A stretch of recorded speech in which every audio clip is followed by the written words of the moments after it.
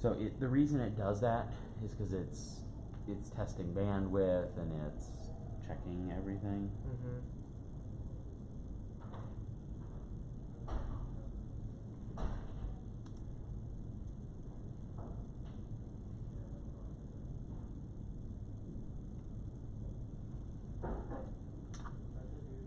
Hey Chris, come in please. Hey, can you miss an 8005 real quick, please?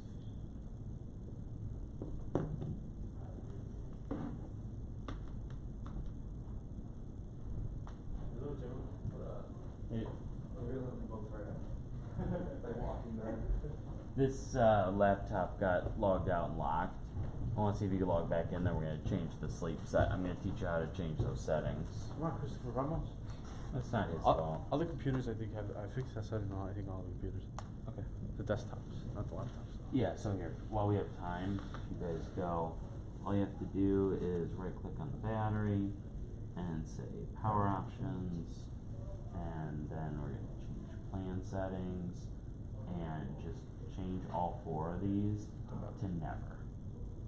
Because these are also solid. In the old days of hard drives, if it crashed, it'd be bad. These are solid state, so it literally doesn't hurt. And then they will never go to sleep. We'll double check the rest of the laptops and we'll get that setting changed. Thank you, gents. Appreciate it. Okay, so now what we'll do is we're going to go over to 8002, and I'm going to show you, I copied you an email with the link for the streaming. Mm-hmm. So right now I'm the only one that has access to the back end of the system, so just when there's an event that wants live streaming, usually Ida or Patrontis or Adol or whoever would just send me an email and say, hey Blake, College of Law on Friday from 8 a.m. to 5 p.m. want streaming. And then I configure it, so that way when you go into the app, you can just choose it. Yeah.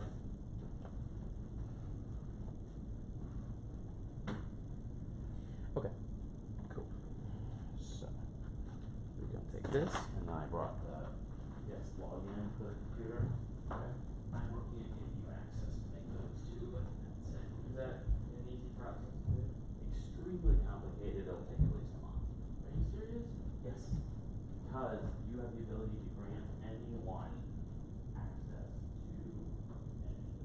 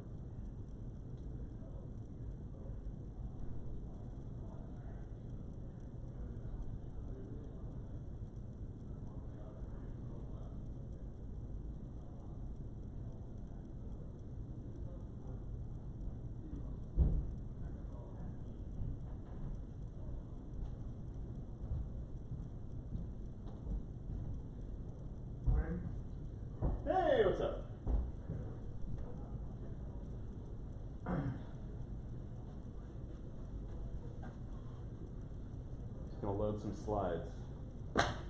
Given this conversation yesterday, I've like totally given up not using slides. Really? You know, I hate it and it sucks and like I can't. So I don't use them for topics, but I have to use them for class.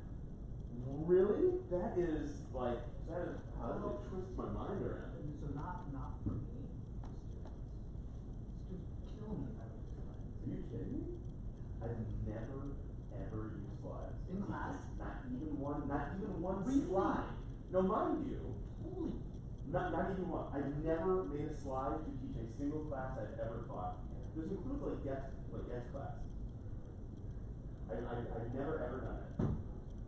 Now mind you, I am one of these like crazy people who like has like, you know, shitload of markers and constantly writing stuff on the Yeah. board and like all that stuff. But I do not use PowerPoint. And I get great teaching evals. Really? Yeah. So Maybe it's like a Berkeley thing. You know what I mean? Like students just in the Silicon Valley area just like these fucking slides. Well, you so know, they're not gonna. when I was in law school, right? No slides. No slides. I did not even one class. I did not even have one class with slides. Not even one. I think Scott's antitrust class had slides. Okay. And it was weird because he would like put the images up of deadweight loss and half the students were like, what is happening? Like, Yeah. what are you trying to show me? But by and large, no slides when I was in law school. Everybody uses slides. And the only complaint I get on the eval is that my slides don't have enough information on them. I'm one of those people that's like, this is like, I have 4 or 5 slides per class, it's a roadmap. I will sometimes pull a case code on there, it's like, look, we hold that. So, okay, let me put that up. So you can- I think there's this world. Now, like, I want to imagine one day my dean comes to me and says like, you must use slides in class. And I would seriously consider leaving academia. If that like were the condition of my job. Really? That's how much. That's what I hate slides. So, I hate them so much, which is why I don't do my class anymore. Have you tried? So some of, in fact, a large part of my hatred for slides,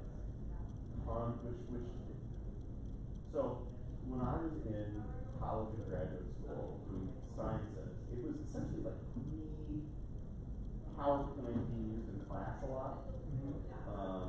But it was that every professor who at that point, at least around college, we had no TAs teaching classes, so they're all older, they're all in their 50s, 60s, some cases 70s, and 80s. And then they completely grew up in like the shock talk culture. And so like that's what I'm used to. And now I think that is like the only effective means to like do things. And so part of my distaste for slides is because I see if you because actually I had a crazy class where this guy Grandel is arguably the premier experimental evolutionary biologist, like someone who like takes microorganisms and like shows you how to like direct evolution in a certain way. It's really cool stuff.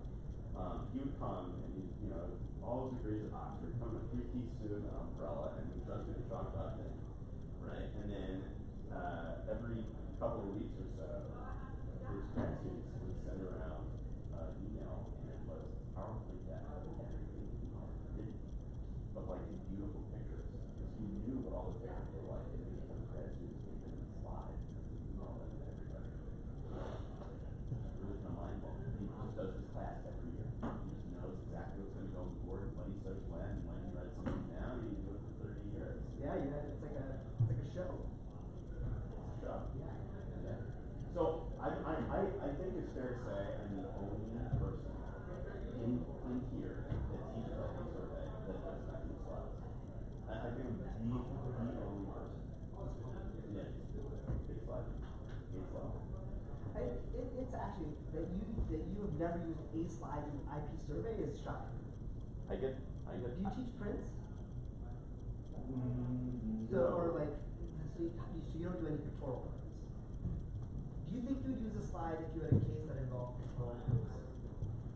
Would you put them on? No.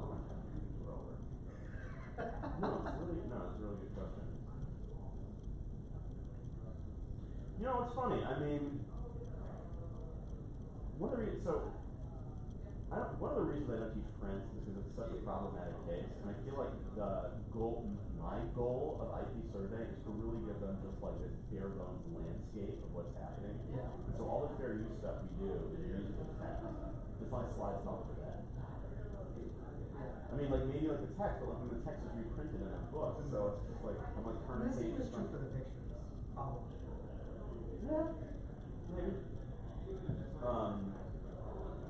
I do for the patent cases, right, where they have like diagrams, like Yeah. I teach like Graham, Yeah. right, and every year I get a big kick about, who grew up in New York, who grew up in New York City, and people raise their hands, they're just like, Queens, I'm like, alright, let's talk about cloud shrinks, right, it's clearly they just have no knowledge of the technology, like zero, literally none. And so one of the things I do is I make them walk through the drawing on the board so they understand like what the function of each element is. And it's great for Graham. I'm like, alright, now what do I draw on the board, right? And then for Graham, it's really great because the only difference is like the stirrup is switched rather than from the top and being the bottom.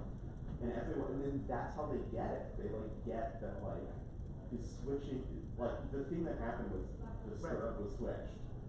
And is that the thing that makes it obvious, right? So anyway, that's like a good, anyway. And I thought if I just put a slide, they would just be on Facebook or some shit like that, you know? Yeah. Anyway. Yeah, paid slides, whatever. I don't know. So I guess the bigger question is which is the right computer? I think it's the main one. Yeah. Ugh. Huh. That's problematic. Alright, let me get somebody.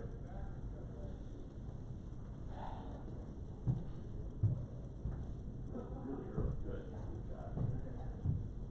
I got here at 8 or something. Because you like breakfast. Or something. Alright. I'll see you in a bit.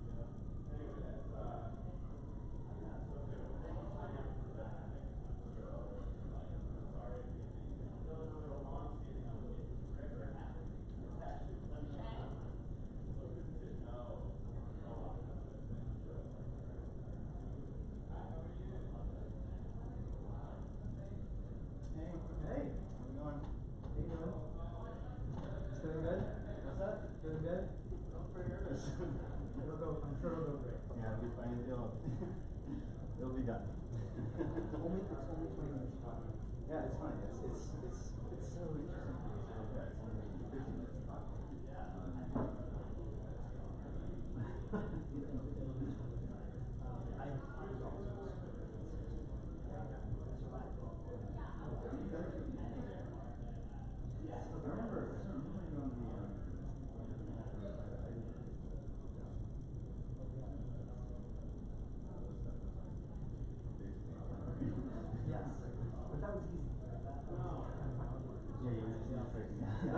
You're right, that's. It's different. It's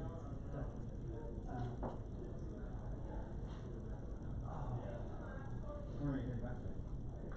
I am, so I fly back tomorrow. Oh. But I'm gonna head and see my judge. So I'm just, Yeah, I'm gonna see her. that's awesome. See her. I don't know. I don't think I'm on this panel. So I just wanna put my slides on the thing just before I do anything.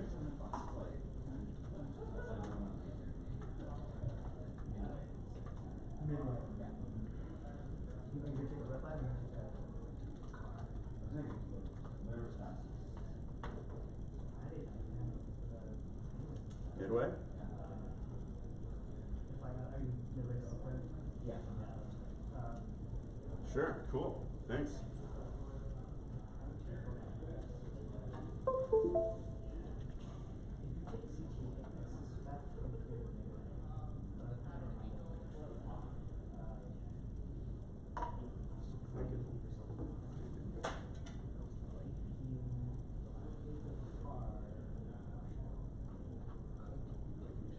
Wow.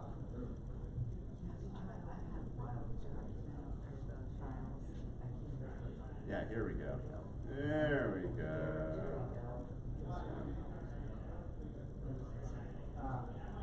So, I don't know, I forget. No. That's a very. Yeah, I would, which, I don't remember exactly. I'll just say that. Did you see the low cast complaint? Yeah. Stop. Okay. Yeah, yeah. Really?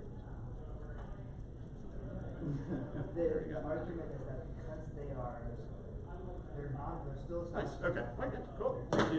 Thank you very much. Oh.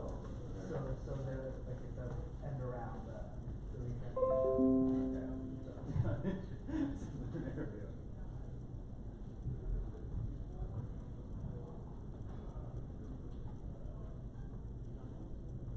Can I just yank this out? What's going on? It's still flashing. Ah, screw it, who cares? Anyway.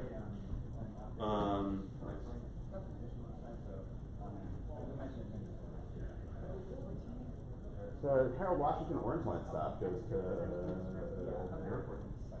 Orange line. For the first session? Yeah. The Orange Line is a midway terminus, and it's right at Harold Washington, which is one block out. Could not imagine that you would wanna sit on like 94 traffic on Friday. That seems really consistent. There's never been a time, I've flown to Chicago a lot, there's never been a time when getting a cab to or from the airport has literally ever made sense, even once. Yeah, how long is the train from here?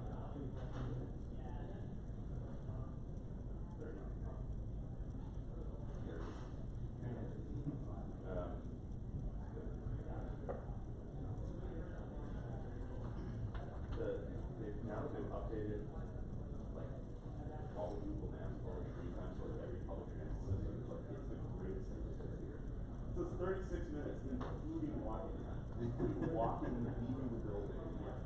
The actual train from Adams, let's take Adams Wabash. The actual train from Adams Wabash to Midway is showing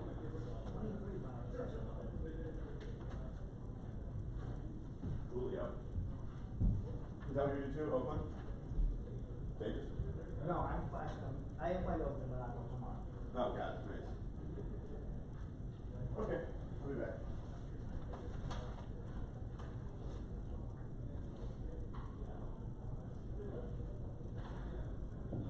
You have the room to see the front. Thanks, Dave. Yeah. I appreciate it. And how it goes.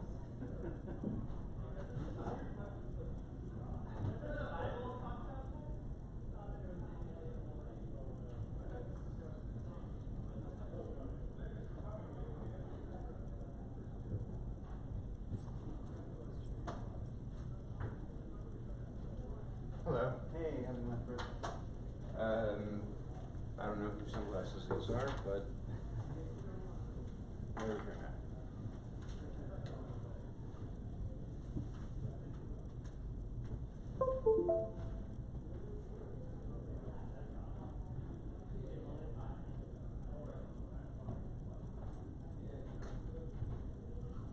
So were there a fair number of people who were caught by the weather issue in New York?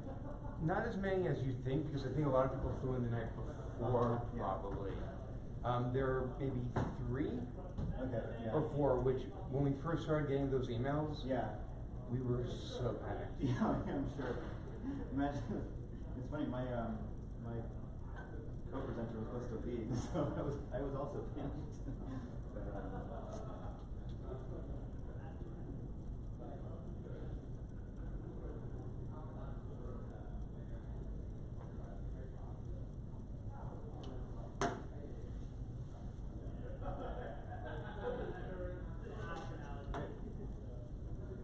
Okay, I think this is the one you sent me. like 1 in the morning? Yeah, that's perfect. Okay. Okay, cool, thank you. Do you know when you're presenting? I think I'm the second person up. Okay. So. I'll just say this up there. Alright, appreciate it. You're welcome. Yeah, by the way, thanks, I mean, just throughout the whole thing, this is my first time presenting one of these things, Oh. and it's been really smooth, so. Well, So thanks. fingers crossed. Okay. Let me know if I can do anything else. Alright, well.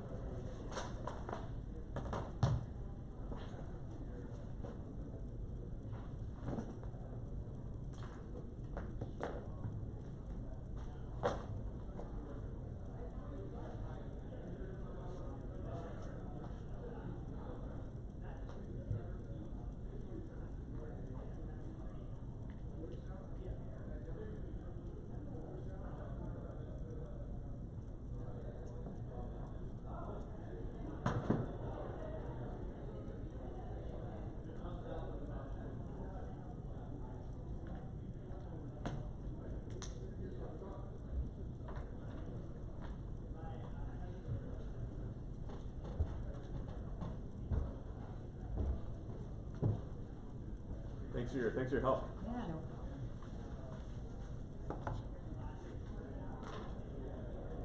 Just so you know, this is gonna be timing you for Sure. 22 minutes. You know the time frame, like Yeah. 15 minutes to talk, Yeah. and then, but I'm not gonna interrupt you at 15 minutes. Sure, So great. if you wanna go over this, No totally up to you.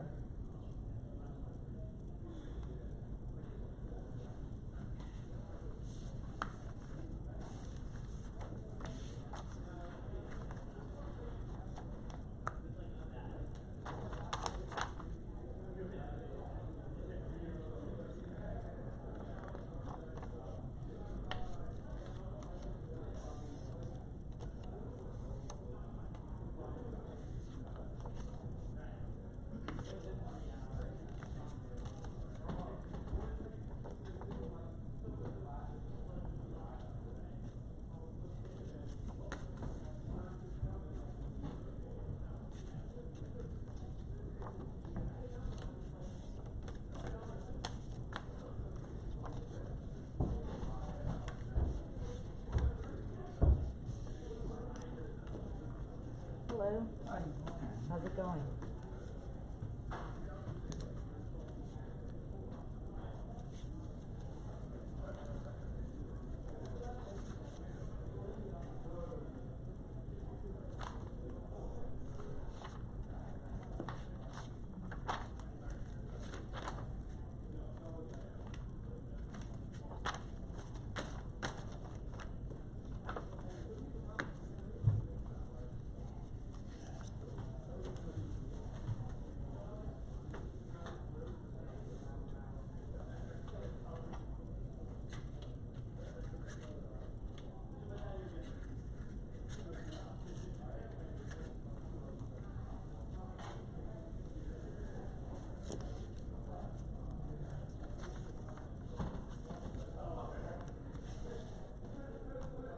Did Brett find you? Yeah, yeah. Okay. We're all clear then.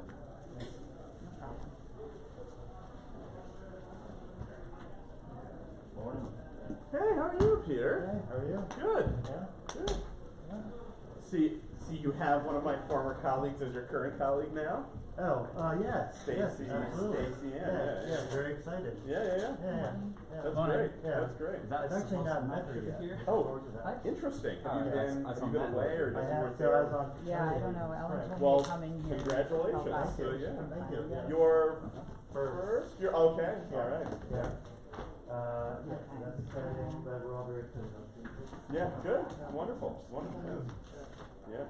And other than that, Davis is good. You guys survived the wildfires last year? We did, although we actually closed campus Yeah. for a couple weeks. Yeah. Actually, it was terrible for appointments because we had interviews scheduled. Yeah. So we had to reschedule those and then became a big heavy delay. But it all worked out. There's a scientist that I'm friendly with who's at Davis. And Okay. so he has a very popular blog detailing like stuff Way that was more going on efficient. at Davis and all Yeah. that. It's absolutely crazy. Oh, yeah. So- Sometimes we find out like 11 p.m. the day before. but- Sure. Yeah, man. It's the worst air quality in the entire world. Beat places out like Dakar and Bangladesh and Delhi. Yeah. and- Right, that's, and it actually down in East Bay, it was also really bad. Yeah. Everyone got something to go. So a lot of the botany people at Davis, they have like a wonderful natural experiment to run now, right? Oh, really? I mean, like Yeah. seriously, so Secondary. anyway, Huh? they may get some mileage out of it. Okay, well, silver lining, I guess. Yeah. So cool. Cool. That's good. Which one? The second I should one. probably load my, Two. Yeah. Hello. Good morning. Hi. I just have some slides to load, please. I have to move you again. I That's think fine. to help there is another room. Can I? Okay, that's fine. Shall I even move here? Yeah, I'm good. Because I have no idea what two of my professors. Two of my colleagues, it might be sleep. That's what So, I'm here for. yeah, I'm so the can you- floater this morning. Can I take you to a different profile? And when you show up, you can go anywhere you want. I Think so know much. exactly where I'm gonna go. If they do show up. So, Sorry? No, I was at a USB. You have to flee. Okay. I know it works out though. It's stupid design.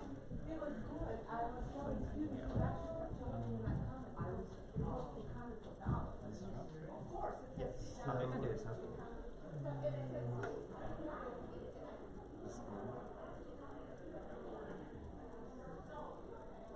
Do you mind try? Oh, sure. Yeah, I think I'm going first anyway, so.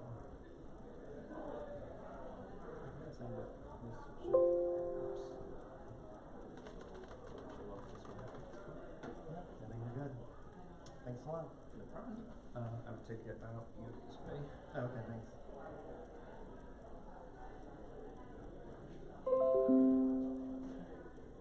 Thank you.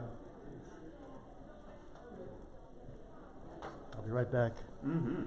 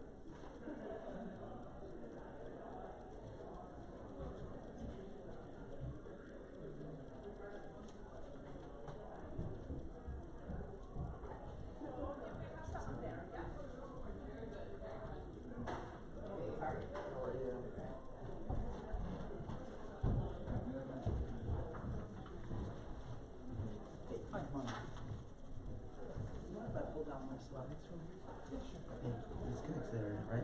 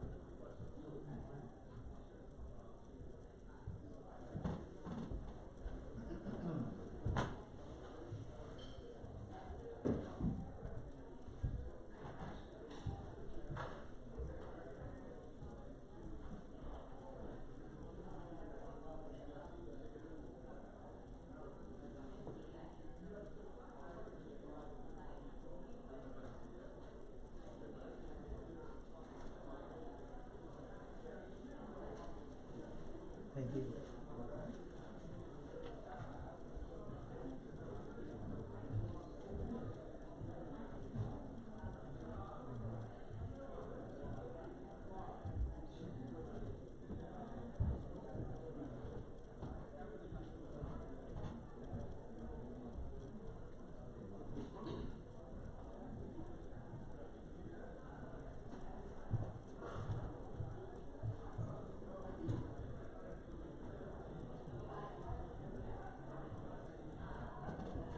That's mine.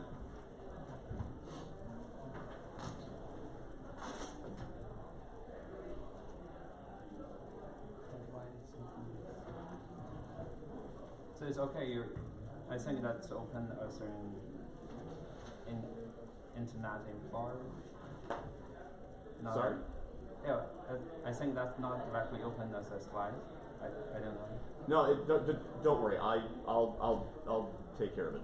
Okay, that sounds good. Thanks.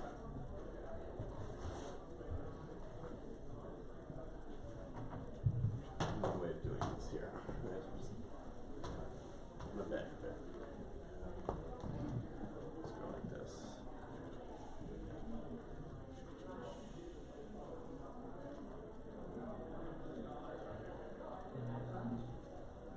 There you go.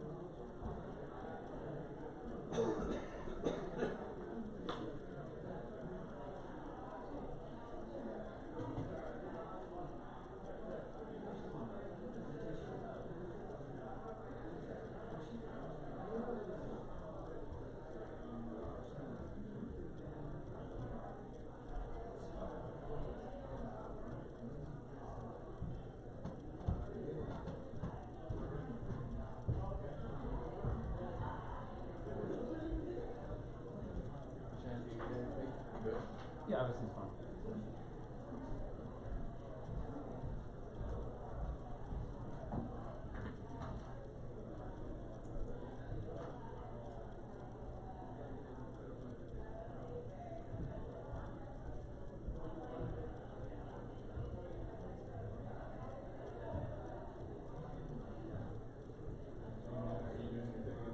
Yeah. Come represent. Appreciate that. Packed all just to prep you with my first question.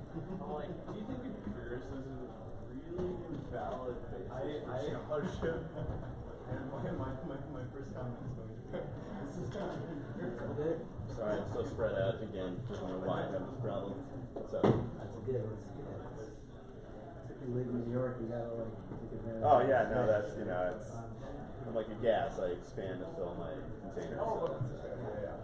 Sorry, I was like, no. That's the best. Yeah, that's right. That's right. We go from New York straight to being gas. I sublimate. Supplement. Yeah. That's right. Thank you very much. Yeah. We go from a dense solid to gas. Instantly. There's no liquid phase. I think it's when you mentioned that people are online. It's like when I was working for hosting, and that was one of the things that people were like. And it's funny to use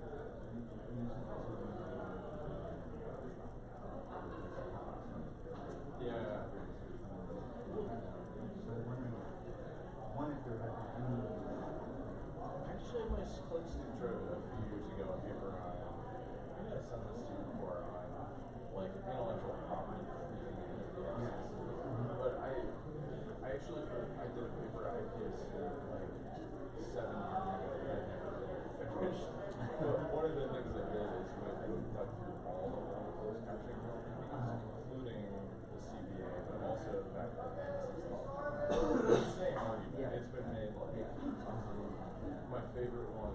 It's not really a copyright one, but the RIAA participated in the original one, and they argued that they should get a per se exemption for music videos because all the lyrics are too vulgar and can't be understood. They quoted the FBI investigation into Louie Louie. It's the funniest filing I've ever read. So I'm gonna dig into that. And there's all sorts of, it's just handwritten, right? It's just like, I don't know if we can do anything with all this copyright stuff. I get called in for a meeting and they're like, well, some other stakeholders have raised copyright concerns. And I'm like, what are the concerns? And the staff's restatement of the concerns. They're like, well, they said that something about captioning might violate copyright law. Like, anything else?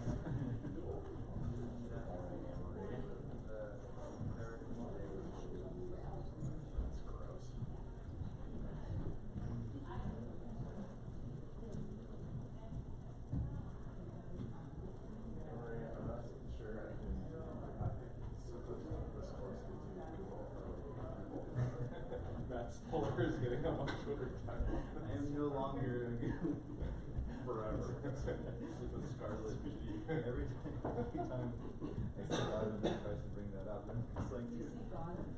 Gautam Hans and I worked together at CBT. You mean Google? Yeah. But every time he sees me, he's using I was Google affiliated. I also feel I had to restrain myself. yes. I had to restrain myself from going off on Scarlet this morning. Because it's one thing to like accuse everybody, but it's being told please talk about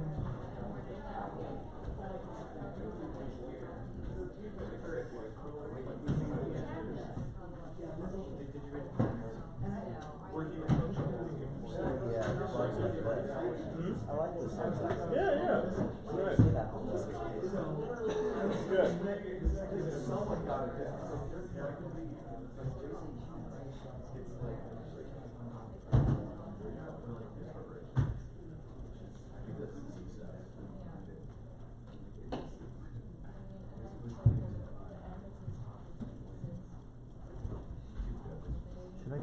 started, or you want to wait a few minutes?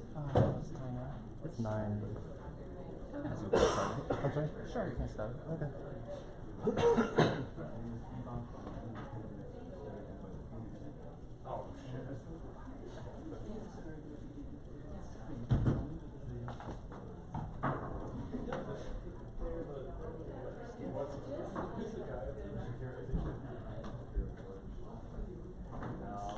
All right, everybody, I think we're going to get started.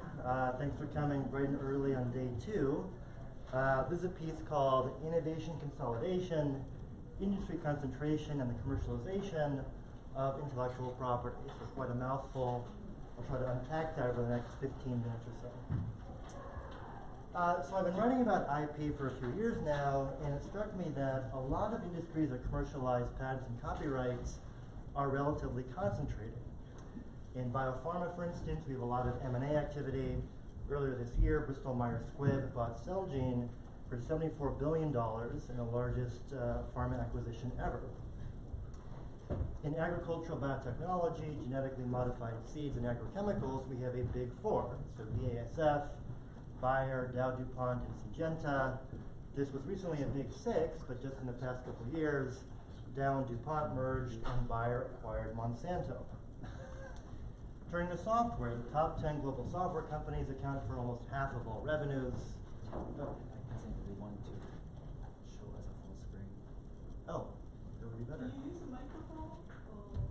No, do we have a microphone? I'm not sure. Does that work? Oh. Do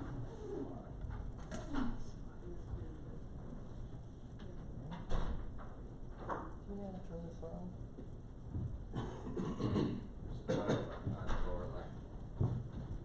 I can also just try to project more. There's a power button on the lower left. Yeah, I tried. Is there any short? No. Hello? I'll just try to speak more.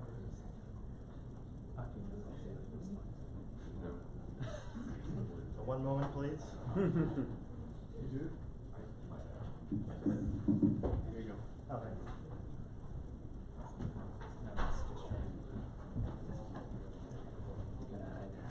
Oh, so it won't go full screen.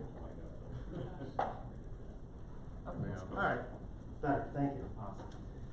All right, so again, a high degree of concentration in industries that commercialize patents and copyrights. Turning to the film industry, we have a big 5. So Disney, Paramount, Sony, Universal, and Warner Brothers. Let me know if this is too loud or too soft. And this was recently a big 6, but earlier this year, Disney acquired 21st Century Fox. These 5 studios account for 80% of US and Canadian box office revenues. In the recording industry, we have a big 3, Universal, Sony, and Warner, that account for 70% of global album sales. And in the trade publishing industry, we have a big 5, Penguin Random House, HarperCollins, Simon & Schuster, Hachette, and Macmillan. So again, a high degree of concentration in industries that commercialize patents and copyrights.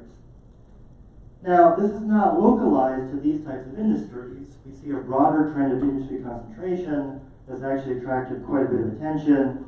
There have been calls to break up Amazon, Google, and Facebook. And in fact, concentration pervades fields as mundane as airlines, banking, and grocery stores. So this piece focuses on a subset of this broader phenomenon and on the significant, though not uniform, concentration in industries commercializing intellectual property. And I make a couple of arguments.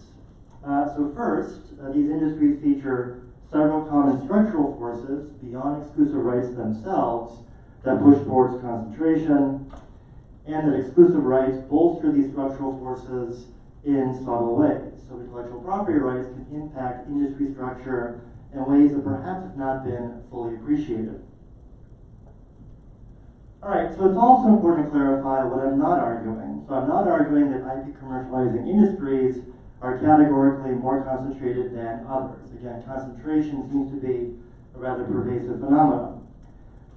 This is also not strict antitrust analysis, so my focus is on industries rather than markets, and these two domains can diverge significantly, right? So the dynamics of the biopharmaceutical industry might be quite different than the market for diabetes medications. However, antitrust law does help determine industry structure and can remedy some of the deficiencies identified. All right, so the piece then sketches out some theoretical approaches to intellectual property rights and industry structure, and then focuses on a variety of concentration and fragmentation drivers, and then turns to some normative implications and preliminary prescriptions. All right, so we understand patents and copyrights as providing incentives to invent and create. Certainly they do that, but they also impact industry structure. Now, there's a robust school of thought that argues that exclusive rights promote industry fragmentation. This could take the form of vertical disintegration. So patents, for instance, lower transaction costs between separate upstream and downstream entities in the value chain. So think independent biotech firms that license patents to downstream pharmaceutical companies for commercialization. More broadly, exclusive rights can promote horizontal fragmentation and industry entry. So they enable startup formation and help attract capital. So armed with a patent or copyright, you might be more likely to enter a market. So the vision of industry structure that arises here is relatively fragmented. So we have fragmentation both horizontally and vertically. There is also a robust school of thought that says that exclusive rights promote industry concentration. Harold Demsetz has argued that exclusive rights can contribute to monopoly power. Patents and copyrights facilitate investments in innovation and the internalization of benefits. So firms can get really large exploiting their exclusive rights. And almost by definition, patents and copyrights create barriers to entry. It's kind of what they're supposed to do. So either individually or as broad thickets. So the vision of industry structure that arises here is very different. We have a small number of relatively large players. So while helpful, theories of exclusive rights in industry structure are conscientiously limited in their scope. So this project seeks to kind of broaden the perspective and investigate myriad additional forces that also determine industry structure in innovative fields. And to do so, it draws on empirical profiles of 6 industries, so biopharma, ag biotech, software, film production distribution, music recording, and trade book publishing. Now in the piece, I actually briefly profiled each of these industries. Obviously they're very different with different histories and trajectories. For time purposes, I'll just focus on identifying a few concentration and fragmentation drivers that operate within them. All right, so what accounts for the relatively concentrated nature of fields of commercialized intellectual property? So one easy answer is intellectual property rights themselves, and we see ample evidence of this. So for instance, in ag biotech, the big four create a broad patent thicket, cross-license among themselves, so they lower costs within this oligopoly, but raise barriers to entry for others. This diagram is from when the big four was actually a big 6. In software, empirical studies show that a 10% increase in the number of patents decreases entry by 3 to 8%.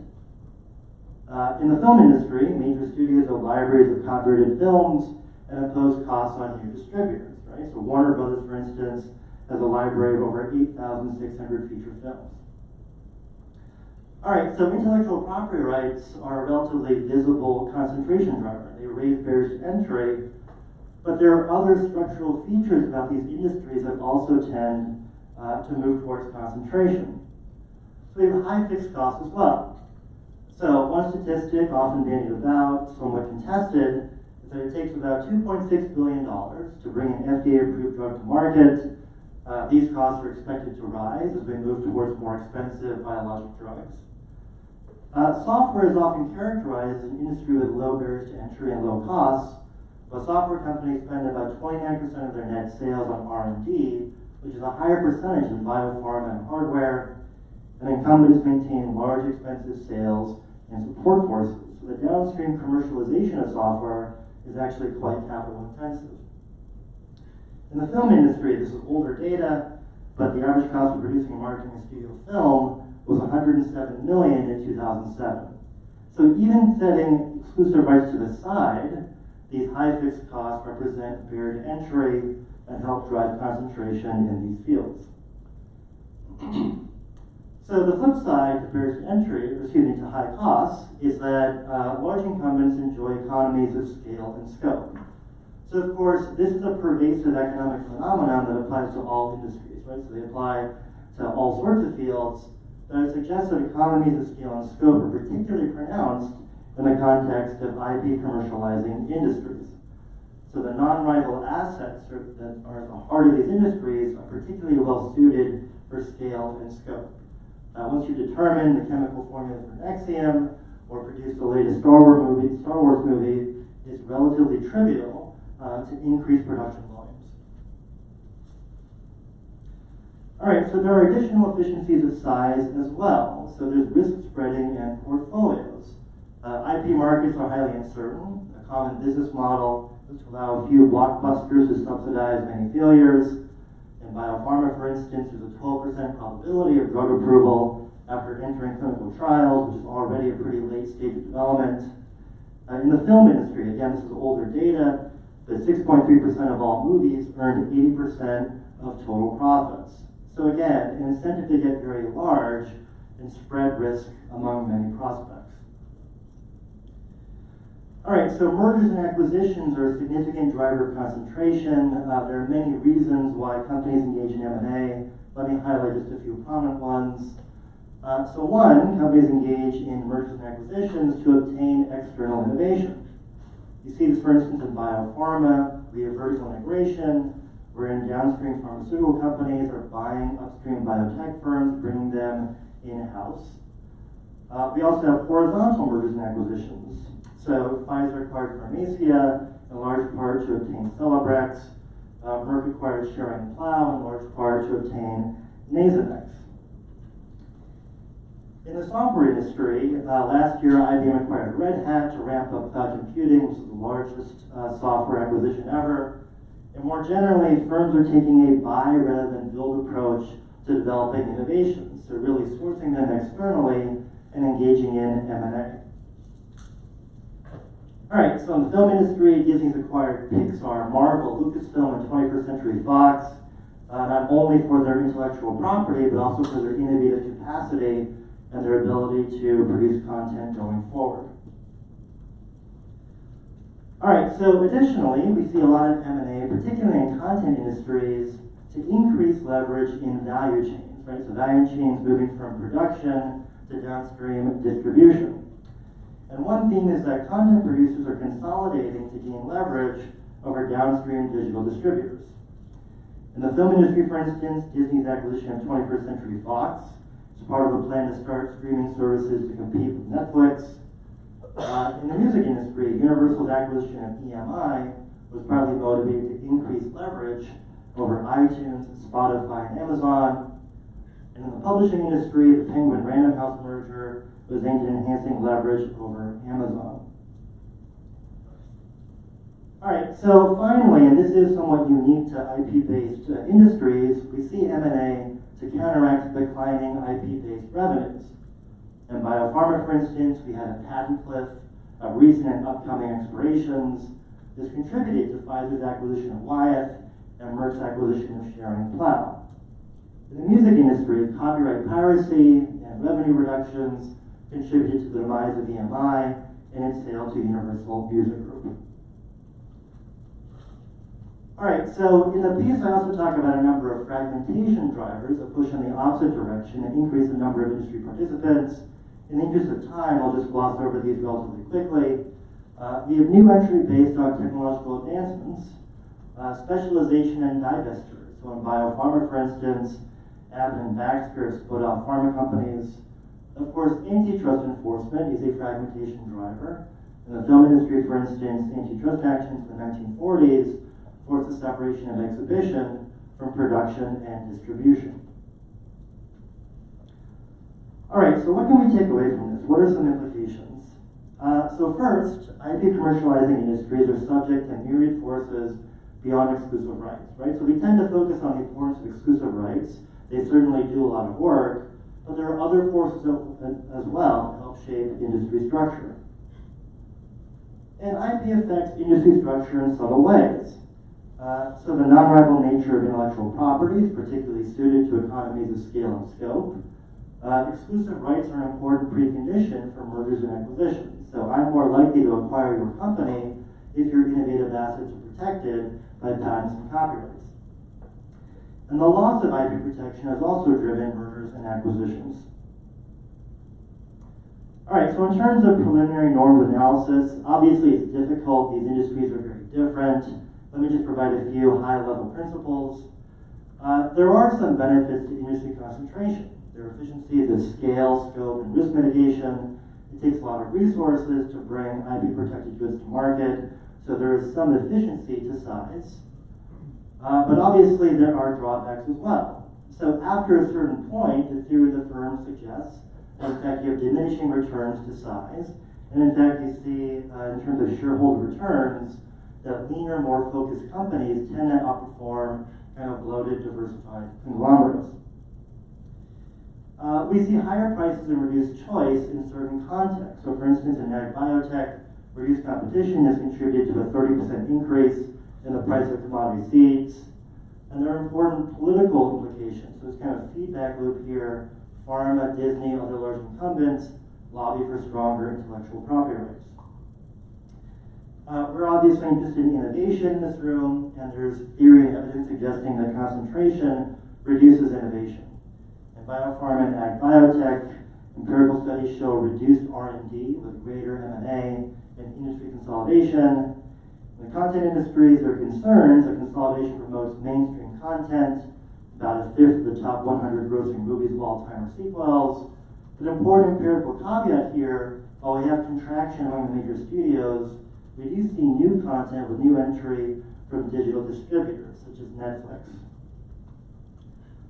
All right, so what are some tentative prescriptions?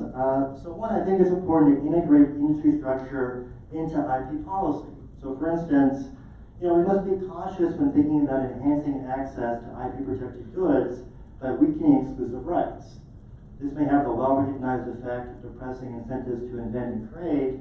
It can also trigger greater industry consolidation. We've seen this in biopharma and the music industry. More generally, I think we need a holistic approach to promoting entry to maintaining the health of these fields. So this could be based on private ordering by companies voluntarily deciding to focus and to specialize, greater startup and technology funding. Technology has been an important fragmentation driver, not only in patent-intensive, but copyright-intensive fields, and antitrust enforcement, perhaps a renewed appreciation for duplicative sources of innovation. So just to sum up, the commercialization of intellectual property tends to be highly concentrated. We identified a few concentration drivers, barriers to entry, efficiencies of size, and M&A.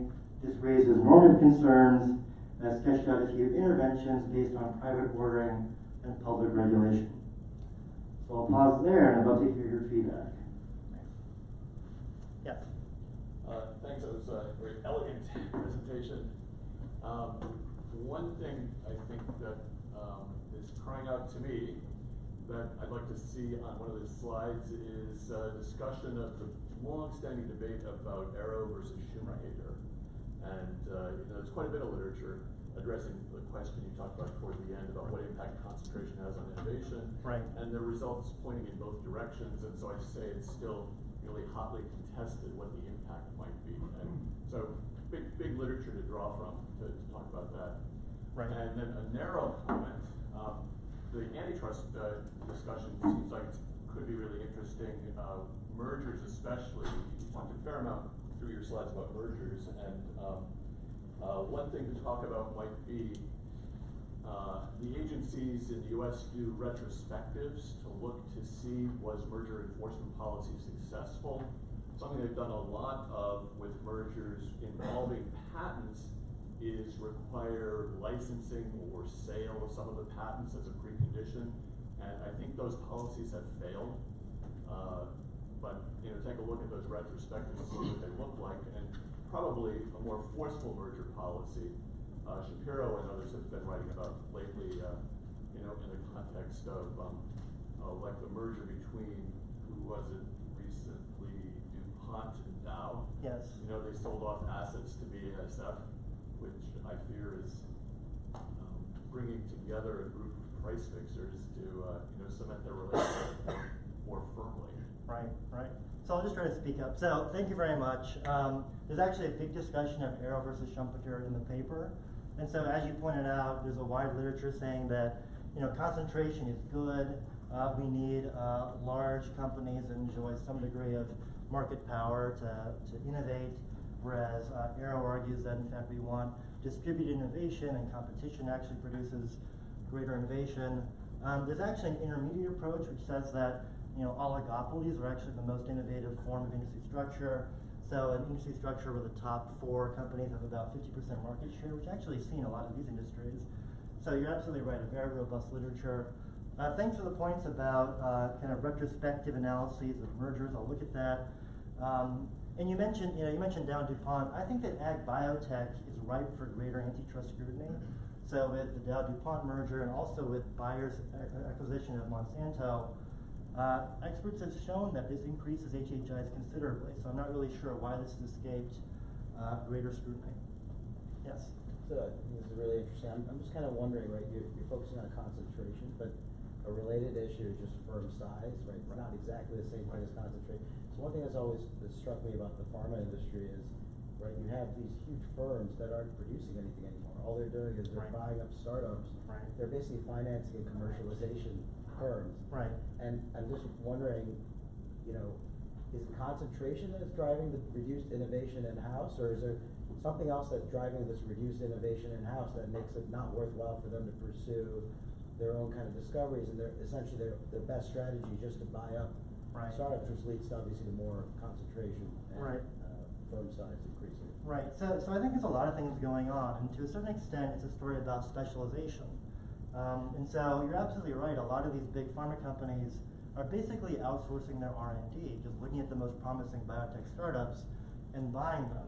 And another paper have argued that this form of vertical integration may actually be salutary, right? So we are concerned, and I am concerned, about too much concentration, but in terms of actually integrating upstream discovery capabilities within a pharma company, there are, I think, some merits to this vertical integration.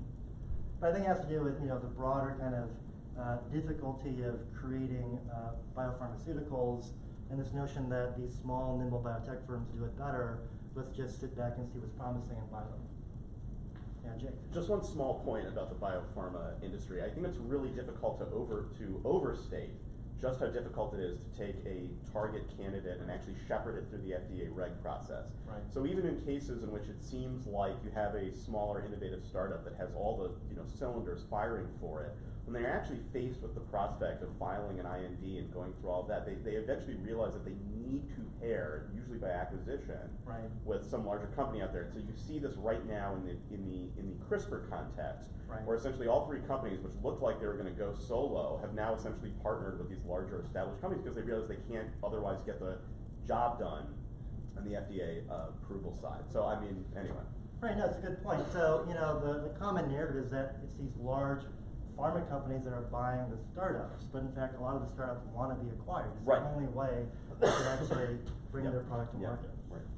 Yes. I know that I've seen an earlier version, and I have questioned some of the analogies to the film industry, and this was a more modest version, though.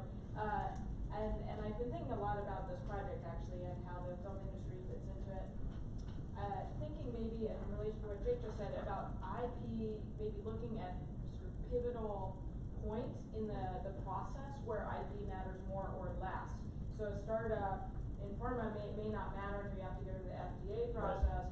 And for film, it may not matter until you start marketing, and then you need the studio to come in, or the sound mix is actually very expensive. Right? But not all of that is tied to IP. Right. And so it might be important to distinguish pivotal moments where IP matters or doesn't, and I think it's very different across the industries. And I can't let go your comment comparing Nexium, the next version of Nexium, not having a very expensive additional cost, to the next Star Wars not having a very expensive next, because that just doesn't hold true, right? So the next Star Wars is going to be more expensive than the prior iteration of Star Wars. Right, so I wasn't suggesting Yeah, that. yeah. I was saying that once you've created the Star Wars movie, replication is relatively trivial You of mean that the particular. reproduction of the, Yeah, the yeah. product, Right, not exactly. not a. Not the Okay. sequels, which are going to be Okay, hundreds of that's millions of useful. dollars. Yes. And that goes to this over Yeah. time, right, where the points are that matter. Because in the film industry, it may be initial obtaining of the underlying property and then the reproduction danger at the back end. Right, right. The next Star will be very expensive. Yes. All right, I'm out of time, but thank you. Thank you.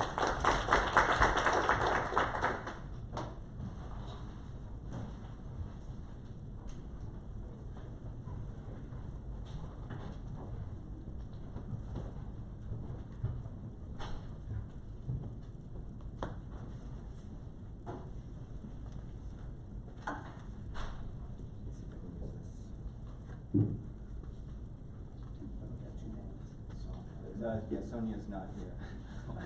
I'm the other one. And then.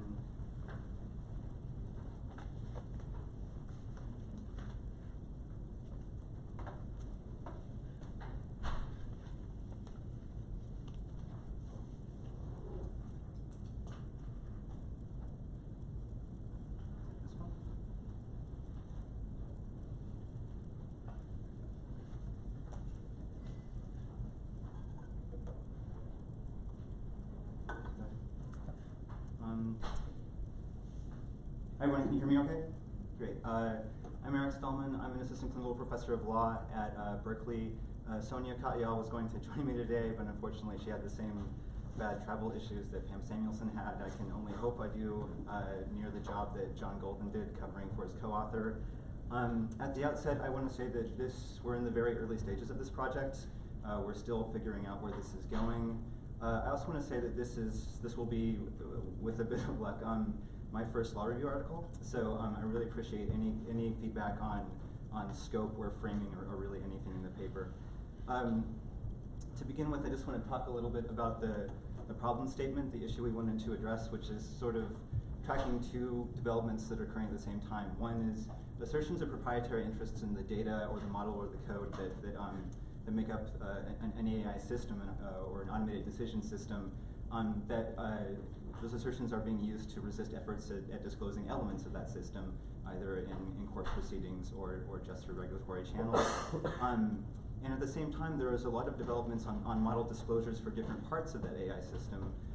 So the question that we wanted to ask ourselves is, could this equation be flipped such that proprietary interests in the data set can be a basis for prizing open those parts of an AI system that remain closed? And then also, because a lot of these models would draw from open source licensing, Creative Commons licensing, could this be done in such a way that does not unduly encumber shared resources or open innovation? So that's sort of the question that we set out to ask. First, a note on the types of model disclosures that we're talking about. There's really nothing that applies to the raw data specifically, and that is, I think, probably the right answer, but it does create a problem that I'll get to in a second. And then for data sets, this is really where we see the most activity, conversations around data sheets, data statements, or nutrition labels. These all take different approaches, but they sort of get at a few common pieces of information. What was the provenance of the data? What was the motivation for collecting it? What does it comprise of? How was it collected? And then in some cases, doing some sort of checks for whether the data sort of has unfortunate correlations with ground truths. And then for AI models, by the way, nutrition labels apply to both the data sets and to AI models. There's also a proposal for something called a model card, which is actually a specific type of test to look for unintentional bias in the AI model. And then finally, for AI services, there's a proposal that has come from some researchers from IBM about they're called either fact sheets or suppliers' declarations of conformity. And these are basically answers to a long series of questions about how the AI service, and by the way, service is defined as being what is offered to the consumer or the end user, and that's how they distinguish it from the model.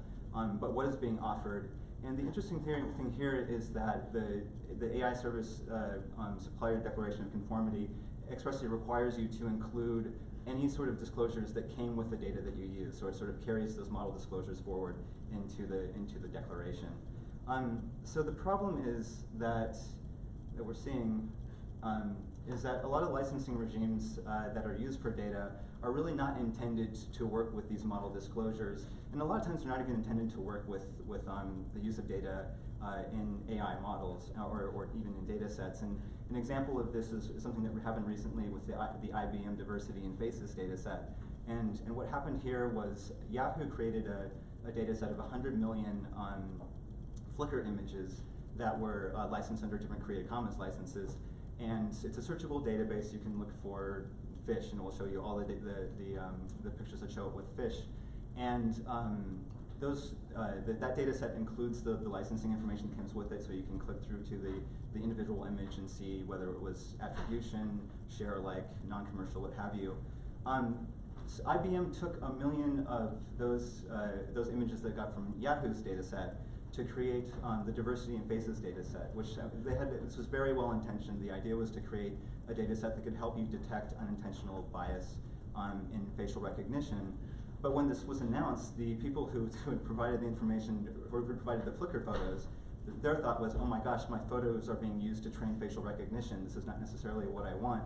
And this led to a lot of conversation about what was the scope of licensing and what did it allow, which then ultimately led to a really wonderful, I think, blog post and statement from Ryan Merkley, who's the CEO of Creative Commons. And in that statement, he said, Creative Commons licenses were designed to address a specific constraint, which they do very well, unlocking restrictive copyright. But copyright is not a good tool to protect individual privacy, to address research ethics in AI development, or to regulate the use of surveillance tools employed online. Those issues rightly belong to the public policy space, and good solutions will consider both the law and the community norms of CC licenses and content shared online in general. Which probably is the right answer. The problem is that it's going to take a while for public policy to address this issue, and in the meantime, this really is a problem. One thing that I wanted to do was sort of look at what were the terms that were attached to the to the data sets. Sorry for the weird text issue there. That Yahoo and IBM supplied, and this is interesting. All the Flickr images were Creative Commons licenses. The Yahoo data set had a terms of use applied to it, a data sharing agreement that basically said it was for research purposes, and you had to attribute, you had to cite the Yahoo data set and their article on it, and you also had to comply with attribution or any conditions in the underlying data. The IBM Diversity in Faces data set had a very interesting terms of use that basically said you apply to use the data set, and your use of the data set was at IBM's sole discretion, which was interesting because it's not clear that that's consistent with either the Yahoo license or the Creative Commons licensing that was attached to the individual photos. And as an interesting note on this, last night I checked to see if there were any more recent developments on this issue. I can still find the blog post, but the links that I had for both the data set and for the terms of use for the data set now just redirect to the main IBM artificial intelligence page, and I can no longer find them. I don't want to draw too much from this yet because I haven't had a chance to speak to anybody about it or try to investigate it. More than anything else, it just sort of makes me paranoid, but it does something may be going on here. So I just want to mention that. So with that in mind, Sonia and I sort of wanted to look at what are the types of licensing or terms of use that are applied to other people who make data sets available for use by others. And so we looked at what was happening on Kaggle. I want to say at the outset that this is not intended to be an empirical paper. It's not what I'm strong at. I just sort of thought this was an interesting question. So I don't want to say that these licenses and these data sets are representative of what's happening in AI development in general, or what's happening even within the open AI community. We wanted to look at Kaggle for a few reasons. One, we thought it was interesting that these are data sets that are made specifically to be used by other people, usually for educational purposes, also for collaboration purposes. We also thought it was interesting because there's a wide variation in the types of data sets that are made available. everything from information from the Center for Disease Control to these are my favorite anime characters. And then finally, Kaggle was handy to use because the Kaggle API makes it relatively easy to pull the actual licenses and associate them with the data sets. So looking at this, a few things that we noticed. One, the vast majority were Creative Commons, CC0 licensing, or the Open Data Commons public domain license, or just public domain that came from Government Works. That makes sense. There's a lot of government data there. There are a lot of people who provide their own data and don't care if people use it. We did notice that in a lot of cases, people seem to be dedicating to the public domain things that might necessarily belong to them, and that sometimes they might have been violating the terms of use to get that data, so that was a phenomenon. After that, the Creative Commons licensing licenses were the most common, and this makes sense too. They're the most familiar. The three-layer model of the Creative Commons license, where you have the legal code, the human-readable code, and the machine-readable code. It just makes it very easy to use.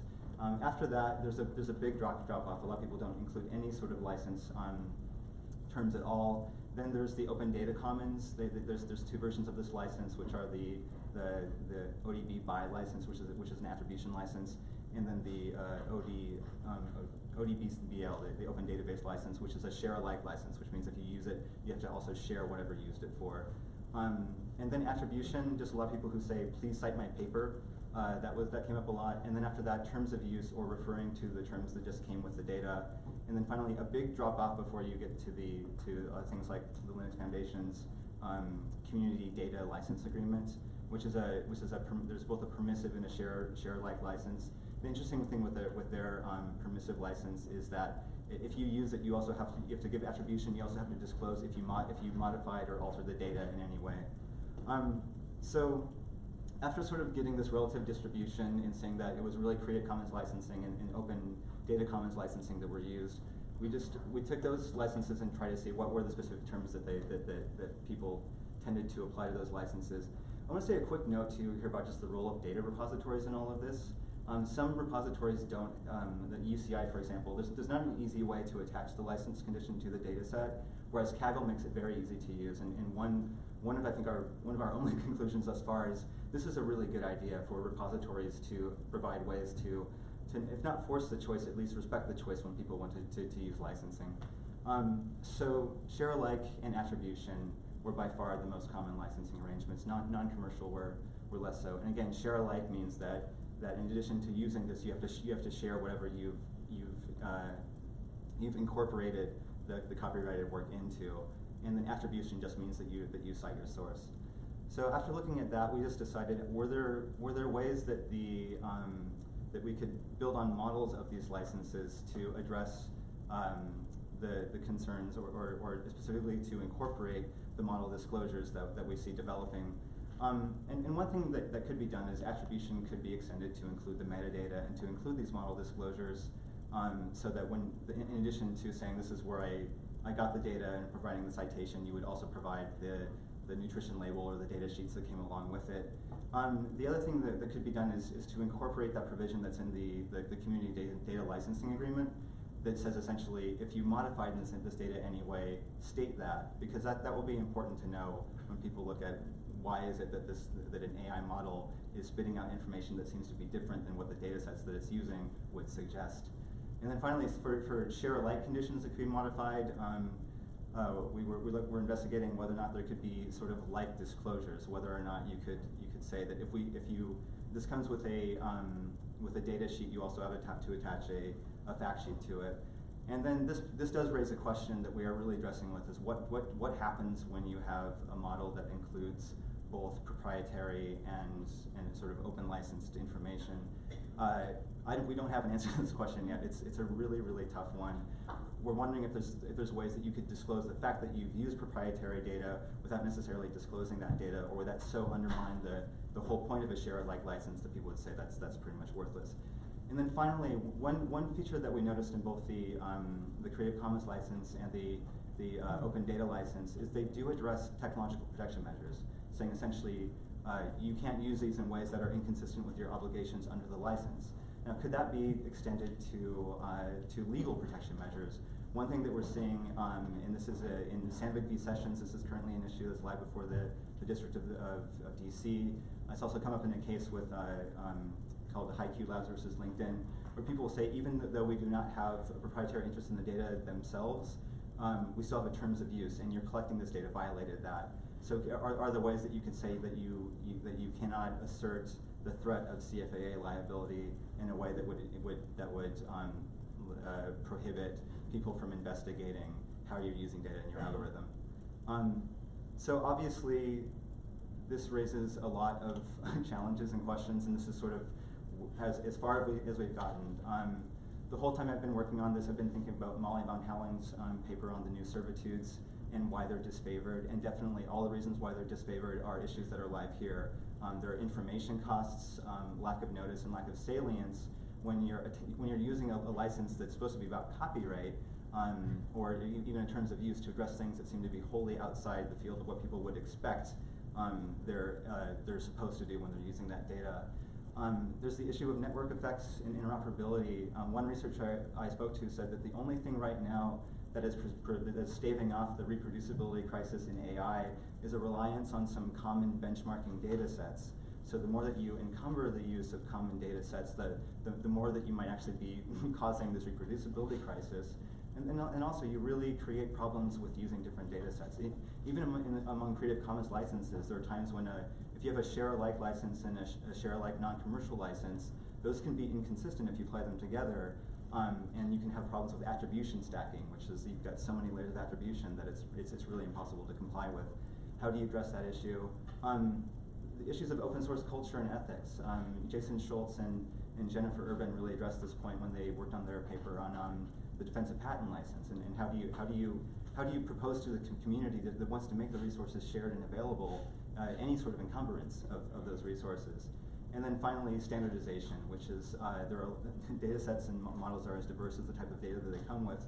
And in this case, any sort of standard would have to have the buy-in of not only the people working on in fairness, accountability, and transparency in AI, but also the people in sort of the open source community.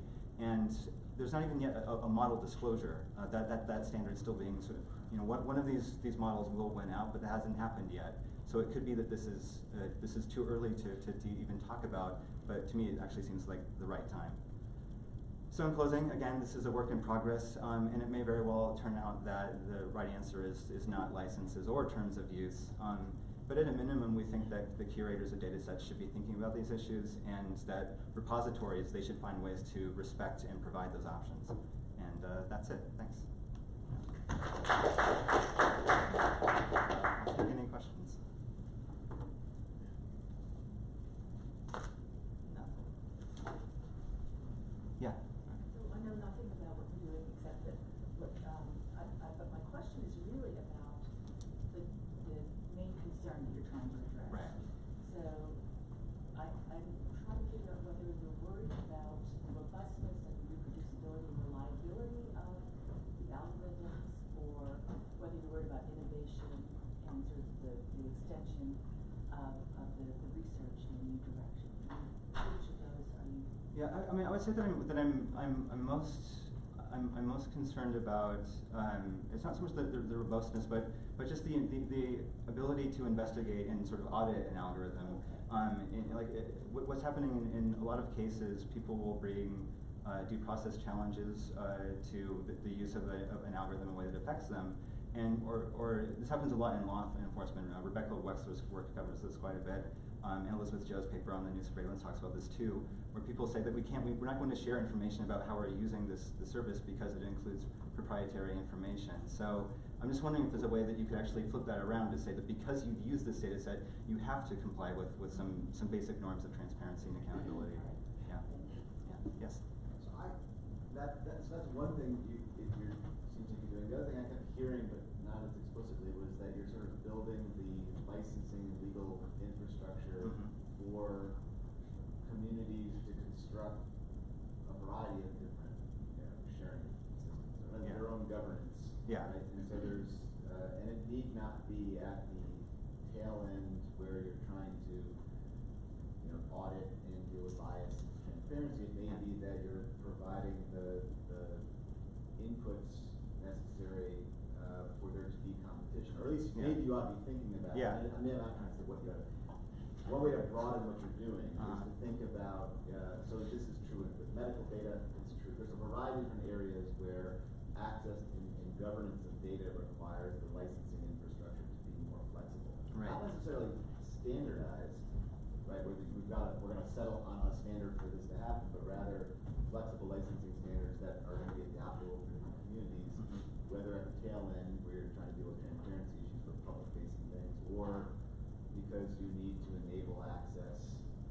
So take, for example, suppose you have this is something I'm starting to try to work on is, reCAPTCHA generates all this machine learning. So when you're doing the reCAPTCHA, right, you're doing free digital labor, right, by creating the training set for a machine learning system that's proprietary on the other side, right? So how would you, what if you could construct it, you want to enable people to construct a viable competing alternative, right? Both as a service to check for bots, but also to generate machine learning data that can be used to train public systems, right? So you want to have a public busing, smart transportation system that's for buses, but you don't want to have to license it from, access to the training set that Google has or that someone else has. How do you construct, so one of the difficulties here is thinking about that kind of alternative, non-commercial system is all of the license, like how are you gonna actually build the licensing structure for the data that gets collected? Right, yeah. And if what you're doing is building out that infrastructure, right, then I think it's a lot broader than just the tail end. Yeah. No, that's great. Yeah. I love the paper, Eric. One question I was sort of mulling in your response to the first question about the idea of users in service ultimately of algorithmic accountability, right, and to be able to audit these things. And you've constructed kind of one lever to get at that, right? So communities providing the data that goes into these things being one source. We might well see in this country at some point something like GDPR or something like that that forces it top down and says to the people generating these algorithms, you must make them accountable. And I wonder if you imagine a world where, say, the Federal Trade Commission or something is responsible for enforcing such a mandate.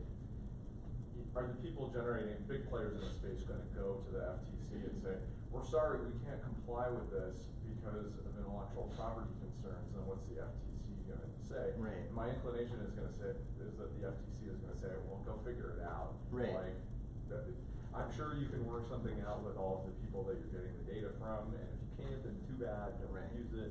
I'm just wondering for your reflections on that kind of broader context. Yeah, so I mean, it's a great question, and I think that the part of my interest in why in sort of licensing or terms of use as a potential model to address this is some sort of lack of optimism in this actually coming from the top down, and in the version that would come from the top down.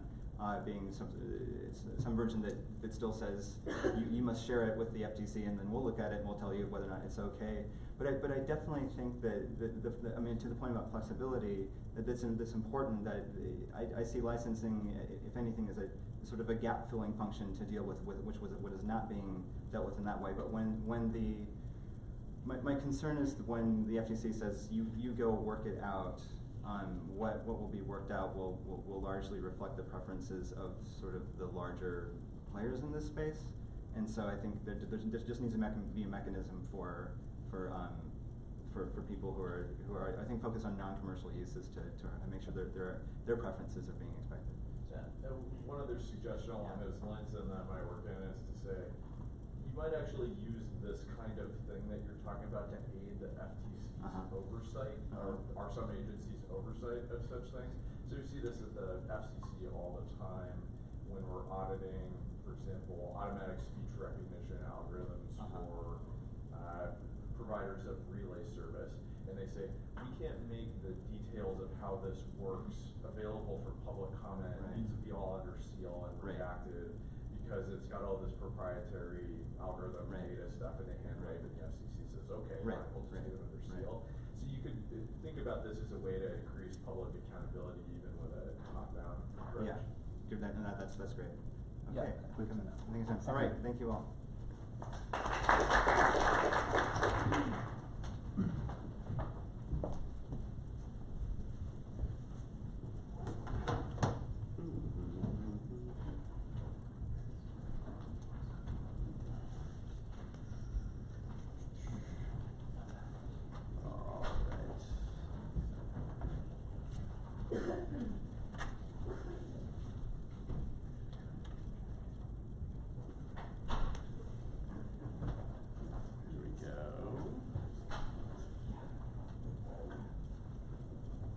Hi everyone, I usually don't need a microphone, and I realize it's early in the morning, and so you may not want to take a drink of water with the fire hose that I'm projecting at you, but hey, that's where things go. So I'm Jake Sherko. I'm a professor of law at New York Law School. As a former scientist, one of my principal interests is how and to what extent scientists make use of intellectual property. And so to that end, I'm going to talk about one particular scientific community, the AIR community. I'll unpack that acronym shortly, which governs, I think, a pretty cool piece of technology that I love to geek out about and has, I think, some lessons for us about science and intellectual property in general. In short, modern scientific communities partake in industrial collaboration, I think, in different ways than I think we appreciate, including operating as data standard and sharing organizations. A partial consequence of this is that scientific communities are increasingly the arbiters of intellectual property protections in certain fields. That is, they don't simply operate in the law's shadow, but they cast the shadow themselves. And this is true, that I think this modern view of scientific communities has some implications for both our conception of science's relationship with IP and maybe with IP policy in general. So this is a paper right now that's about 3/4 of the way written, although it shortly will be undergoing major surgery, things like sawing off arms and reattaching them to different parts of the torso, right? So anyway, okay, let's talk about, oh, the clicker doesn't work because the batteries have fallen out. There you go, that's a good piece of technology there. All right, and now, nope, okay, fair enough. All right, so let's talk about scientific communities and IP in general, right? Let's get a landscape of the literature out there, right? Scientific communities really are any voluntary association of scientists, from laboratory supergroups, maybe a few dozen members, to like large professional societies with thousands. The American Society of Microbiology has 3,000 members. The core purpose of almost all scientific communities is the same, right? To share information. And they do this in a variety of ways, right? They establish research projects and their goals. They standardize tools that are appropriate to conduct work in the field. They erect checkpoints to ensure the validity of data, something that's incredibly important. They host conferences. They publish papers. They collect, organize, and house data sets. And sometimes they even establish their own journals. JACS, for example, is a journal of the American Chemical Society, relatively prestigious journal in the chemistry field, right? So perhaps for this reason, oh, no, this is the slide that I wanted. So perhaps for this reason, the canonical account of scientific communities from Merton and Polanyi, whose name I constantly mispronounce, through Eisenberg, Reichman, Ryan, others, is that scientific communities are antagonistic to intellectual property because, quote, intellectual property has the potential to deprive the community of new scientific knowledge. This is true either in application, like patents, right, or also like in the existence of knowledge itself, in the case of trade secrets. There's a more recent strand of literature these days, at least if you're on the legal side of things, where this originates with Ostrom and her seminal work on commons, I think popularized to the legal community more recently by Strandberg, Brett Frischman. And Mike Madison, right? You know, the seminal two works governing knowledge commons, governing medical knowledge commons, right? Still centers on knowledge commons as a production vehicle here. Though commons, I think, still by definition kind of embodies this anti-intellectual property norm, right? Even if you read some of the more specific case studies there. If you want to get a little more granular, you want to look at some of the scientific communities more specifically, some recent work there as well. You can think about Amy Kobzinski's work on the Flu Network, right? Or you can think about Greywall's work on the BioBricks Foundation. But in these cases, too, their report is still largely this anti-propertization norm. There's also further reason to think that these two communities specifically seem to be an exception to the general rule regarding exclusivity in commercial development, right? And the BioBix Foundation, at least for its part, right, has attempted to neatly separate community synbio from the industrial kind, so much so that they've developed their own material transfer agreement, the Open MTA, just for that purpose, right? So, okay, so if that's the way that things work so far, maybe we should take another stab at, I don't know, a perhaps randomly selected scientific community out there, and this brings me to the AIR community, right? The AIR community is a community made of both academic and industrial scientists, more on the importance of that in a moment, that's devoted to sequencing immune receptors.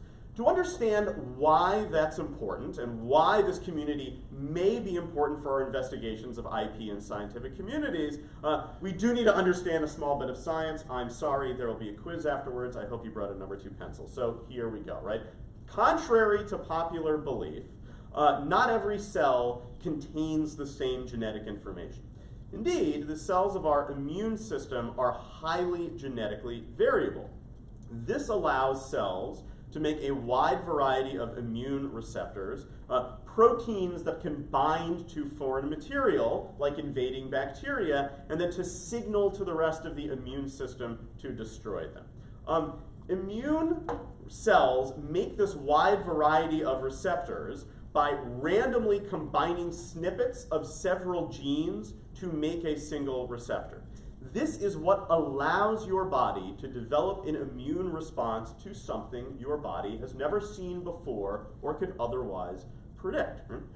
To give you some perspective on this variability, like how many possible immune receptors are there, the number of possible immune receptors made by the human body in you right now, at least some attempts to calculate the total variability have been made. It is roughly equivalent to the number of stars in the galaxy, right? Sequencing this vast potential of immune receptors allows researchers to do a number of really interesting applications. To develop new vaccines, to combat allergies, to diagnose cancers quickly and efficiently, and specifically for that matter, and also just to use as a research tool to further investigate the immune system. Given this, however, there's 2 major difficulties to doing this immune receptor sequencing work, right? And they are this, right? First, doing this work is incredibly complicated. The sequencing power and data collection warehousing that is needed to conduct this work, if you want to continue on an analogy here, right, is on an astronomical scale.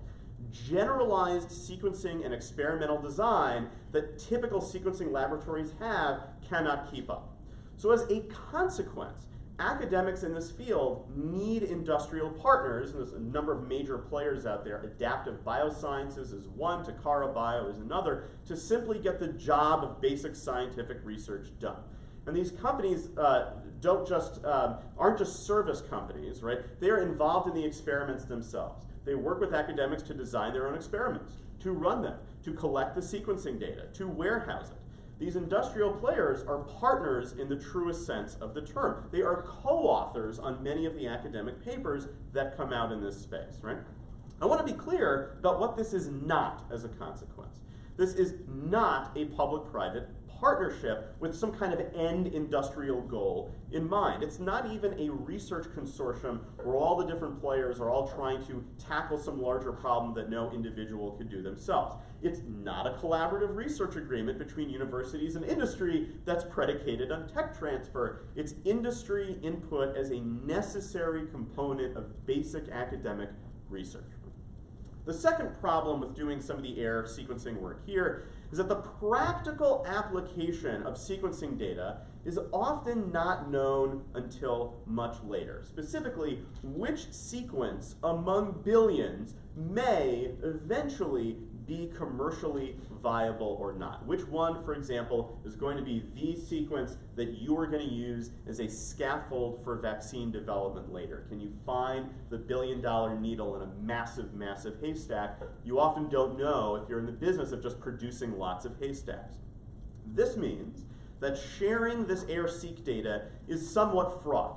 You give up too much, other research groups cannot either validate your data, or for that matter, they can't build on it to tell you whether you've in fact got anything good in it, something that's going to eventually be commercially viable. At the same time, you give up too much, and you may have precluded yourself from getting any intellectual property protection down the line by either disclosing it in the context of trade secrets, or simply disclosing it too soon in the context of patents, right?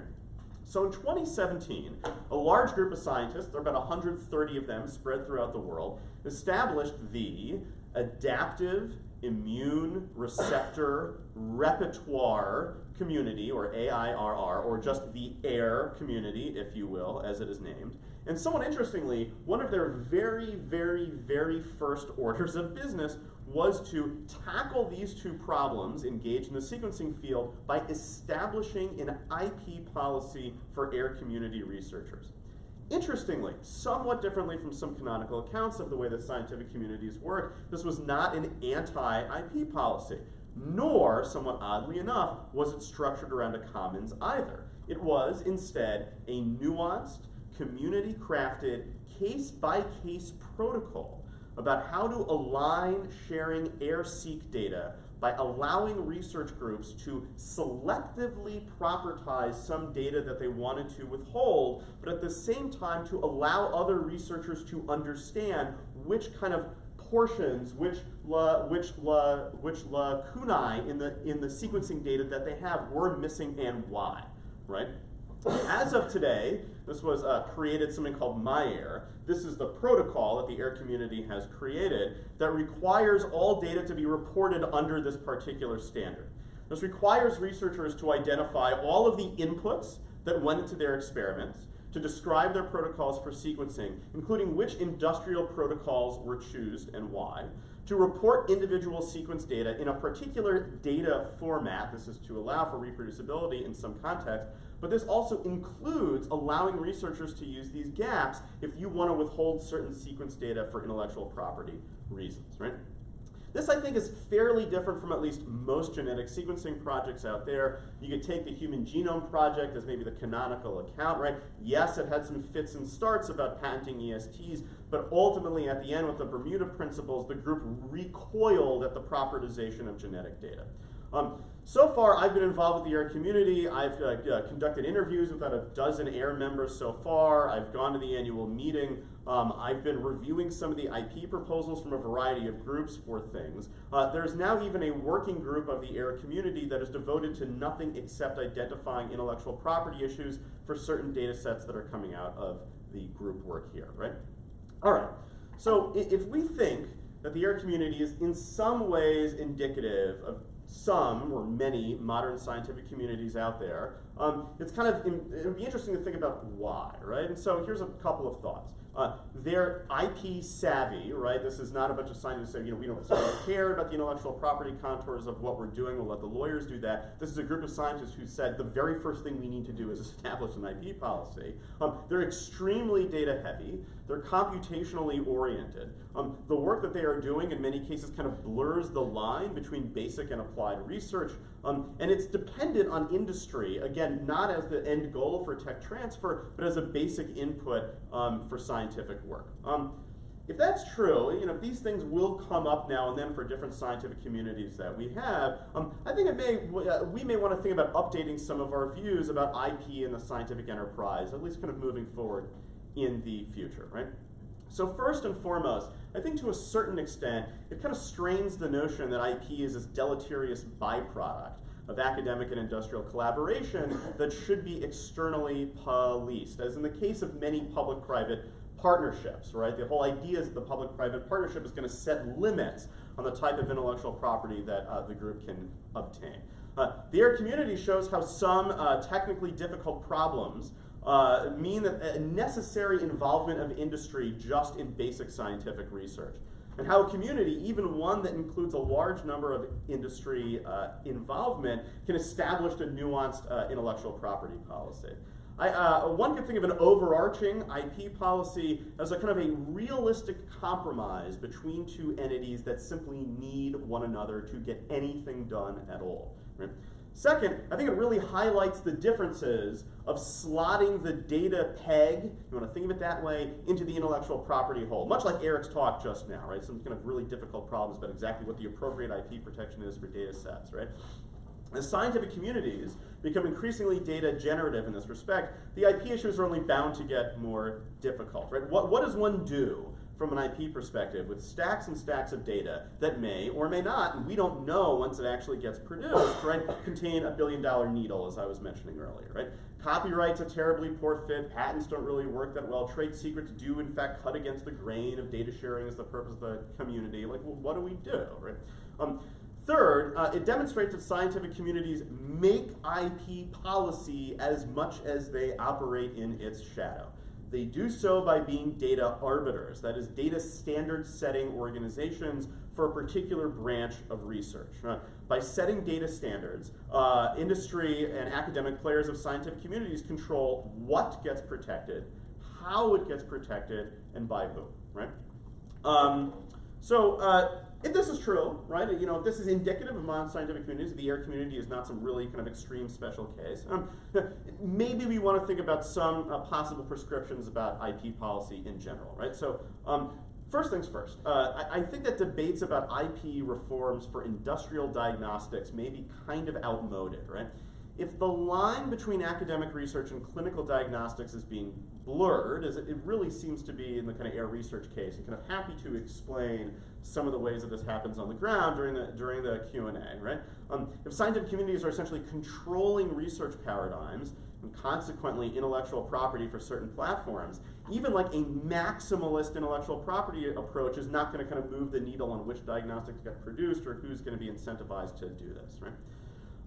Second, IP reform on the workhorses of intellectual property, right? IP reform on, patents and copyrights and trademarks, stuff like that, may not be exactly what we're looking for when the product that is generated by a much of community research like this is data, right? Europe has its database protections and we don't. And kind of apart from some of the ClickWrap licenses that we have now, it may be worth to explore some non-contractual provisions for protections of pure data. Don't know what those are, I just think it's something worth to think about, right? Third, many IP trade-offs like disclosure and claim scope are often predicated around researchers knowing what the industrial object of their research is eventually going to be. We are going to create this vaccine. We are going to create this therapy. But this is not always the case with large data sets like those created by AIR researchers. In some senses, or in some contexts, they're really only commercially useful in combination, and often after follow-on analysis by another group much, much later. You may therefore want to think about just how far we are willing to allow previous disclosures to obviate protection from future findings for the same data, right? This is, of course, what industrial partners are for, after all, right? So if you wanted to wrap up, you can think of it this way, right? If we are to assume, somewhat of a big assumption, but if we are to assume that communities like the AIR community represent a novel and increasingly popular form of scientific community research, both IP scholarship and I think IP reform should take a page from the immune system itself. It should adapt, right? Okay, there you go, that's it. I'm happy to take any questions that you have. Let's go this way, Neil, first. I'm just gonna grab the pen, which I did not bring up with me, something embarrassingly, but yeah. I think Neil. it's great that you've identified this community and sort of found like a third way or different way of kind of protecting these kind of rights. I do wonder if this community is special. It seems like it's pretty small. That picture there didn't show that many people. And I'm wondering if this sort of approach will only work with small communities. And obviously social norms are important. So one thing I was thinking is, have you thought about like the peer review process or journals as a way, right, you can publish in the journal only if you agree to these terms of data sharing that the community has come up with? Sure. So let me actually answer all those questions. I'll start at the last one first, right? So let's think about the scientific publishing process. So one of the really cool things about the MyAir standard is that essentially, if you want to think of it this way, you can certify to journals that your AIR data is MyAir compliant. And there seems to be a big push from researchers to require journals who are going to publish AIR-seq data experiments to certify the researchers who have done it have kind of composed this MyAir standard, which, as I mentioned earlier, also comes with this intellectual property protection, right? So, or at least intellectual property protocol for the best way to protect stuff. So that's somewhat interesting. As for the small versus large communities, so the size of the AIR community, like I said, was 131, 132 researchers out there, about 10 to 15% are industrial partners, right? And interestingly enough, the community just voted to merge with another scientific community out there called the Antibodies Society, which has many hundreds of other members. So time will tell, right? I mean, maybe this will all go up in flames. I don't know, but time will tell whether or not it works for some larger communities out there, or whether it's really only these 130 researchers that are kind of able to police themselves because everybody knows what they want to do and everybody knows each other, right? I don't know. Time will tell. Lisa. Cool project. I have lots of thoughts that I'll share offline. I think the umbrella theme of my thoughts is that to the extent there's any innovation thing that the legal system needs to change here, there are lots of areas involved besides IP that affect innovation. Yeah, totally. And I don't want to suggest for a second this is the only way to kind of look at this, right? So yeah, this is just about the IP provisions that this AIR community happens to be looking at. That's it. Peter. So how much of the IP orientation of the AIR community is simply due to its explicit commercial nature, right? So you mentioned that you have these industrial scientists who provide necessary inputs. Are they kind of acculturated to IP, and that's why they bring these norms in this community? And along those lines, is it really a fair comparison with like the earlier writings of Vernon Polanyi? Polanyi wrote about Republic of Science is insulated from economic and outside influences. Okay, so kind of two thoughts, right? Some of the drive for the intellectual property policy came from the realization that literally no AIR-seq work was going to get done, period, unless we had industrial sequencers on their side. And a lot of the industrial sequencing teams said, fine, we're gonna help you, but to the extent that you come up with some really valuable sequence, or there's some clone types that you think that are going to be commercialized later. We don't just want to be a service company, right? We just don't want you to pay us for sequencing and then we'll go away. Either we're going to be partners, or we're not going to do it for you. Now maybe at some point later in the future you're going to have a service company that's going to do that. This is going to be commodified. That's just not the way it's happening now. So the IP policy is kind of centered around the notion that at least in certain circumstances, at least not always, but at least in certain circumstances, a lot of these industrial players who are necessary for the work are essentially not going to do it. They're not going to partner with academics unless there's at least the possibility of doing this. How much does this relate to some of work from the post-World War II days, not a whole lot, right? And at the same time, I also didn't want to be that academic that got up here and pretended that nothing existed prior to me finding this community or not. So a huge chunk of the paper is essentially going through a lot of the previous work and kind of slight subtle ways. I don't want to suggest this is radically different from anything that's ever happened before, but slight subtle ways that the AIR community is somewhat different than I think we think for a lot of other scientific communities out there. Maybe it's just in kind of N of one. I think, to be honest, it's more of a trend line for some of the genetic sequencing work that's out there. But I think it's an interesting add-on, right, to a lot of the kind of more specific ethnography work that's happening in the space. Brett. I'm excited about it. I think it sounds like a great knowledge commons study, to be honest. It seems like it fits. So many of the knowledge commons studies involve collaboration with industry, where, I don't know, a patient group or, some rare disease research consortium needs to have pharma involved. Sure. The meetings are absolutely partners in everything that's going on.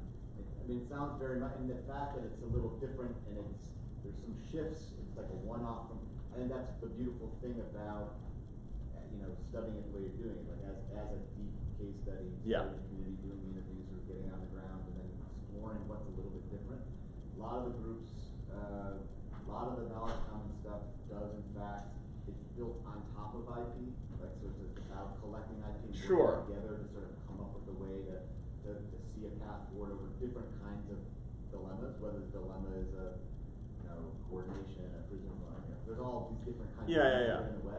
So I'm excited to read it when you're sure. As it progresses. I just think it seems to fit quite neatly in that sort of.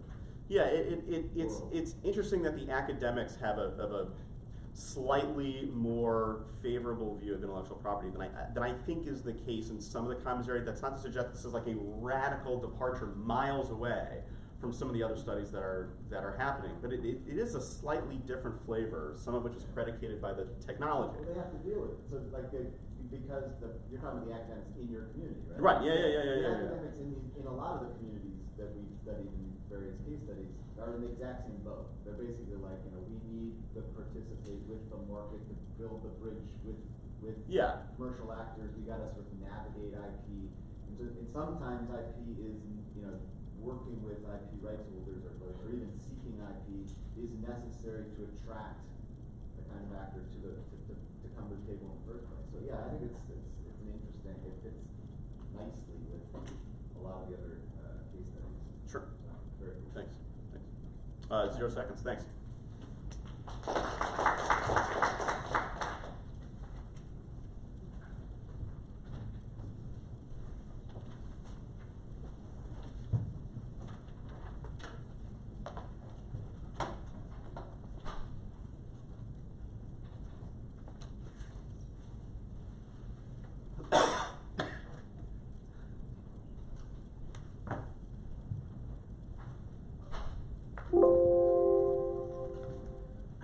So thanks for sticking with me here till the end.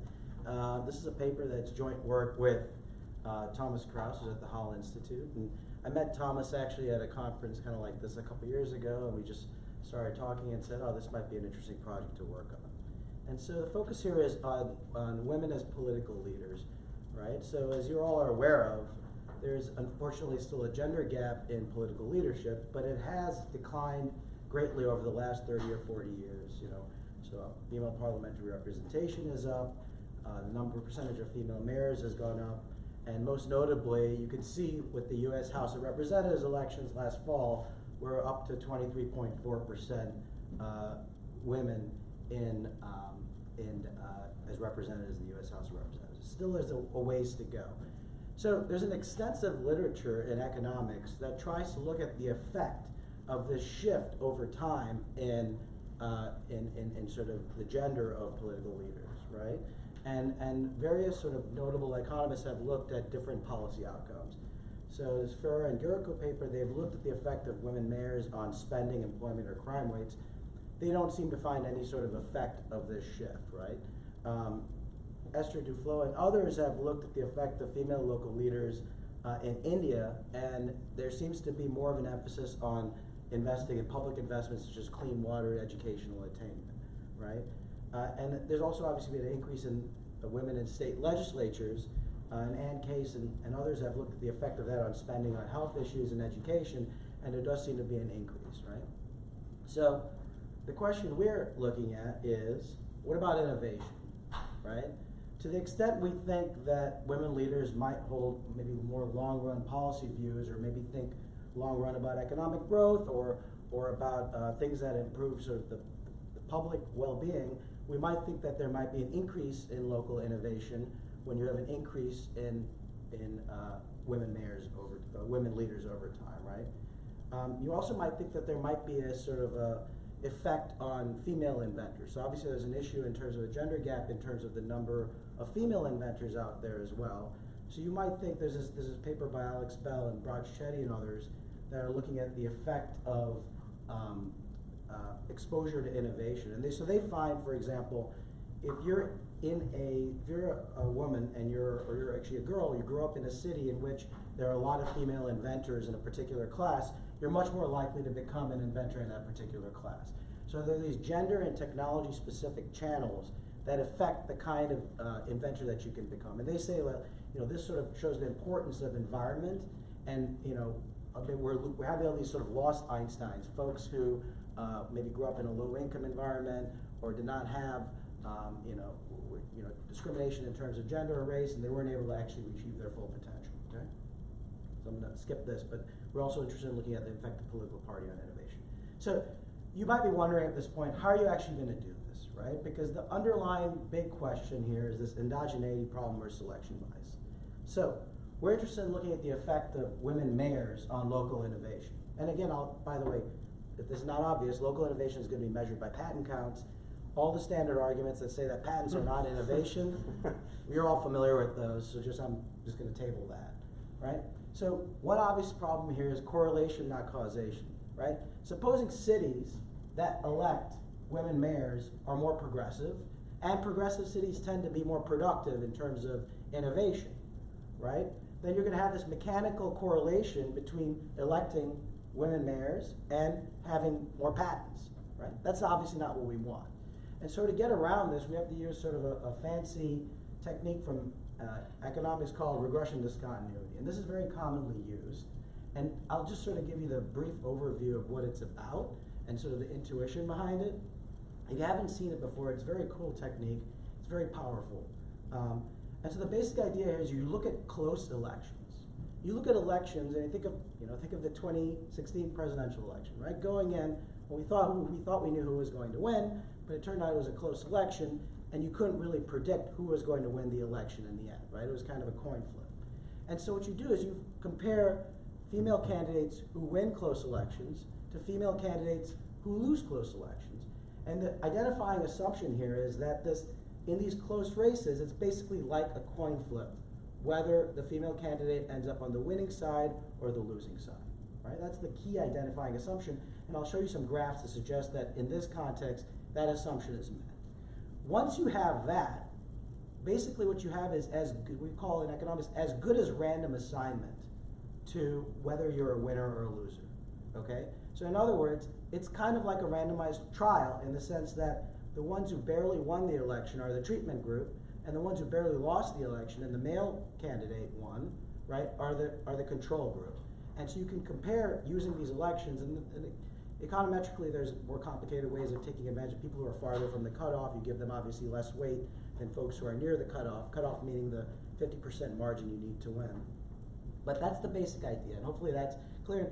And I'm happy to take questions about that, but you have to sort of, to some extent, trust me that this addresses the selection problem, right? This is commonly used, okay? So obviously in order to do this properly, you have to limit our data to male-female election pairings. That's about 20% of mayoral elections post-1990 in the United States. And female candidates win at about a 50% rate, okay? So how do we do this, right? So we had to take all this mayoral election data, which Farah and Gurko first used, and it gives you all this information about the city and who won and the names of people and their party and total votes. And then you have to infer what the gender of the candidates and also patentees are. So first of all, we use the US Census Common Names list to try and see if we could identify names that are very commonly associated with one gender versus the other. And if they're ambiguous names, then we sort of did a manual match. I mean, so you go through and you Google these names. So the funny thing about US mayors is they show up in the news in like 3 different times, okay? Once when they get elected, okay? Another time is when they die. Third time is when they get indicted, right? It turns out a lot of mayors end up going to prison. But then you find out what their gender is in the articles which talk about that. But I was shocked to see how many mayors actually end up going to prison. There's also new gender data on patentees that's been provided by the US Patent Office. So we're able to connect not only the gender of the mayor, but also we know the gender of patentees, okay? And we match using different address information to get this thing to. So it's a lot of work to get it together, but we got it all together, right? And amount of local innovation, right? There are different ways you can do this, but the most basic way is to look at the number of patents that are issued, right? Obviously you're looking based on the filing date, based on the term after the mayor is elected, but number of patents that end up issuing. I just talked about the gender invention. I'm curious to hear your thoughts, either now or offline, about mechanism for the results that I'm going to show you, right? So this is one of our rare situations. Usually it's very hard to show causality, okay? But thanks to the regression discontinuity here, the causality argument is actually pretty strong, right? What I'm going to show you here, there's a strong argument that women mayors outperform their male counterparts in terms of increasing local innovation. The real question is why, right? That's the real question. And so that's, I'd love to hear thoughts on that. That's what we're going to explore, right? Okay. So the first thing you want to do in a regression discontinuity framework is to plot out a histogram of your whole sample, all right? And what you want to see is you see this red line. I guess I pushed the laser beeps. But you see the red line in the middle, that's 0, which means that's the 50% mark. To the right are elections in which the female candidate won. To the left are the elections in which the male candidate won, right? And what you don't want to see is like a huge bunch on one side or the other of the cutoff, because that would suggest that it's not really as good as random whether one candidate, one or the other. There's some sort of manipulation going on, right? The women candidates are more likely to win close elections or more likely to lose close elections. You don't want to see that. So you can look at this right here, and I can tell you, right, you can see different things, but this does not show the kind of bunching that you worry about, right? So Justin McCrary has come up with a more formal test of this, right? It's called the McCrary test. It's used in the regression discontinuity literature. And when you run that and you sort of graphically show it, these great things are the standard error bands, right? And you're fitting polynomials or functions on either side. Bottom line is, it doesn't seem to be the kind of bunching that would be a problem for a regression discontinuity framework. So whenever anyone presents regression discontinuity to you, that's the first thing to look at, okay? So that's past the first test. You also want to look at different covariates, like variables such as the population of cities or the age of candidates, et cetera, right?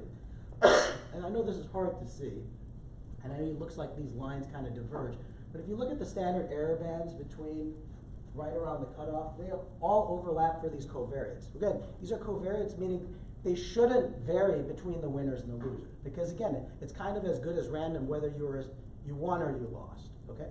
And so you can take my word for it, right? Along these covariates, there's no significant differences across, which is good. Now, what do we actually care about here? We care about innovation. So innovation, as measured by patent counts, you should see a jump from left to right if there's an effect, right?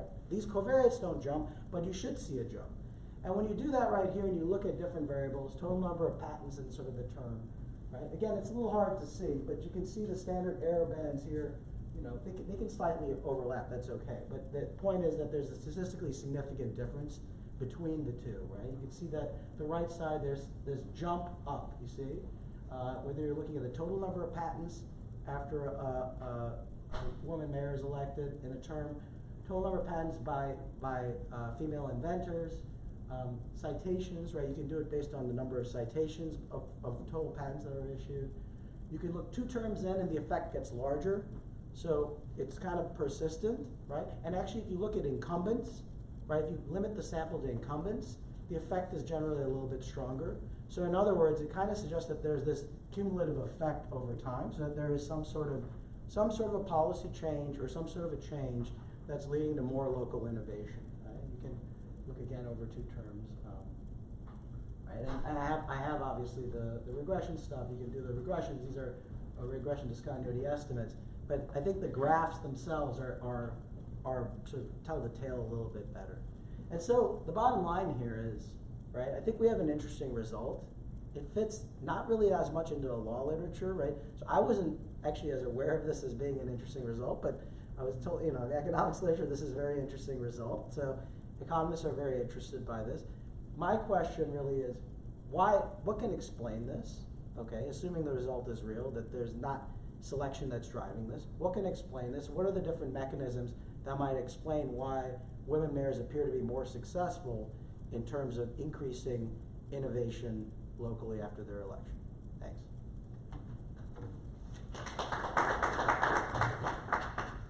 Yeah, Brett.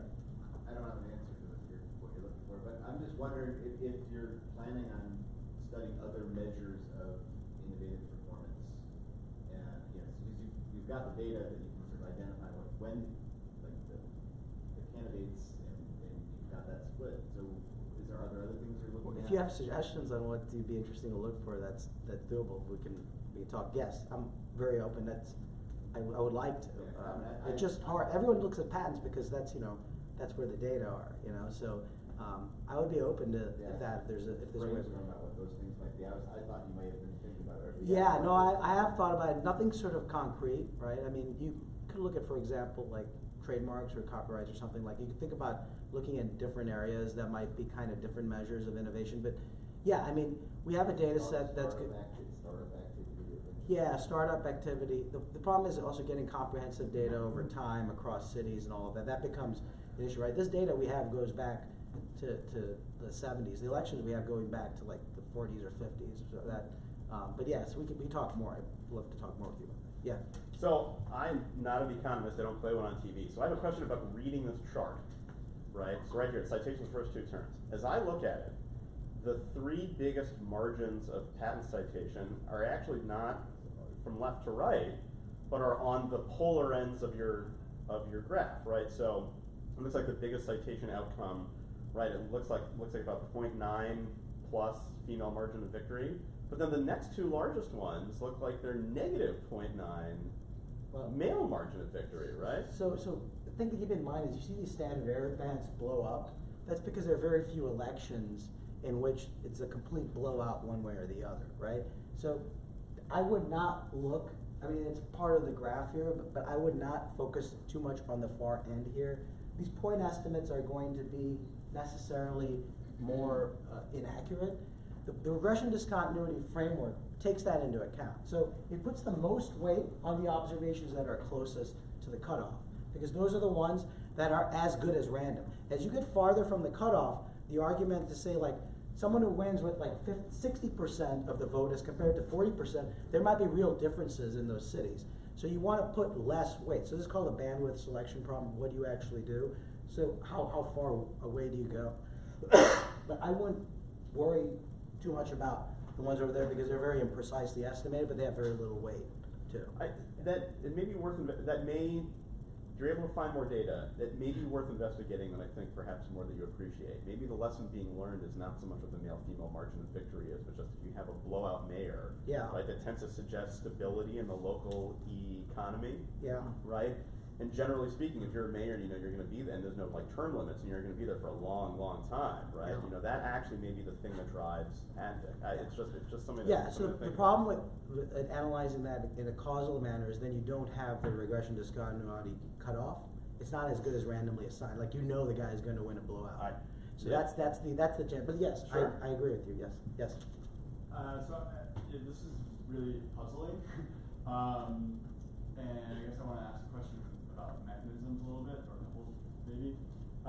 So the first is with the Chetty, you know, your reliance on the Chetty work, which I think, and I'm not sure, but I think it would generate the hypothesis in the opposite direction of the one that you have, right? Because what he shows is that the role model effect is really precise, right? So it's like having female inventors in like the same technology class, right? So it's not just like, oh, there's a lot of female inventors, so you're also going to be an inventor. It's like you have a lot of female microbiologists, right? So you will become a female microbiologist.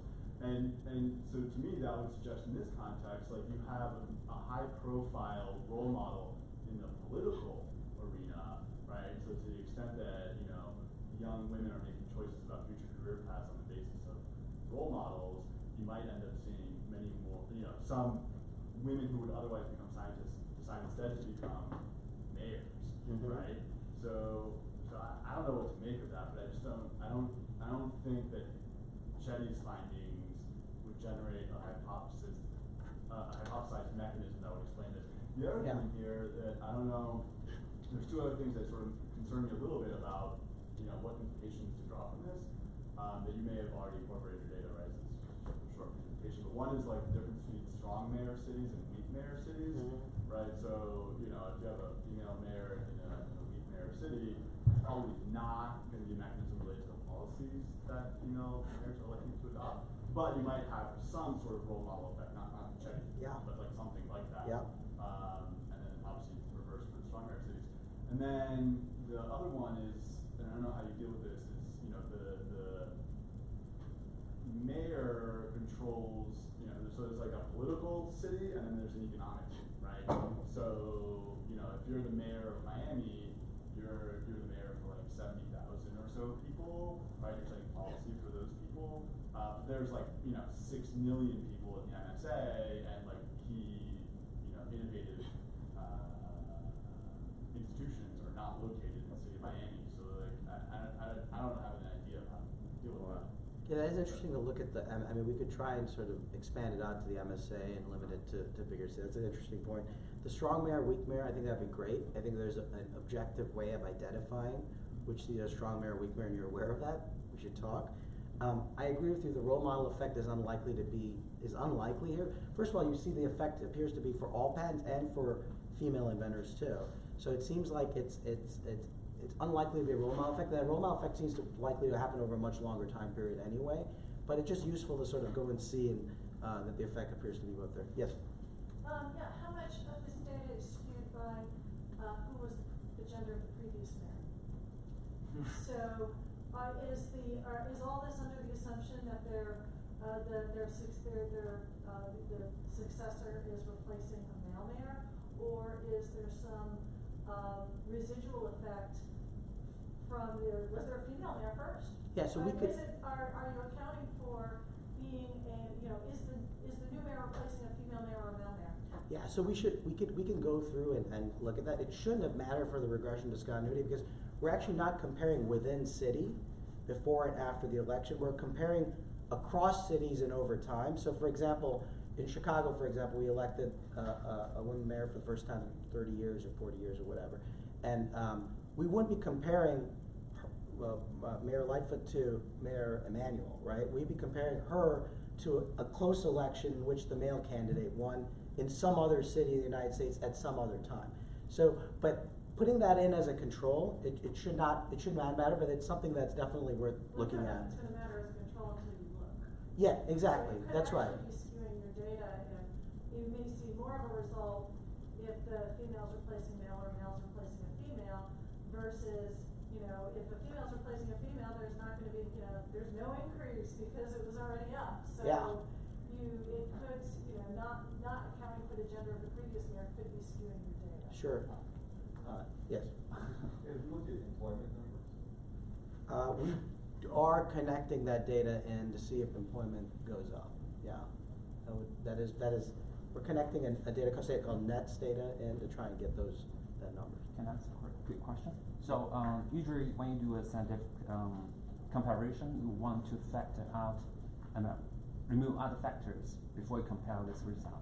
So I would like to know, for example, is that geography distribution is quite evenly in this data? It's not like specific city. It's easier for them to elect a female mayor. At the same time, they have a better pattern filing ability, something like that. Yeah. So in a similar consequence, thinking about let's say within Chicago, in certain period of years, at a certain time there are a lot of male mayors. Yes. And at a certain time there are some female mayors. So what about that? So we don't see any sort of pattern, like based on like the winning, like that's the whole point of looking at the covariates to see like, is there a significant difference between some sort of fixed characteristic of the city, or in certain years, are we likely to see more people on the right side of the cutoff versus left? We don't see that. But again, the point of the regression discontinuity is you could put covariates into this. It doesn't really affect, like the results stay robust, or you lose some sort of degrees of freedom, but the results remain robust. But yeah, that doesn't seem to be driving the results as far as I can tell right now. Yeah. Just an idea, maybe it's not, maybe it's not, but one way to sort of try to come up with an explanation to connect it to like Annalee Saxian's work and other people's work on sort of geographic clusters where there's a bunch of different attributes of a community that make it more or less attractive as a hub or a place for people to go, as entrepreneurs, as researchers, as venture capital, whatever. And it may be that it's not about a woman mayor in particular making certain, being more pro-innovation or something. It may be that a woman, the signal sent by the election of a woman mayor, that it's one of the attributes of the community that matters in that bigger story. Yes.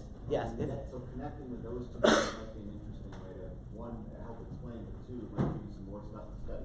Yeah. Data. That's great. Yeah, it's something that's perfectly correlated with a woman mayor being elected. Like you're suggesting, it's a signal or something like that. Yes, that would be very interesting to tease that out. Thank you. Thank you. On Brett's previous point, you could control for that by seeing if there was a close primary between a male and a female, where the female lost, and then there's a male-male general election. So how would that? So if it's a community that otherwise kind of values this stuff, right? And there's one, let's say there's one party that tends to win elections no matter what happens. If there's a close male-female primary for the dominant party, that would suggest the community harbors those values, even though the general election ends up being male. we might be able to recover some more. Yeah, because there's a lot of this primary data that's going to be important. The reason I bring it up is just because that's what happened in the New York City. That's what happened in the New York City mayoral election, right? You had Christy Craig, who for the Democratic primary went against Bill de Blasio. It was incredibly close, and she ended up losing. She had a male in like the general election. But it's kind of weird to say that like the city wouldn't otherwise. Yeah, the value real that. election was the. The real election was the primary, Yeah, right? It's a way of getting more sample data Yeah, too. yeah. So, very cool project. You may have addressed this already, but how do you deal with the time lag? So, whatever the causal mechanism, if mayors have better policies or the role modeling effect, it'll take a few years to actually kick in. Yeah. So what's the time period over which you measure innovation increases? So it looks like it goes up relatively soon afterward. Okay. It kind of goes more over time, which Okay. suggests that there is kind of this cumulative effect. Right. I mean, it kind of depends on the specification. It depends on that's always kind of like unsure. But it does appear it takes off a little bit quicker than you might think. Okay. But it does increase more over time. Right. Particularly if you have happens to be an incumbent, Yes. so you've had some time to do it. Right. If you go over 2 terms instead of 1, you still can the 2 terms have the effect seems to persist. Right. So I don't think it's consistent with the role model effect because I think that that's just going to be too long of a time period.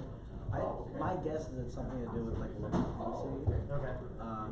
One idea is maybe it just has to do with like change. That's right. And that's someone had a point there, like maybe you had a mail. It might be worth limiting just to see if the effect is like large enough.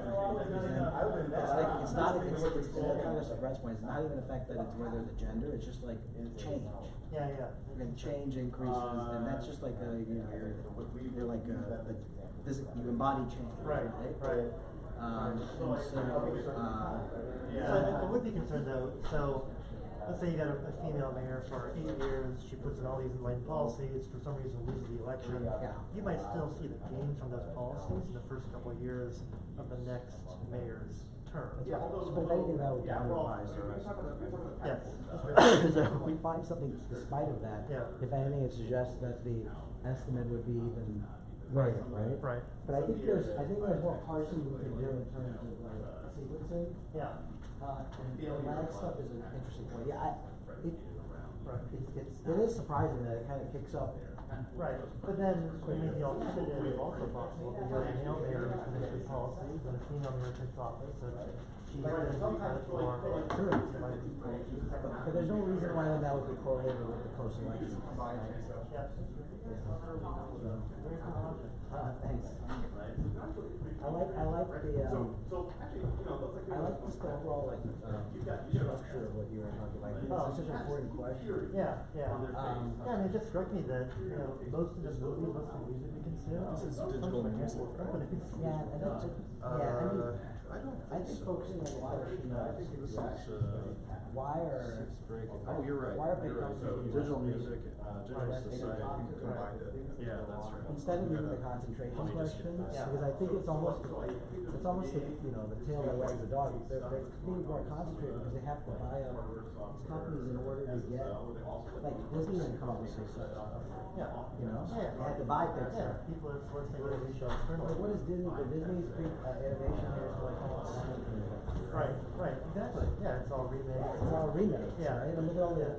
So I kind of wonder what's happening to our innovative capacity. Right. Like why are we? And then going off this going to the trying to slow down our productivity.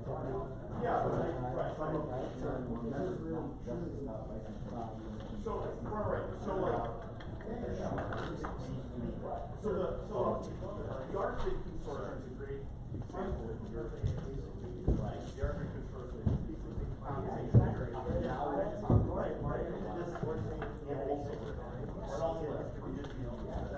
Is this single person loading or are you loading your own? I'm trying to load You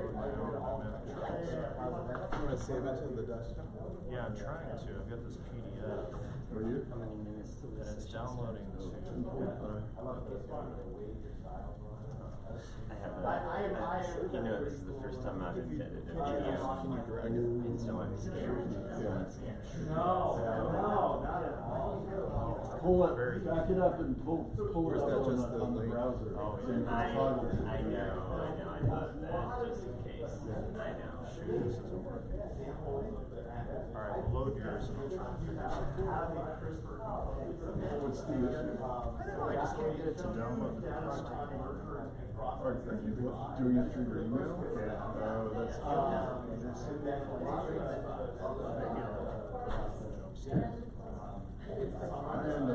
I used to try that, but it's not reliable. I run it exactly like that.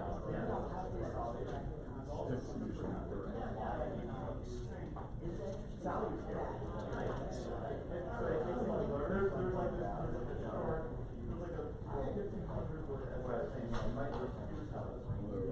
system formatted only for minutes.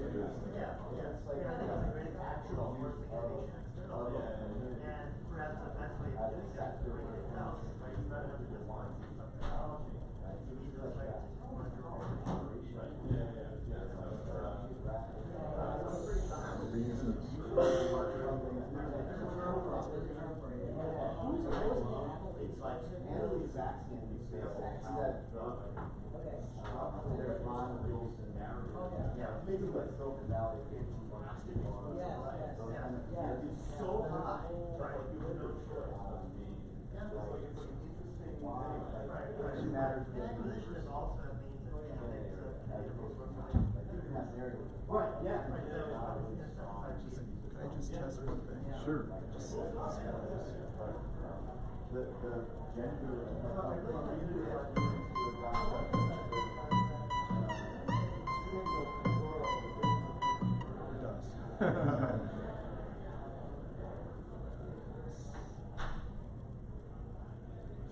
You were able to do it through your email. Yes. What did you do? I just downloaded it and then saved it to the desktop.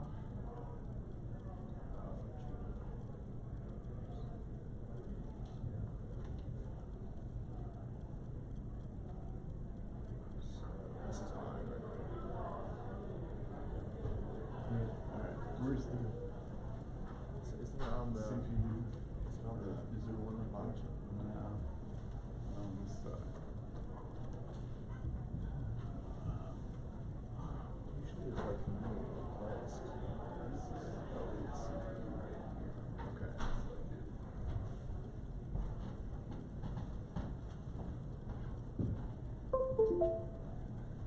Yours is not under there. I don't see it. Do I see it under untitled? Well, you can look at the downloads again. Look at the downloads. Is that it? So that's mine. Version 3 PDF, that's me. That's so save it, pull that over to the desktop. Yeah. Or we can just save this. Or yeah, you're right. It's easier to drag. Thank you so much.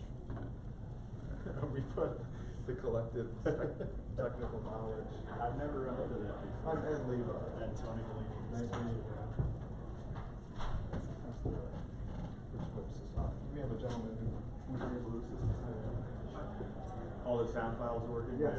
Well, I just tested one, so I assume the second And one. we have to use presenter. Actually, no, when the second one Sorry, plays, do we have to I use was presenter? testing. No. Okay. That's something you can do. Computer. Yeah. It's pretty static. And just, okay. I mean, it doesn't matter to me. It's just, I've had issues where. Actually, our audience will want to see a small slice. Yeah.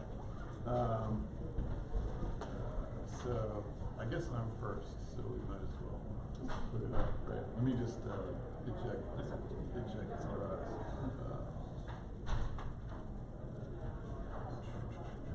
Where's the drive? I'll do one. I'll do two.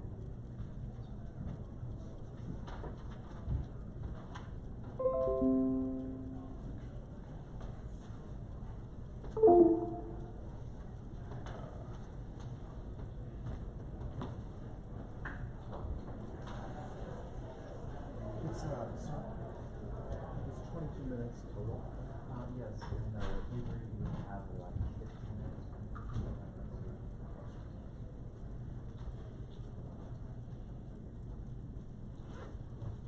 You time, or should I find it on my phone? You can see it from. Oh, nice, good.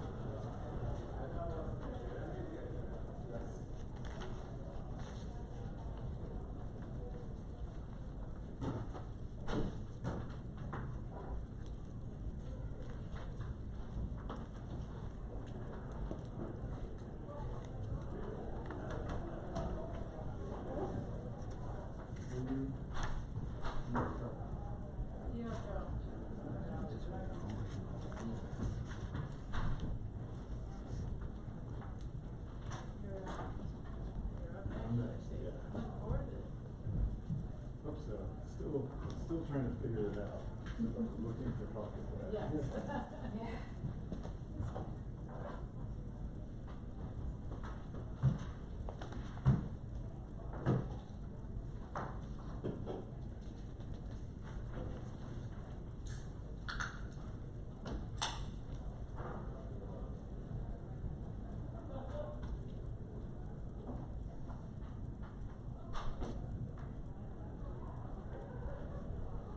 Are we starting on time? Yeah, I think we can start it. Okay.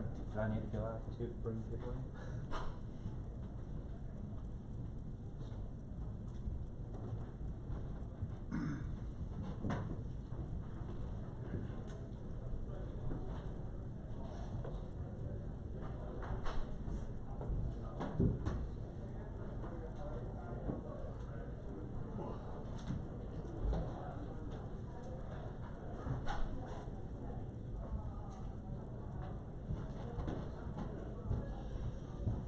I guess we'll just start it. Okay. All right, hi everyone, good morning. Morning. We feeling good morning? Morning.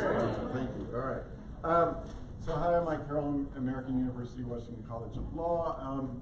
This summer I sentenced myself to write about the Music Modernization Act and try to figure out, is there a there, and if it's, are there generalizable takeaways that might be useful for broader insights? So I went in actually agnostic as to that question. It's clearly it's the resolution of a long-standing, it's the resolution of a long-standing set of disputes among players within the music industry. The three major players are the record labels and the recording artists, the music publishers and the songwriters together, and then the streaming services represented by the Digital Media Association. So these three groups have sort of been trying to come to some equilibrium in the digital in the digital media space for a long time, and there have been incremental steps. And then this is the final sort of resolution in which they actually presented to Congress a consensus view that this is what we want. And so although SiriusXM almost blew it up at the last minute, in fact it went through the Senate sort of on the consent calendar. There was no real debate, because all of that stuff had happened behind closed doors. And so now I want to look at this sort of through the lens of some of the prior work I've done around tailoring intellectual property rights and the theoretical case for why tailoring might be beneficial, but why it's difficult and hard, and sort of do a policy audit on this. From a public interest perspective, how'd we do, given that we were sort of in the room, we had a Public Knowledge and Electronic Frontier Foundation, and some of the librarians were in this process, but primarily this was an industry deal done by the industry players and then sort of blessed by Congress. So this was and / is the reality if you're Spotify. Take a minute and look at what the current licensing regime and copyright looks like.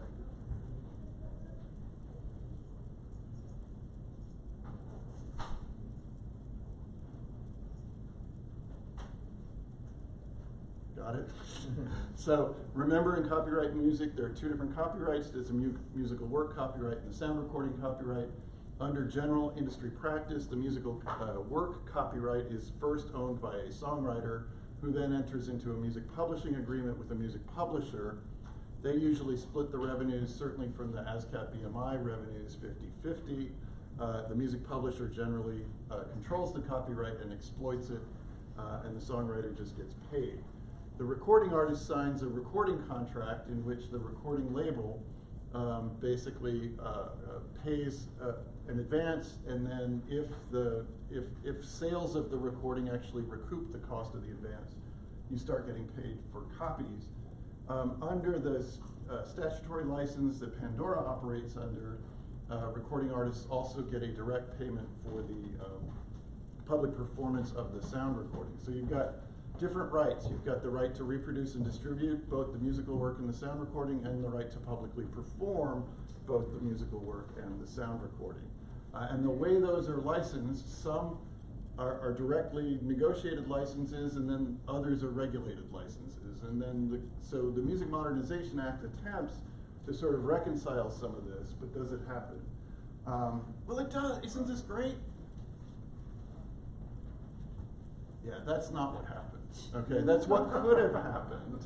We could have rationalized that system, but the industry wasn't willing to do true streamlining, true adaptation to the digital era. Instead, what we got was a sort of kludgy compromise that I think there's an emperor has no clothes situation going on here, because the primary thing that happens is that we build a blanket license around the copies that get made during an interactive stream. The copies that get made during the interactive stream, and that's like the cornerstone of the act. Oops. All right. So functionally, what does it do? The Section 115 statutory license applies to the musical work, and it applies to the reproduction and distribution rights. It's called the mechanical license. And traditionally in copyright, we taught that as sort of the cover right. This is the right that cover bands are allowed to exploit to make a new recording of a musical work. And that was its original function. In 1995, the function shifted as the act also then included a so-called digital phonorecord delivery, which is the copy that basically iTunes would do. So when iTunes ships you a copy, they're exercising the mechanical rights under the terms of the license, because the 115 license also says that you can make a copy of a pre-existing sound recording if you have if you use the statutory license for the musical work and you have permission of the sound recording copyright owner. And so that's how iTunes started to exploit the 115 license. So it was already doing this other thing sort of sub silencio. But that was downloads. That was clearly operating, making copies and distributing copies. Now you get a blanket license tailored to digital music providers who make copies and distribute the musical work in these three different ways. So the limited downloads, anybody who's got a Spotify account knows that you can listen offline listening to DRM'd copies, or an interactive stream. This is going to be administered by an industry-run musical license collective that the Copyright Office was to designate. They did so designate such an entity, creatively named the Mechanical License Collective. And then there's also the licensees basically have their representative, and they're supposed to work. One of the things I think is positive and interesting is that opacity around who owns what rights within the music industry has been an issue. So now this group is required, and the streaming services is required to pay for the creation of a database that will be made freely available and can be downloaded for text and data mining, that will tell you who owns what rights in musical works. And so that will be a useful thing, and what I think one of the flags is, are there other industries that could benefit from that level of transparency around ownership and authorship? It makes a small change to the Section 114 license, which applies to sound recordings. It first created in 1995. It had the public interest rate setting standard that Jacob talked about yesterday. And then in the DMCA, that was switched to a willing buyer, willing seller standard. So the standard for Sirius XM's rates and the standard for Pandora's rates are different. This now just reconciles that, and everybody's under the willing buyer, willing seller. We've also got, there was questions in the Copyright Office that said, let's just end the consent decrees under which ASCAP and BMI are setting rates. Give it to us, the Copyright Office, we know how to do rate setting, and it really is an administrative task that an agency ought to be overseeing, not a federal district court. So please, why don't we be done with that? Instead, the industry said, too much uncertainty, we can live with this, and so that this, in fact, maintains and reinforces that federal district judges will be the rate arbiters for a significant part of the money in the music industry. Trump's Justice Department is reviewing all of these consent decrees to the panic of people in the music industry who said, wait, we just did this deal in Congress that requires that to be in place. Please don't take it away. And so there's actually some froth around that right now. But they did complain that, like any other case in a federal district court, these cases sit on an individual judge's docket. And that gives an individual judge the rate-setting power for music publishers and songwriters. And they don't like the decisions that this judge has made about some, whether you can pull your copyrights out of the blanket license and things. So now it stays on the individual judge's docket, but when they want to alter the rates, that motion gets randomly assigned so we can, spin the wheel in the Southern District of New York. And importantly, the music publishers originally said, when you set our rates, pay no attention to how much money the record labels are making. Well, that was a mistake, because the record labels have been eating the large piece of the pie for a long time, and the judge was not allowed to take account of that when figuring out how much those songwriters are supposed to get paid. Now they want that to be more clear, that there's a total cost to the streaming, and we want our cost to be a proportion of what they're getting. And then many of you may know about the sort of getting rid of the pre-1972 state law regulation of sound recordings by creating a sui generis, rather than just simply federalizing and saying, okay, all sound recordings are under the same regime. We're going to make it very similar. It's sort of a mirror. Well, it's not a mirror. It's very similar to how post-72 sound recordings are treated, but with some exceptions. The right is limited to the public performance right by digital audio streaming, but it preempts all state law claims for even reproduction and distribution of pre-72 recordings, and then it sort of pockets those pre-72 performers into the Pandora license, essentially. So that was one of the big issues, is that Sirius and Pandora were paying post-72 recording artists, but were not paying the Beatles and the Turtles and the 60s groups. So now those folks will get paid, and Sound Exchange, which collects that money, will continue to pay the artist and the label directly, notwithstanding what the recording contract says. And then this federalization of pre-72 recordings, you get a different term of protection, and that's a complicated thing. But it does actually create a clear public domain. It's a very long period for these pre-72 recordings, but the period does come to an end, at which point you can now be clear, because those state laws that criminalized the commercial distribution of pre-72 recordings had no clear end date, and so it created some uncertainty around, even the sort of ragtime recordings and that sort of thing. And in terms of who gets the rights to these royalties, there's some formalities in order to make sure that the streaming services are actually paying the people who ought to get paid. And then finally, the AMP Act. I think there's a little bit of a theoretical thing that's interesting here. When we teach copyright and we say, who's the author of a sound recording, we generally say, well, the performers, and then we wave our hands at the record producers and the sound engineers, but we've always said by contract, those rights all get merged in the record label, so it's all been sort of theoretical. But with this idea of paying the recording artist out of the Sound Exchange money as an author of a sound recording, what those featured artists have done is made deals with their record producer to give Sound Exchange a so-called letter of direction, and said, look, the record producer made a big contribution to this record. They ought to get a piece of the pie too. So I hereby direct you, Sound Exchange, to take my royalty payment and give it to me, so I'm gonna give 2% to the record producer. So now this just formalizes that Sound Exchange has to do that, and they were not honoring some of these letters for formalistic reasons, so now they have to honor it. And Sound Exchange is now to pay directly to the record producer rather than pay through the artist to the producer. And if it's pre-95 and you jump through some hoops, you get a 2% royalty if you're the record producer for, so if you're the estate of Sir George Martin or some of these other folks, you now get recognized as an author in the statute and you get paid.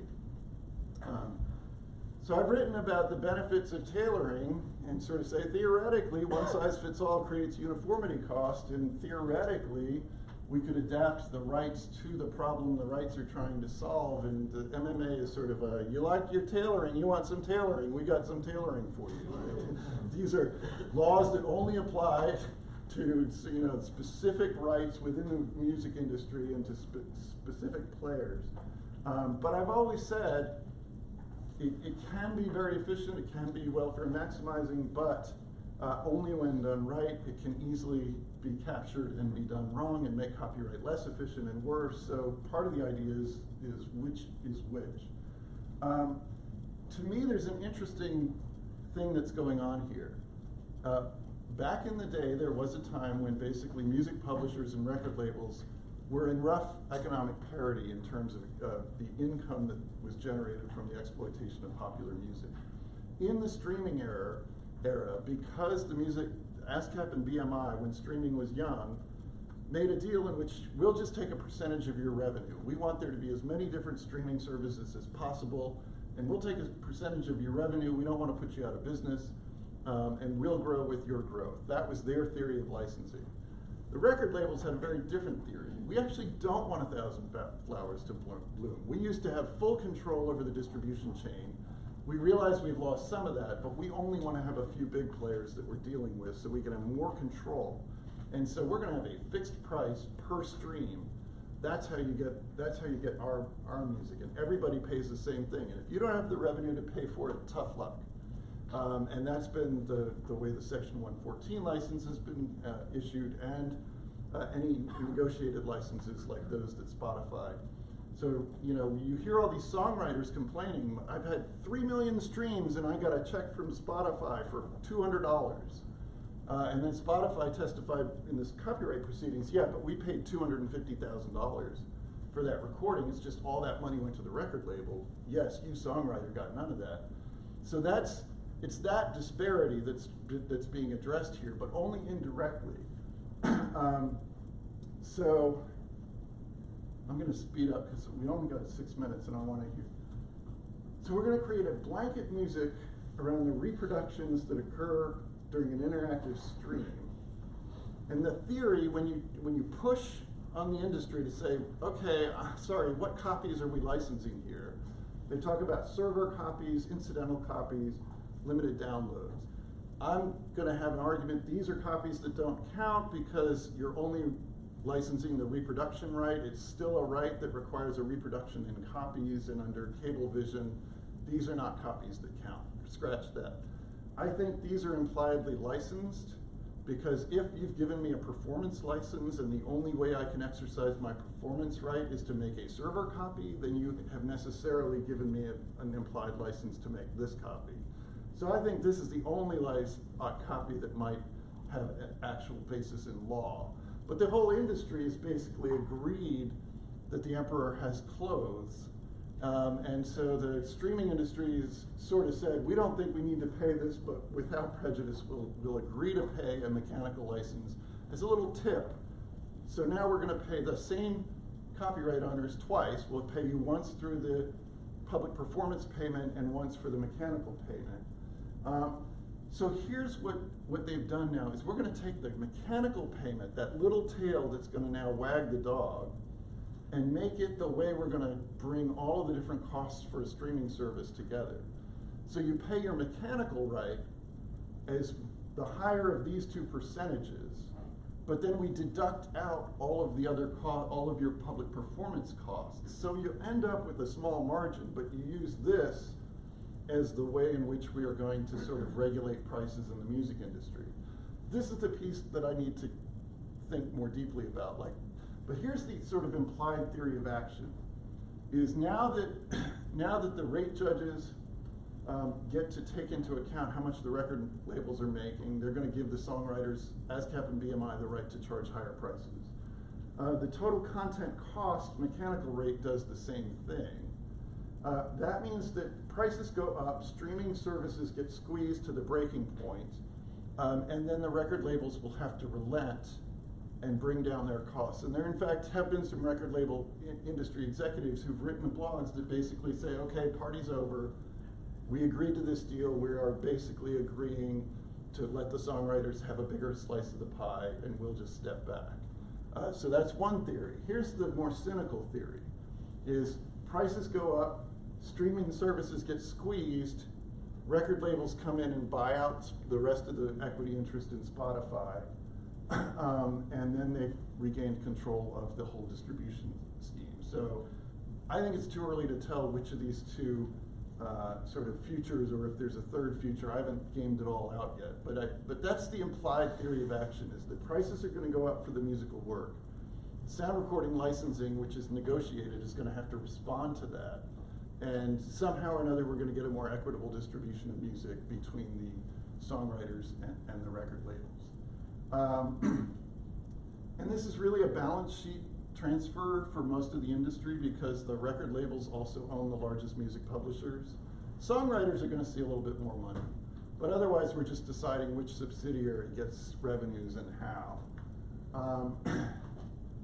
I think there's a couple of things that really just needed doing, but otherwise there's a lot, and I like the database, but there's a lot of questions I still have, and I had to spend the whole summer getting my head around this, so I'm just not ready to make an argument to you yet, and I'm interested in your views. I want to thank all of our hosts at DePaul who've been awesome,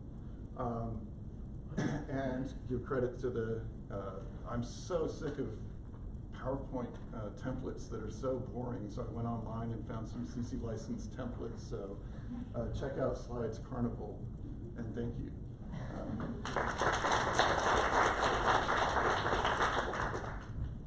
just on the two scenarios you laid out, it's interesting in the Phonorecords 3 decision proceeding, I think Judge Strickler's dissent basically said that why would the record labels ever agree to less money, and sort of laid out the problematic scenario and argued that it's actually inconsistent with the AOMB factors, which still govern that sort of proceeding, will no longer govern going forward. So it's interesting to think to see whether the DC Circuit might, I think the Phonorecords 3 is up on appeal now, might actually overturn the TCC prom.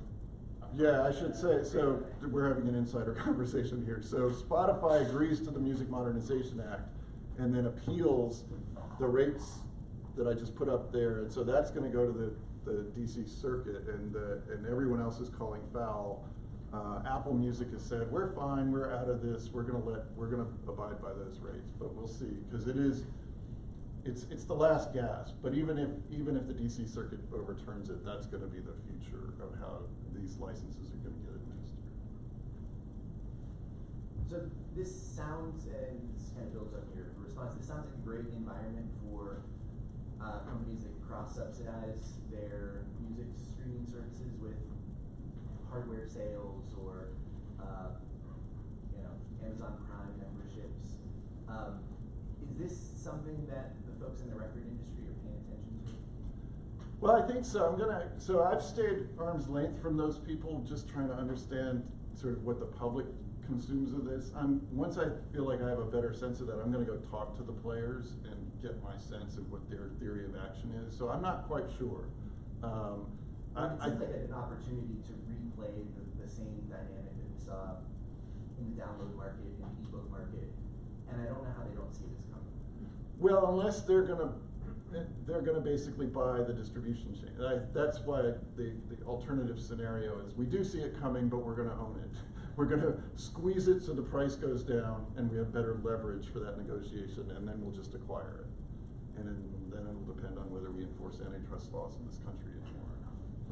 So actually, my question relates to that point exactly. So it's, I wonder what your theory of the harm is where that vertical integration occurs and where the record label owns the distribution chain. So, I'll make the argument that I don't necessarily agree with, which is that this vertical integration has economies of scale and scope to it, so why is this bad? My intuition would be, well, this is a problem because we don't want the record labels prioritizing their own content or excluding other content or excluding small creators.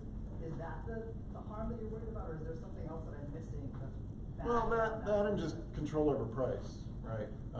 I mean, one of the big questions is Spotify's still making, they got 108 million subscribers, but they're reporting an operating loss each quarter. It's not clear that this goose actually has any golden eggs to lay here. Everybody's fighting over the slice of a pie that might go away. So I think we should talk, because my time's expired later, but we can talk at the break. Sorry, I wanted more interaction, but I had to walk through all of that. So please, offline, send me any comments. I'm still trying to get my head around this, and I wanted to at least share the pain.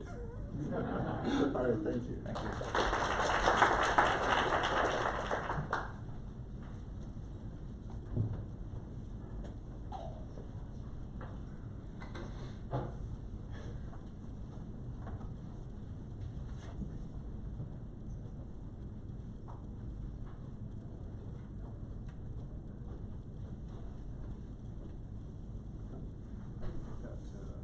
Oh, go up to the display settings.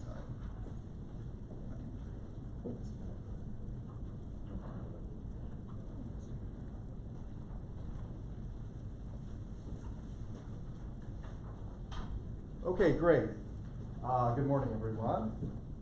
So we'll be presenting our paper, which asks this research question: would fair use make a difference in musical work cases? And for a room full of IP professors, this question may seem obvious and maybe even silly, but hopefully by the end of our very short presentation, we can convince you that it actually is neither of those. Now, the genesis of this project began, or go back to 2013. Everybody, I think, knows the high-profile case of Blurred Lines, and here is Robin Thicke in an interview with GQ describing how he and Pharrell created this runaway hit, the top song of 2013. He said, talking to Pharrell, and here's Pharrell being Robin Thicke, I said, damn, we should make something like that, something like with that group. Speaking of Marvin Gaye's Gotta Give It Up. Footnote point is he recants this explanation in his deposition, but we'll just leave this as the original explanation for the creation of the song. Pharrell likewise describes the creative process and pays tribute to Marvin Gaye as a patriarch, one of the best, and an artist who influenced Pharrell's music. But Pharrell ends with the line, you can't trademark a groove, and we'll just insert the word copyright. You can't copyright a groove. And that's how they created the work. Now, Pharrell and Robin Thicke filed a declaratory judgment action in Los Angeles court against the estate of Marvin Gaye, asking the court to say there's no infringement in this Blurred Lines of Marvin Gaye's song. And we all know what happened in this case. It was a disaster for those two artists, and the jury ultimately found they owe $5 million in damages for all of the profits they had earned. And here's the real kicker, 50% running royalty for the rest of the term of copyright for Gotta Give It Up, which lasts until 2072. So that's quite remarkable. Now fast forward to just 2 weeks ago, and we have a second case involving two artists in LA court reaching basically the same result. And the real reason we actually undertook this project is to play Katy Perry at IPSC. Never been done before, but we're going to do it right now. So Marcus Gray is the plaintiff, along with co-authors. He's a Christian rapper, and they created this song.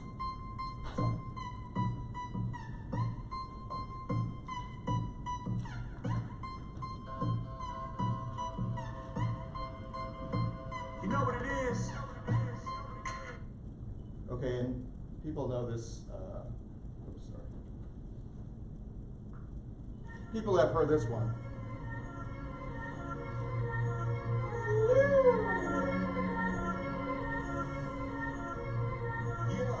Y'all know what it is. Katy Perry, Juicy J. Let's rage. Here you are, you were gonna come to me. Here you are, but you better choose carefully. I'm capable of anything. Okay, so you know what it is. Same result, infringement in this case. Damages half of what was found in the Pharrell case, but still a sizable amount for an infringement case. There's a minor difference in the Katy Perry case compared to Blurred Lines case. And that is that Katy Perry actually asserts, as a part of a laundry list of defenses, fair use as a defense in the answer to the complaint. And that in some of the recent answers in music infringement cases actually is fairly typical. But Katy Perry does not pursue this on summary judgment. They pursued only no infringement on summary judgment and did not pursue it at trial. Now, that actually is fairly typical for musical work infringement cases. Pharrell didn't raise fair use or pursue it. Katy Perry raised it but did not pursue it ultimately to a decision. And going back to my study in 2018, that's pretty much how these musical work infringement cases have been litigated. I think in part because in about 89% of the cases filed so far, that up to that time, defendants have prevailed on other grounds, mainly substantial similarity. The asterisk point, the only one that I'll talk about, I could talk about those other two cases in Q&A, but parody fair use, obviously with Campbell versus Acuff Rose, is different, and there are a handful of successful parody fair use cases in music. But otherwise, it's not really being pursued. So that's why this question, we're pursuing it. And I'll turn it over to Andrew. Thanks, Ed. So if we're talking about, well, will fair use make a difference? The question is, well, what sorts of differences might it make? So one key question, we want to see if it changes outcomes. So one hypothesis would be that fair use does give you a little something extra. So there will be times where substantial similarity is found, but that extra catch, that extra saving throw for D&D references in the audience, you roll a 20. But there are other possible changes here. Perhaps the reason why fair use is skewed is because it might make jurors' reactions in the jury room less predictable. So the idea here is that perhaps it's going to change confidence levels of individual jurors because fair use is more difficult. There are more factors, and so even if they come out to a same no infringement outcome, maybe they feel less confident about how they reach that result. So the survey instrument, we're going to get participants through Mechanical Turk, sort of standard. For those of you that know me, my start was in ed tech before I went into law. So one of my main concerns is about readability. One of my real worries about the fair use instructions is that the readability of fair use is a nightmare as compared to substantial similarity. So with a little bit of tailoring, you can kind of raise the reading ease, but that's still going to be a difference. And so kind of one of my pet hypotheses is that you might end up seeing some essentially random results on fair use. You may just have people just not understand what the fair use language means, much less what the test means. So you want to see how this reacts on sort of a spectrum of similarity. So we used two real music pairs that have been kind of recognized as having different levels of similarity. So subjects in random order will listen to music pairs of Gotta Give It Up and Blurred Lines, with given a little bit of case history, obviously anonymized, but with a little bit of case history enough for them to be able to perform like a rudimentary fair use. And He's So Fine and My Sweet Lord. Okay. Also, part of the reason why My Sweet Lord was selected, other than the fact that it has a kind of a higher level of similarity, is that the idea is that subjects might be less familiar with that. And incidentally, there is a palate cleansing question that's also going to serve as sort of an outing question of, do you recognize either of the songs, and can you think of their names? So sort of, hopefully the idea is that after going through this like legal analysis, there's sort of a palate cleansing where you're trying to remember the names of one of the songs, and that should kind of clean things out for the next one. So they're given the instructions. Again, the fair use instruction is a little bit simplified just to make it, the reading ease just a little bit, but overall still there. Okay, how they would come out. Okay, is it infringement, not infringement? Okay, I think our main question, but sort of the pet question that I have is also a Likert item on how confident are you in this result. And again, for those of us that have practiced and got to see people through two-way mirrors or seen video recordings, that confidence matters a lot when it comes to kind of leaders in the jury room. So the test phase is going on right now. The test phase is mostly to see that the logic of the survey works, that nothing is going to break. With audio files, something bad can always happen. The test phase so far, nothing statistically significant because there are not that many test takers yet, but seeing a lot of no on substantial similarity and yes on fair use, sort of what you would expect for the blurred lines pair, a little more interesting for He's So Fine. But one of the things that I sort of was convinced of is that you could add in time cues without affecting the overall readability of the scenario. And so added time cues on essentially kind of helping subjects kind of see where in the music file, because we give them the entirety of this song as is necessary for them to know for their amount analysis, sort of where to focus, or at least where to initially turn their attention. So the red text is what was added. It's not, I don't imagine that's going to significantly change results, but the idea was this would make it a closer simulacrum of a legal simulation. And this is a picture of a very cute dog, which I'm told is named Noodles. And now I think we're open for comments and questions. Please. Excuse me. I'm super interested project. I'm so curious what you were saying. What you were saying about fair use, because, as you know, it rarely goes to a jury. But my experience of looking at the instructions is that it's almost always so much clearer in the instructions than substantial similarity. And I tried to kind of reverse engineer why that was. And it struck me that one of the consistent things I found in the few sets of jury instructions on fair use that I could find was that there was language about the purpose of the exercise, right? You would tell the jurors, this is why we have this thing that you're deciding. Mm-hmm. And the reason why you can do that in a jury instruction without too much controversy is, of course, because that's some statutory language that's actually good to include in a jury instruction. Like, usually you have to include, or people default to including statutory language in a jury instruction that is confusing and it's unclear. And there you've got the preamble, and so it gets put in. And so anyhow, I'm just, how did you think about it? What were you telling them? And why did it strike you as harder for them than substantial similarity? Sure, this is a great question. This is sort of like the difference of cognitive load versus sort of like translating. So the idea here is that from like an ed tech perspective, okay, let's leave the law perspective for a second. A fair use instruction is going to have many more words. Okay, those words are going to be in longer sentences, and those sentences on a survey are likely to be read, fairly quickly. So one of the interesting ideas here is that I think that substantial similarity as a legal concept in instructions more nebulous, more difficult for jurors to understand. I understand. What I'm saying is that I have a sneaking suspicion, and I kind of want to run like a third variant of this to see what the readability scale does.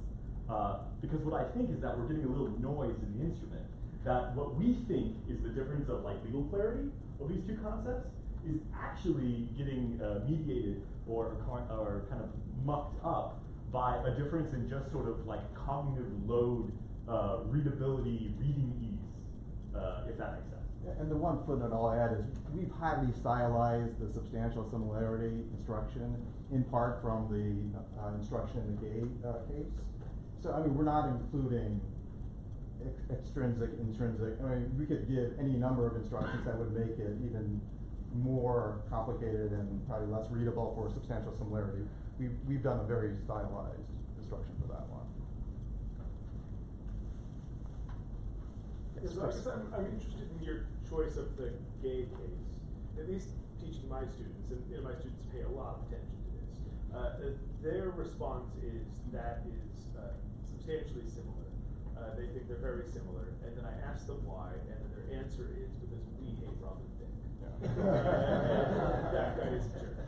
And so I guess I wonder to what extent, like, using Robin Thicke right here, and maybe like with an MTurk population, and you've got a decent sample of, like, you know, people from around the country who are not paying a lot of attention to pop music. Maybe it's not a problem, but at least when I ask my students about this, right, their moral judgments about the quality of the defendant and the plaintiff kick in pretty strong, and so, right, like, so I wonder if, like, using a more neutral sample might not have that effect. One factor that may help minimize that is that we are using the instrumental versions of the two songs, which if you listen to them, it's harder to recognize, I think, the similarity than the actual sound recordings. And there's, you know, for those who have read the opinions, there's a huge fight about the deposit copy. The copyright is limited to the deposit copy, etc. Unfortunately, we weren't able to get the court to give us the actual recording used at trial that's limited to the deposit copy. It's guarded with greater strength than Trump's tax returns, basically, at the court. But just being a little bit flip about that. But we actually try to get it, but that may help minimize it, because if you listen to it, it doesn't sound that similar. But if they do recognize it,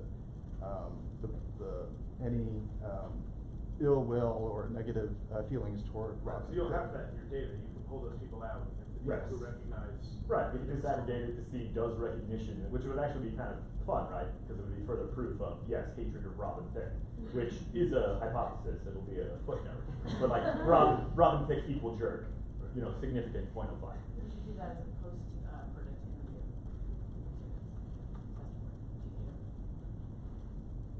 Oh, yes. So, first of all, I think this is great, but from an empirical standpoint, not from a doctrinal standpoint, but from an empirical standpoint, I worry that your substantial similarity findings are people saying not similar, right? So lots of people in the room say that's right, they shouldn't be similar, whatever. But juries heard this, they heard the testimony, they found it similar. So if you're testing whether fair use would have made a difference, it feels like you have to have music where they say it's similar. Because if they're not saying it's similar, then you're not getting it.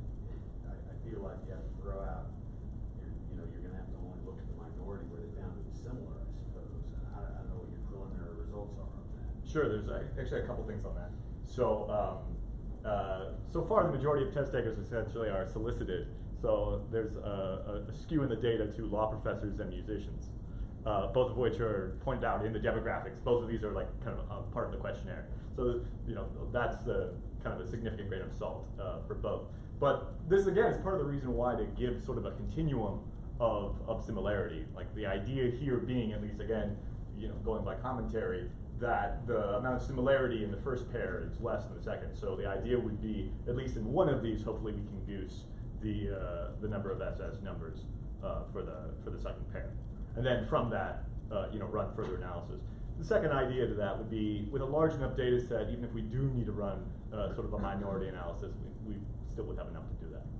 And adding the times, as Andrew mentioned, to at least one example where the plaintiff argued this is copied or substantial, you know, part of the substantial similarity analysis, we thought would sort of approximate what they might hear in the actual trial. Right. You're And simulating yeah, to at least give, yeah, they wouldn't encounter this just cold and just say, you know, which we tested first, and you know, a lot of people are just having difficulty finding the similarities, at least for the blurred lines case.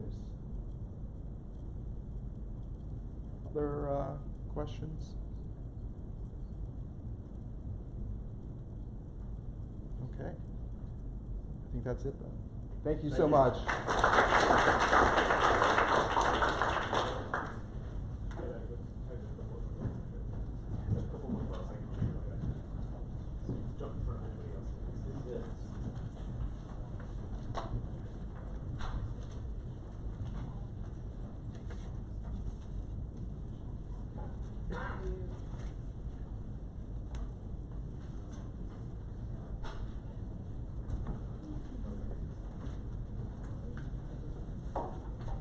All right.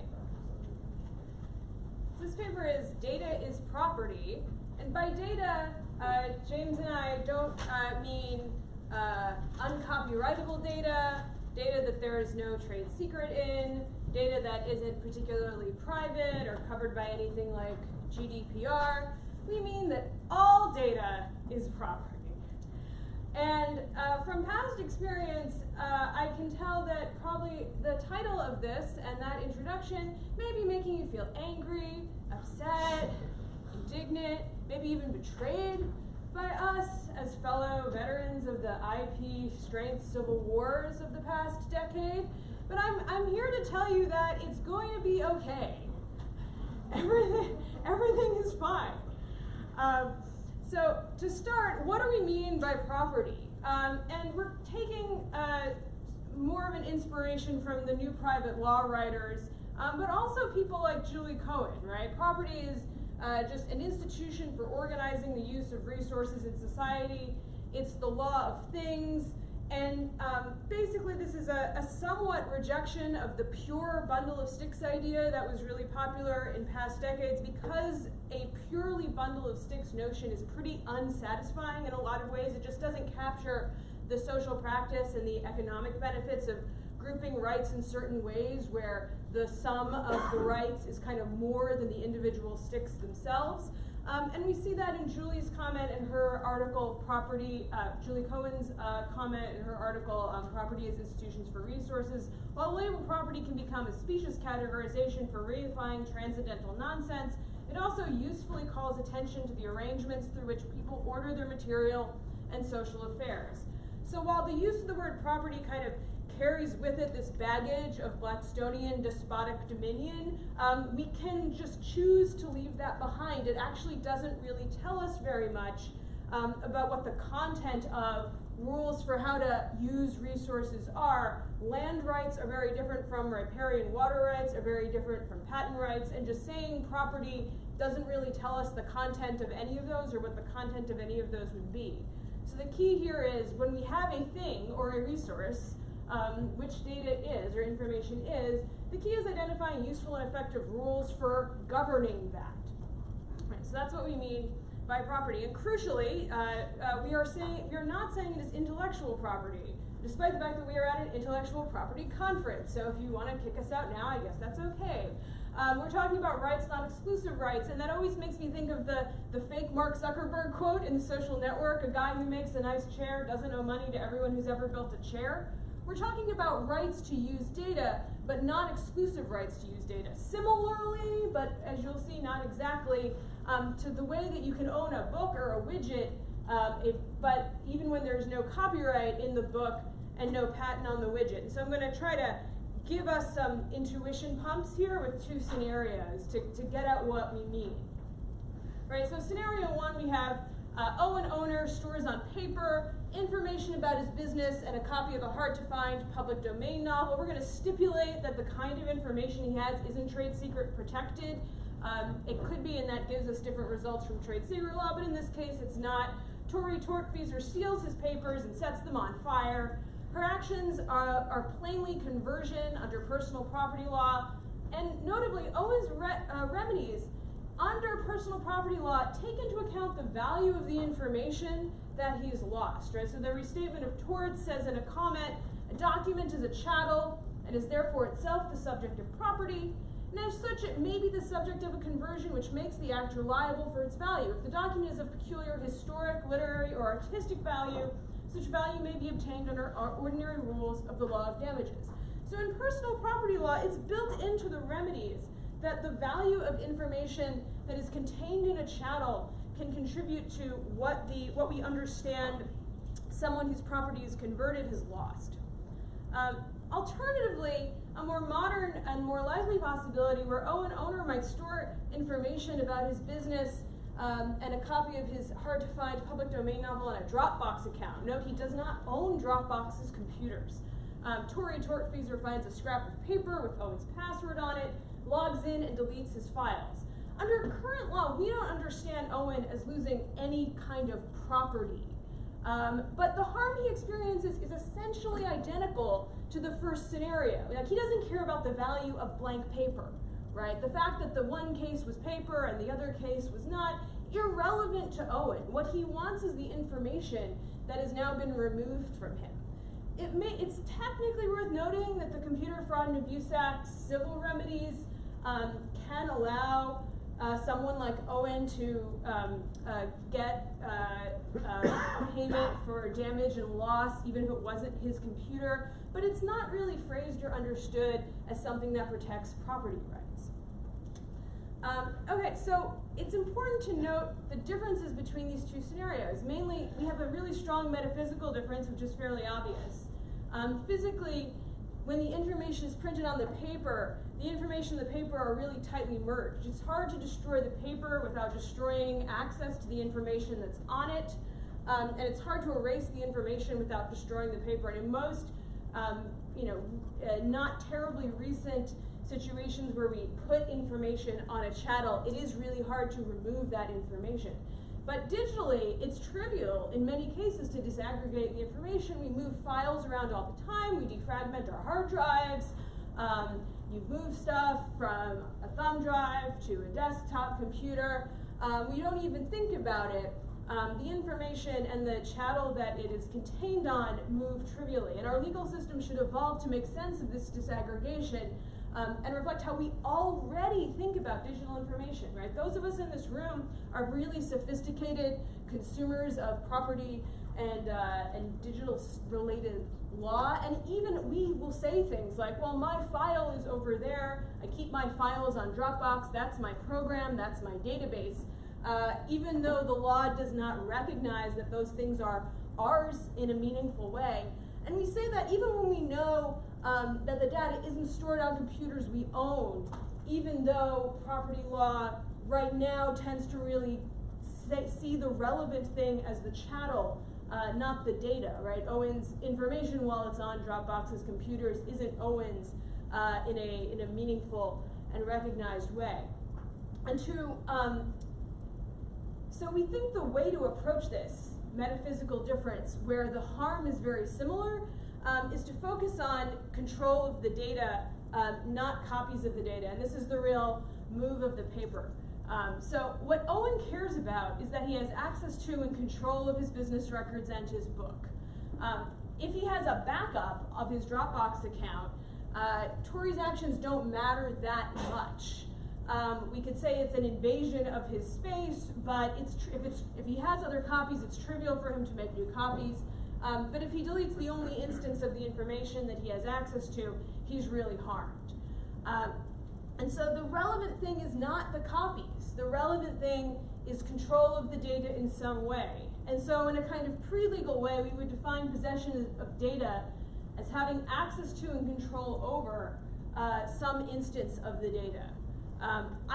Instance is very similar to the meaning of copies, it's just the manifestation, but I like it because it kind of evokes the object-oriented programming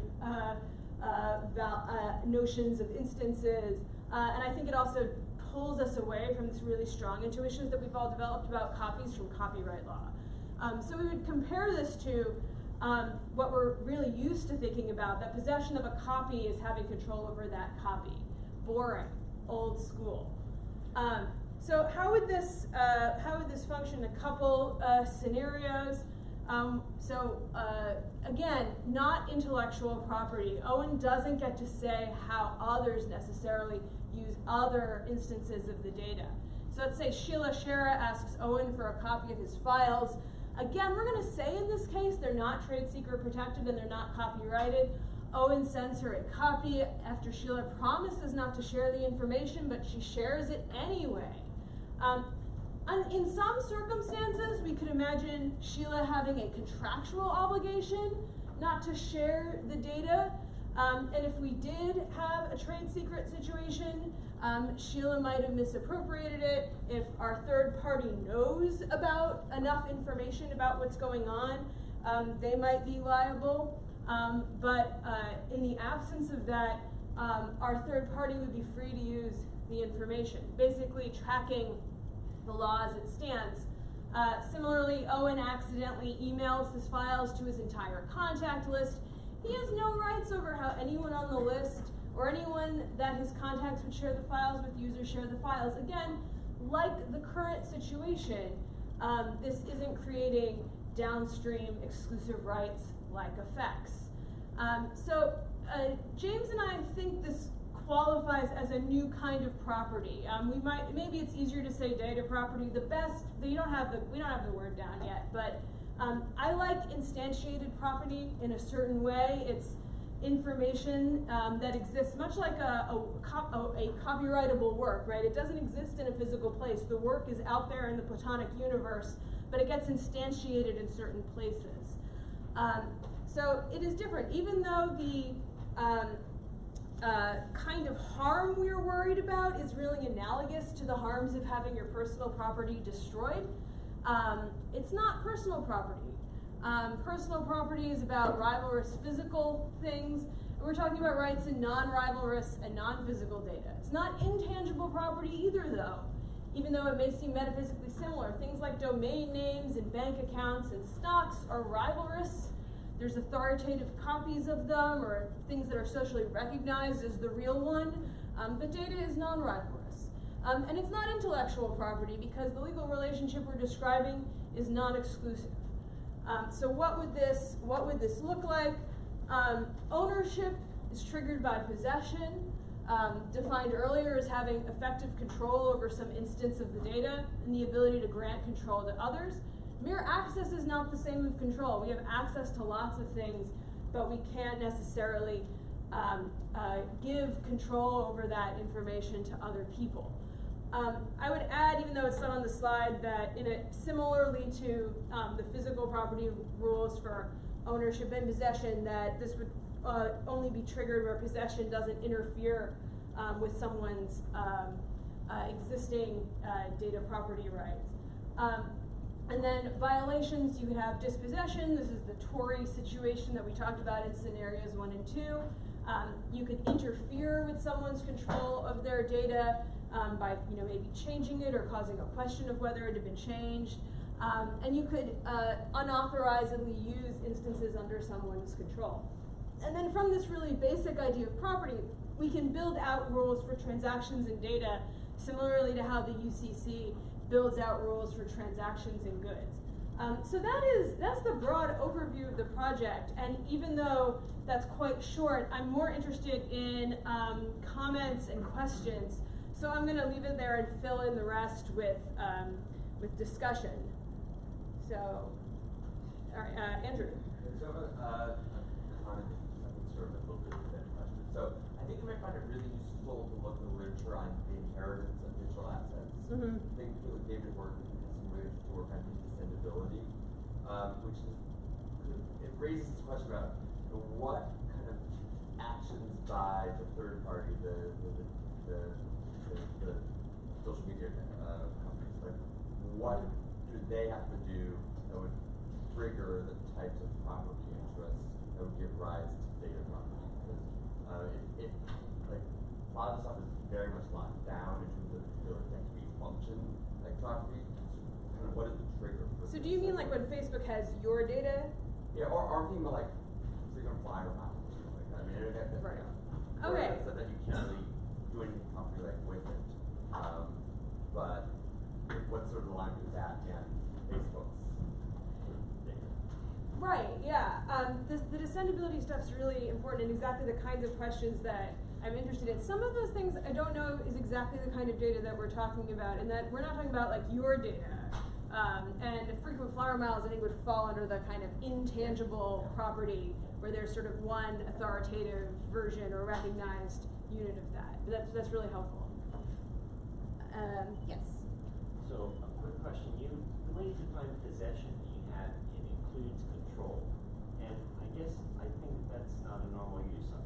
For example, I have your Brooklyn biography up on my screen. I think I'm in possession of this information that you were a visiting scholar in Georgetown. All this stuff. I don't control it. I do believe I possess it. I think you do control it because you possess it, in the sense that you have that data. How should I edit it? You have it. No, but that's you're thinking in the intellectual property way. No. Like you have your version, I have mine. If someone else has it on their computer, they have their own version. You could make copies of that yourself. You can edit it. You can change it. That's in your possession. You control that. So you mean if there was a technological protection measure, not to be too IP, that prevented me from doing anything but seeing it, you would say that it's not in my possession? I would say that's then you would just have access. Okay. Yeah. Even though it's in my head. It could be, I mean, then maybe you you can write it somewhere else, but in terms of, for something more sophisticated than words, let's say it's a, movie, it might be in your head, but that's not relevant. But if you couldn't make a copy yourself and move it around, then that wouldn't be control. And the idea of control comes from a lot of the kind of restatement language. A lot of the definitions of property and possession really do tie to control, even though we don't tend to talk about it that way as much. Dave. So I was convinced by this title. I had none of the emotional reaction you described in the first slide. But but now you do not believe any of it. Here is my question. I'd be curious. I just think this paper would benefit from talking about how your version of property interacts with other existing rights, right? Some of which are already property rights, like copyright, and some of which are not, like privacy torts. And I think this is true for a couple reasons. The first is that there are already other ways in which we already think about data as property that would help to disentangle, just to clarify what you're talking about as compared to those, right? So for example, in the presentation, you're like, oh, I mean this in the property, not intellectual property sense. And I'm not sure what that distinction is, but it might be good to highlight because I think it's super important to the thing that you're trying to do in the paper. But second, I was just curious, it doesn't necessarily, you don't necessarily need to be addressing some unique harm or social problem, but I was trying to figure out, what is the place where law doesn't already address the thing you want property to do, right? Because in many of these scenarios, it's true that, contracts might not work or a tort might not be relevant, but it might, right? And also, it seems like it's just not obvious to me why it's important for there to be a new conception of property to address a particular thing that's happening in law. And I think that might be because you do this work with hypotheticals, and I wonder if there are actual, news items or social controversies or cases that show where an important thing falls through the cracks because we fail to conceive of something as property.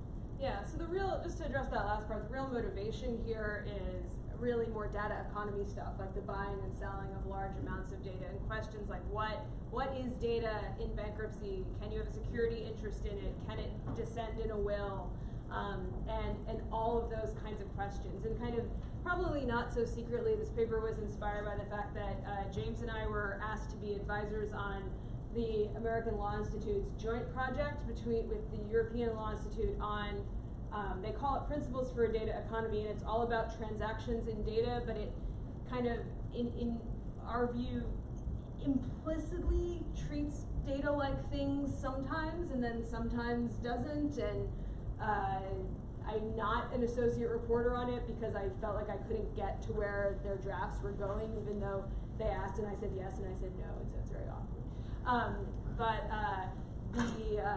So it's motivated by these sort of bigger picture big company economic stuff. Yeah, so just one quick follow-up. Yeah. When you talk about that in the paper too, sometimes I feel like it doesn't disentangle property as a metaphor, and property is black letter law, right? I get that you're making a conceptualist move, and that's fine. But there are two different conceptualist ideas that you have to disentangle, right? Just because of an intuition that something feels like property doesn't necessarily translate into the normative result that we should develop black letter law to make it property. Sure. All right. Yeah. Yes, I'm just wondering, do you think your property theory here also conceives of data as the same no matter where it is? I mean, always a perfect replacement? Because here you're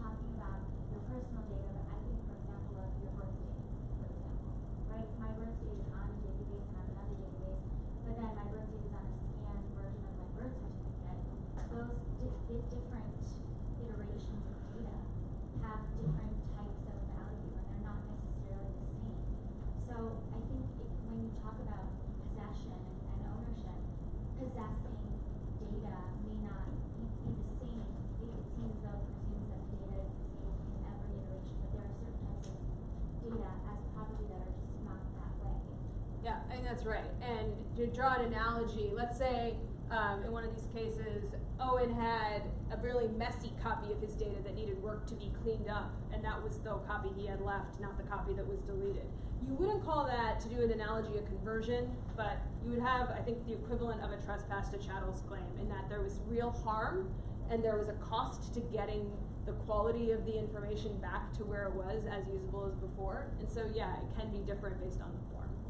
Yeah, Michael. So this is a great project and useful. I've had a version of this thought process and conversation when talking to scientists about their data sets, where if it's all factual data, there's no copyright, there's no trade secret, they want to move to another university, and whose data is it? It's sitting on a university server, and it's a unique set of bits. I mean, to me, trying to explain it was it's writes in the bits themselves rather than in the information encoded in the bits. And I think it's a really useful distinction, and like you, it's the harm arises when the unique set of bits gets tampered with, destroyed, and so I think there are real world instances where explaining this is useful.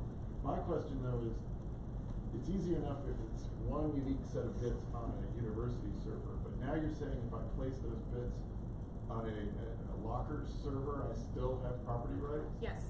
Because then the law of bailment, you're going to make them bailors? They're going to resist that way. Yeah, I think that's fascinating is the amount. I was looking at how physical storage companies disclaim the heck out of things, and yet, so like bailment law can be protective, but doing a kind of comparison between, say, Dropbox and like, small stealth storage is pretty, they're more alike than you would think. But do I have a takings claim if I had all my data on Mega Upload and then the Department of Justice sees those servers? I actually think you might. Yeah, I actually think you do, because if it was a big storage facility that had some illegal files and someone took everything physically in the building, and you were like, hey, my stuff is in there, you would have a claim in the physical world. So I think yes. I was thinking Mega Upload this morning. Yeah. Should we just finish? I'll just do one. Just say quick things. So this actually builds on this thing. So I think this project is super interesting. The motivating example is really compelling. So then I'm wondering what is motivating the property rules that you're developing here. So I'm really interested in working out about accidentally emailing the files to someone. Because the law of gift would say there's no intent to gift. The law of abandonment would say there's no intent to abandon. So what's driving the outcome that you propose in that accidental email scenario? Is it the fact of non-rivalry, or is it the intent of the original owner that matters more? And what's the motivation and what's driving the choice amongst the motivations about your data property rules? I'd love to answer, but my time is, I have negative 30 seconds, but it's a really good question, and we'll talk afterwards. The short answer is I can talk as I turn this off. It's because it's non-rivalrous, it's a different piece of property. It is not, he didn't abandon, right? It's someone else's. It's just a new thing. We just made a new thing. All right, next. Thank you.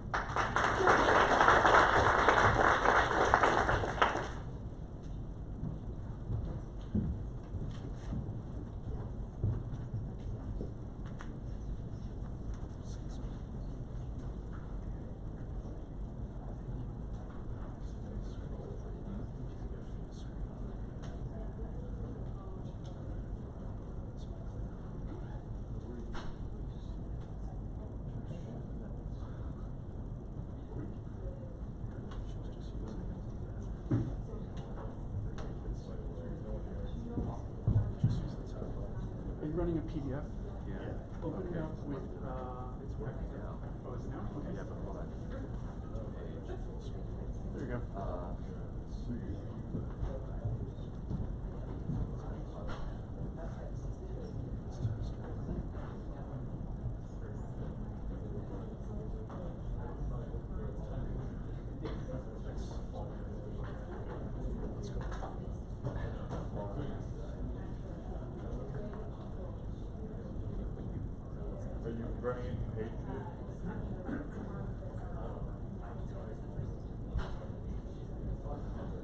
Anthony, are you looking to scroll by page? Yeah. So is it page view? So you can advance just by page?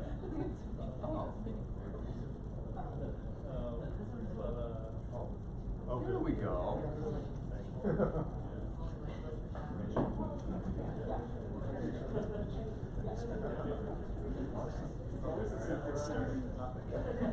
All right, hello everyone, I'm Tony Bellini, I'm with DePaul. Thank you so much in advance for listening and for your comments. This is my work in progress, delivering a perspective on technology education for law students.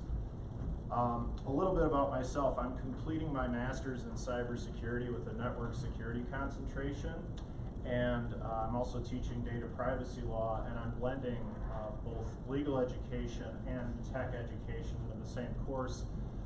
Another brief tidbit is I work very closely with Ellen Gudiantov in launching our cross-listing program, where our law students are able to take select IT courses from our computing school in an effort to try to produce more tech-savvy law graduates. So enough about me. Let's talk about the need for tech education.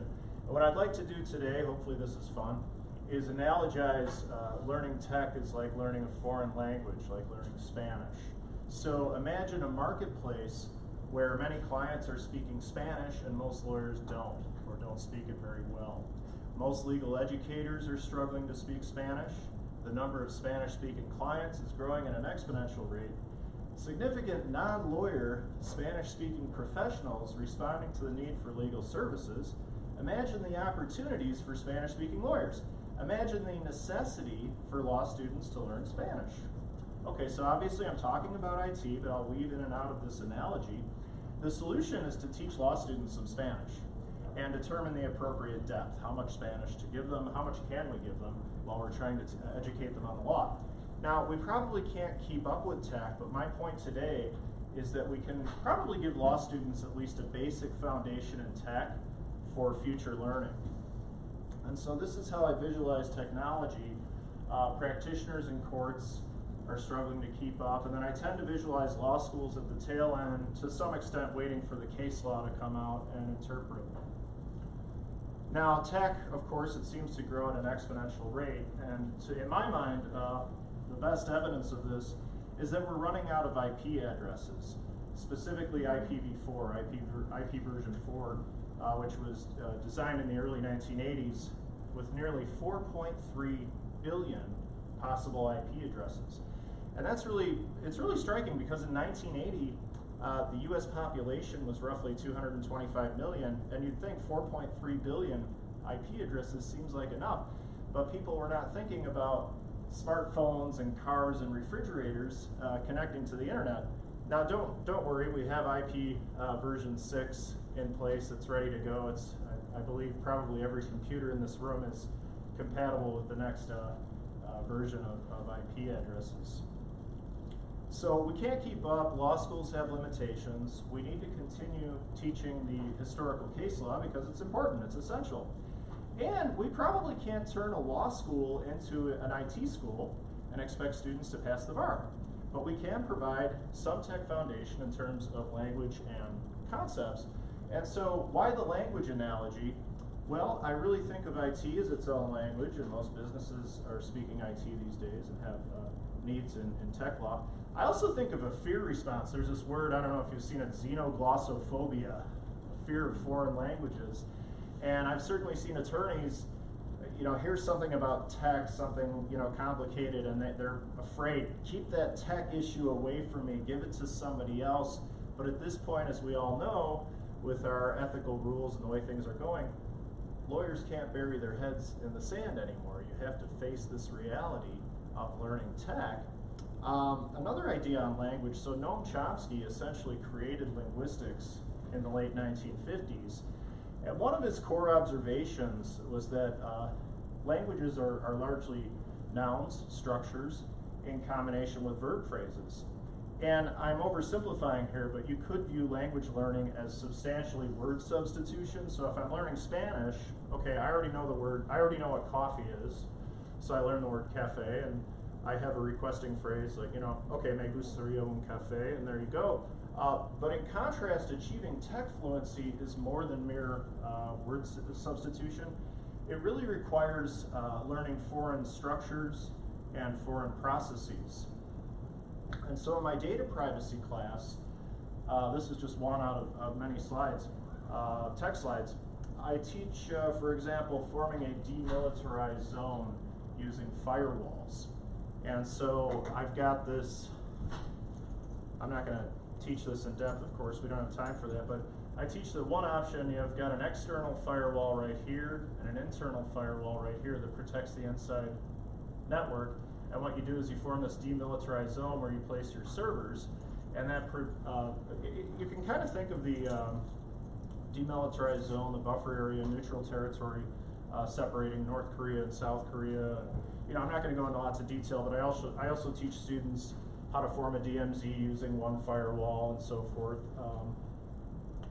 Other examples, I'll show a basic network topology, and I'll show students how you can block a bad actor's IP address. And it seems to me that this background would be really helpful for somebody working in data privacy, cybersecurity law. I mean, all you have to do is think about this recent Capital One breach, nearly a third of the US population, data exposed, and that involved mismanagement of firewall rules. And so I believe right now Amazon is saying, well, Capital One, it's your fault. You didn't manage your firewall rules properly. Who knows, maybe Capital One might fire back and say, you should have told us about this vulnerability. So I think if you're a lawyer working on those issues, having some background in network security would be really helpful. And so for students, students learning the language of tech should be really helpful for navigating both current and future legal issues. So I could have made this list of statutes much longer, but just a few examples. HIPAA, Gramm-Leach-Bliley Act, GDPR all have express cybersecurity requirements. Other statutes essentially indirectly require cybersecurity. What I find really the most intriguing bullet here is the bottom one. To me, it's most intriguing. 2 states now require tech-focused CLE, and I think other states are probably going to follow suit, given the importance of tech. And so a little more on the need. So Peter Swire, renowned privacy expert, has discussed the need for a new middle layer of professionals who are knowledgeable in both law and tech. And these folks will liaise between upper management and the technologists, and they can be lawyers or non-lawyers. And so Peter developed this cybersecurity pedagogical framework where he takes the existing OSI model of computing, I'll show that on the next slide, but he takes the OSI model of computing layers 1 through 7, and he adds his layer 8, his layer 9, and layer 10, sort of human management layers on top of those IT layers.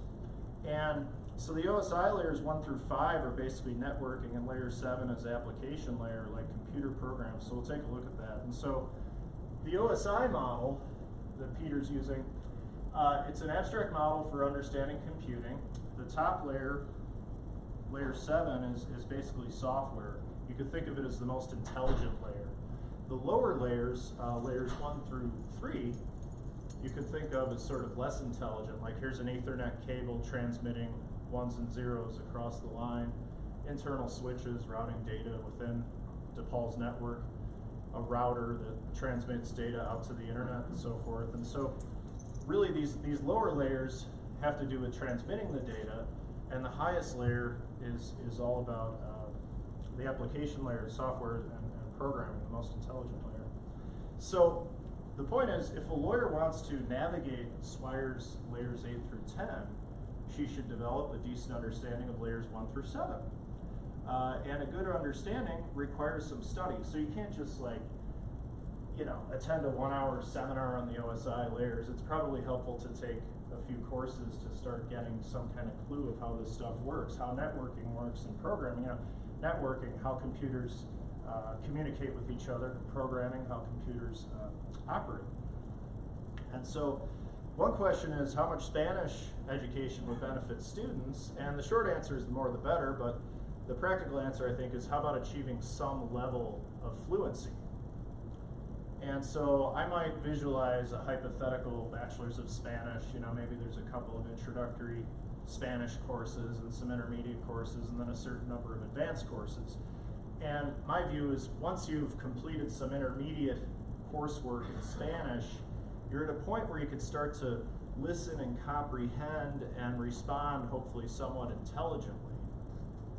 And so with this in mind, you know, my idea is maybe a range of somewhere in the neighborhood of 3 to 6 tech-focused courses might give you some of this foundation for further learning outside of law school, you know, rather than knowing nothing. And in my own experience working on my master's, after 5 or 6 IT courses, I could have somewhat intelligent conversations with technology executives and kind of understand what they were talking about and ask questions that weren't totally stupid. So let's, just for fun, take some language concepts. So Spanish immersion is one concept. So you might see conferences with technologists and lawyers. You could place law students and IT students in the same course. So you see that going on in some places. We do that here. Hire a translator. Well, this is pretty wild. So Georgetown hired a non-lawyer computer scientist to join its full-time law faculty. That's pretty cool. And so he'll be teaching, Professor Matt Blaze, teaching interdisciplinary courses, law meets tech. And certainly JD professors with tech background would be helpful. I guess that's a plug for myself. A semester abroad. Certainly law schools could encourage tech-focused internships at a variety of different places, law firms, in-house, consulting, technology firms. Spanish for lawyers. Okay, so a variety of law schools offer programming for lawyers courses, which I think is great, so keep up the good work. Another option to think about, which we do at DePaul, is cross-listing introductory programming. It's just another way to accomplish the goal. And I guess the benefit of this approach is that law students practice their communication with technologists. You know, they're in the same classroom. And also another idea to think about is, you know, we tend to be sort of siloed creatures. You know, I'm teaching law or somebody else is teaching tech. A computing school course, in some instances, well, you're pretty sure that it's going to have a good depth of IT instruction. And so there could be some law courses out there where the law professor is focusing, you know, 90% on the law and only 10% on the tech. It's conceivable. But, you know, I have to talk to people and see what they're doing. The next concept is Spanglish. Okay, so mix of Spanish and English. And so interdisciplinary law courses with substantial tech component. And what's really important is to not only teach tech, because I'm sure various law professors teach tech, but also to test on tech concepts. So my final exam in data privacy, I'll have questions like briefly describe how VPN works or how DNS works, or I'll have multiple choice questions on how public key encryption works. And public key encryption, I mean, that's a really important concept. You know, there's so much talk about blockchain in the law. Well, that relies heavily on public key encryption, so it might be helpful for law students to understand, you know, to authenticate the sender of a message, to use the public key or the private key, you know, issues like that. And so actually in my data privacy law course, I start off with a 45-minute lecture on how the internet works with fairly granular details, because I've talked to tech attorneys who've said the first thing I do with a new associate is I teach that person how the internet works as sort of a foundation. And so after I do that, I sprinkle in other tech concepts throughout the course. And I think my content is probably somewhere in the neighborhood of 25 to 30% tech content, and the rest is law. I'm also working with a colleague in our computing school on a cybersecurity law course, and we've decided to focus on, give some good focus to programming and digital forensics. So like with the programming aspect, security by design, for example. And so putting these ideas together, here's where I'm at the moment, and I look forward to your thoughts. Main priority to me is to provide some under-the-hood instruction in networking and programming with an emphasis on security as sort of a foundation. And emphasis on security is important because it's possible to learn programming and networking without any focus on security, but security is so important in the law that I think it should be emphasized. And so the benefits here is enables foundational understanding of OSI layers 1 through 7 for effective navigation of SWIRES layers 8 through 10. And to me, this foundational understanding is perhaps more important than learning this year's popular legal practice tools. I still encourage learning, popular legal practice tools, but I think this foundation is more important. And so there's different ways to implement. So you could have cross-listed IT courses and or customized for lawyers courses and or interdisciplinary law courses. So there's lots of ways to achieve this curricular priority. And again, testing the tech is really important. And then the additional priority, the way I see it, is teach whatever else you want in tech. Any areas that students are interested in, then that you have people available to teach. So e-discovery, forensics, IT project management, blockchain, AI, disaster recovery, data analytics, all sorts of things, whatever you want to do. And really these additional courses will reinforce or build upon the tech vocabulary and increase fluency. And so one thing I want to point out with this main priority, the myth of the digital native, which I'm sure many of you have read about, really the way I look at it, millennials often understand the user side of tech, but the under the hood stuff they don't know about unless they've studied tech in the past. Another idea, my last bullet here, I already talked about the second one. The brilliance of Swire's model is that learning OSI layers 1 through 7, basically learning computers, is useful for managing all areas of tech, not just cybersecurity. So if you have a contract for the purchase or sale of IT products or services, basically understanding computing is going to help you with that. And so one author said, look, for the future of law practice, students with a computer science degree are better prepared than other students. And so the question that I was thinking of is why? They're probably not doing the IT work. And my answer is, well, they have tech fluency to handle the legal issues. They're in a good position to manage all sorts of things, security by design, and legal process design, incident response. And again, big idea in my mind is that a law school can provide some level of tech fluency without the need for students to necessarily do a joint degree JDMS, because as we know, that's a lot of work. Most students don't want to do that.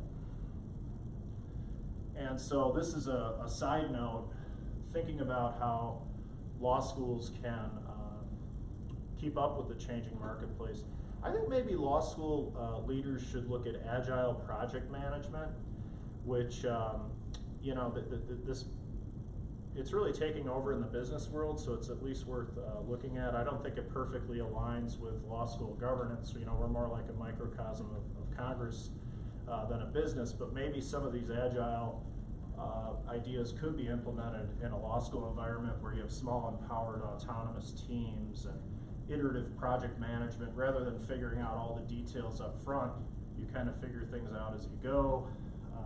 It's advertised as having less bureaucracy, fewer meetings, higher employee satisfaction, perceived by traditional managers as radical anarchy. I say, well, study the anarchy. It sounds like fun.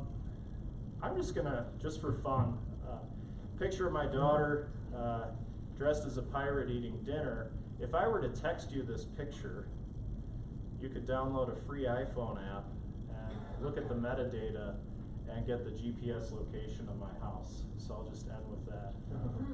Well, John McAfee. Well, okay, I gotta say that.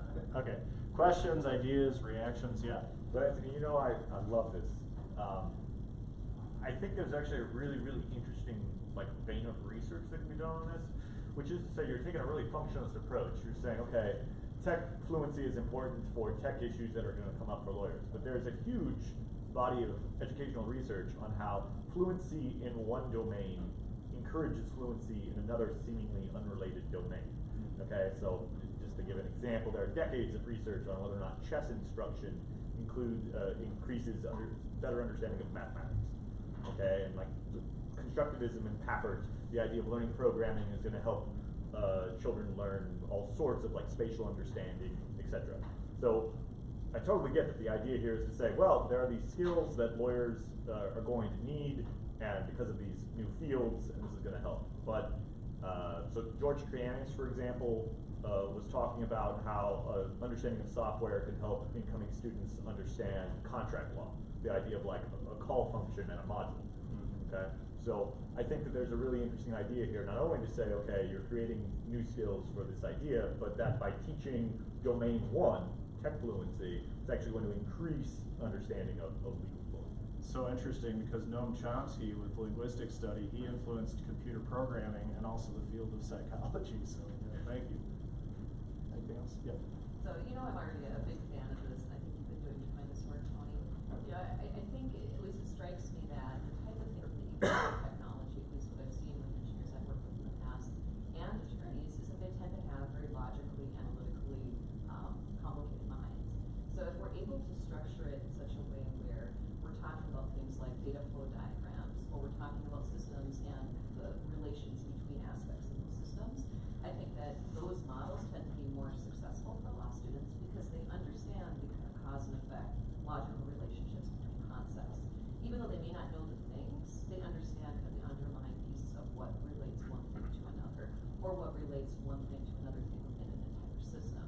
And so one of the recommendations I think I would make is, if there's a way to almost work backwards, take more of a case study type of an approach. I know we haven't done that in the past, but starting with, here's what happened, here was a legal repercussion.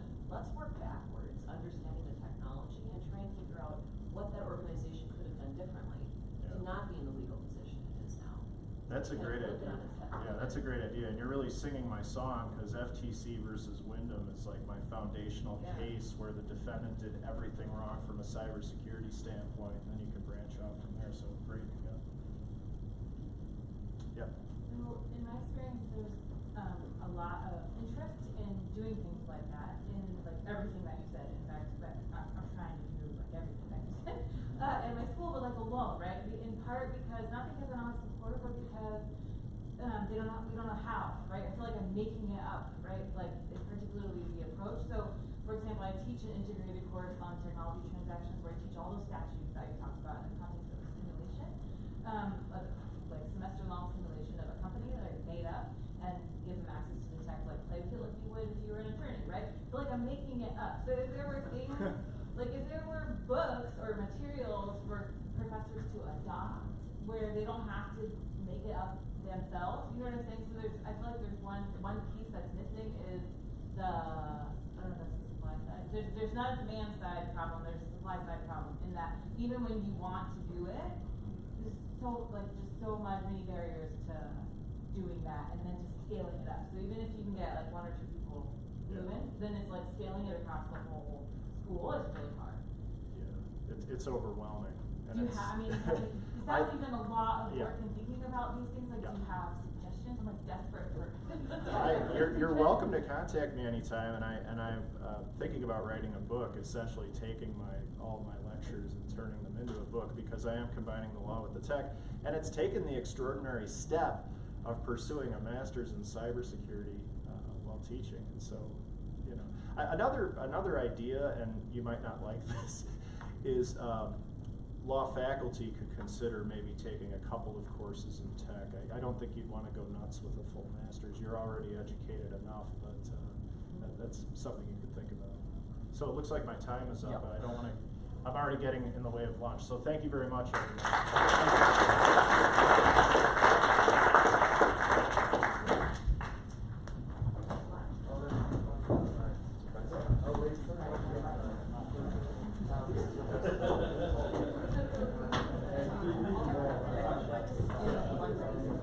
Hey, you got some really good feedback.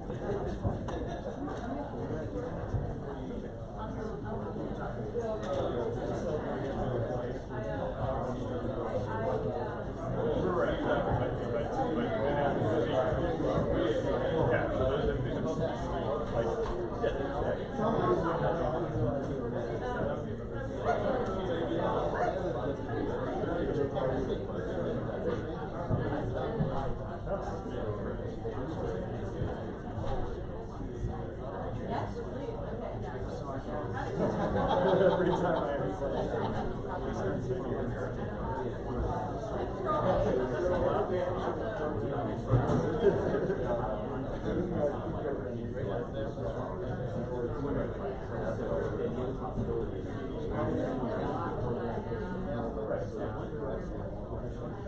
Sorry.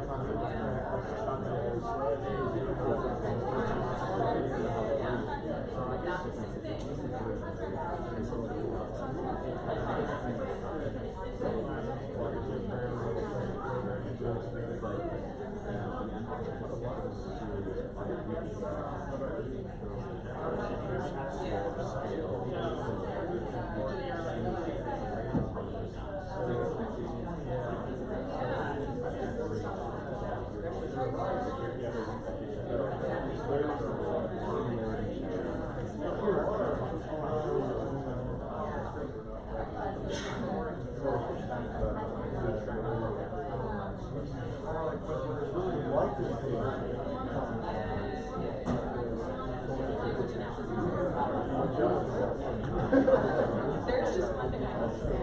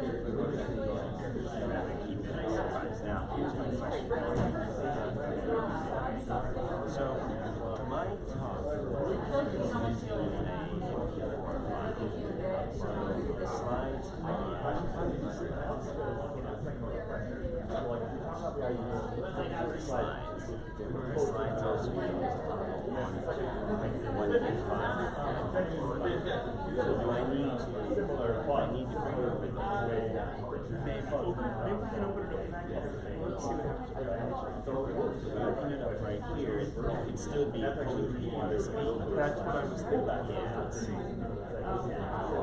But the way to handle this might just be to load it directly to your computer. Or to put it to, when you come in, you put it in the USB, it's just right down here. Or we can put it on the desktop, we can see what happens. Click on the why would it moving on that? They're not thinking that, they will shoot. Certainly.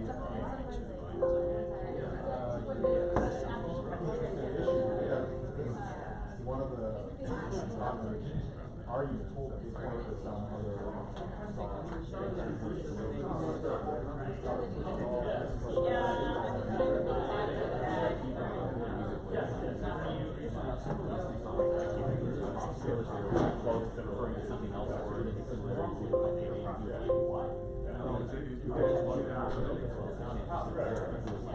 like B and C are similar because they're both copies of A, so they can't. Right, yeah. It seems like it's easier. I get your point, right? Pre-selection.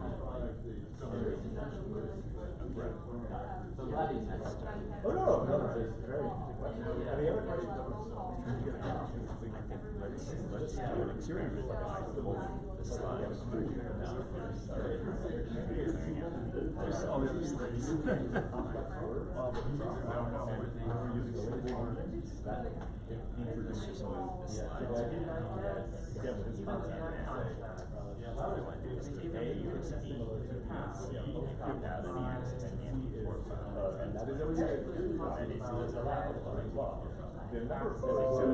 That's I was actually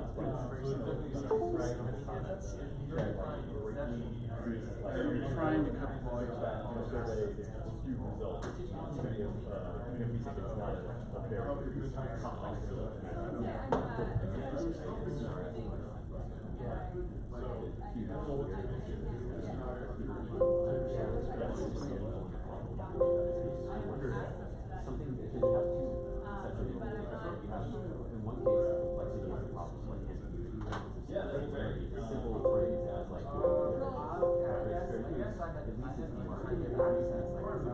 So like your mom, your more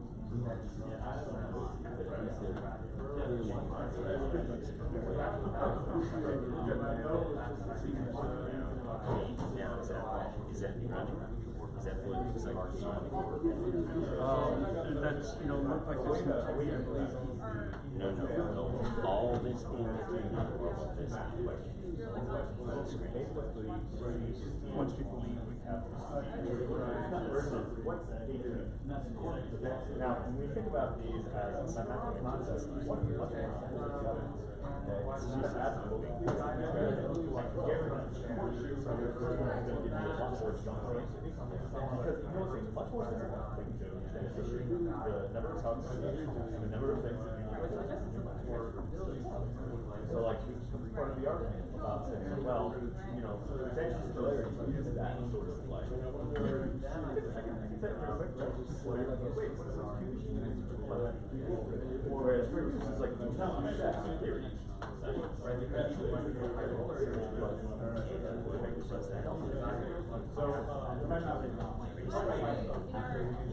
especially because putting an argument on summary judgment, and it's much easier to make an alternative.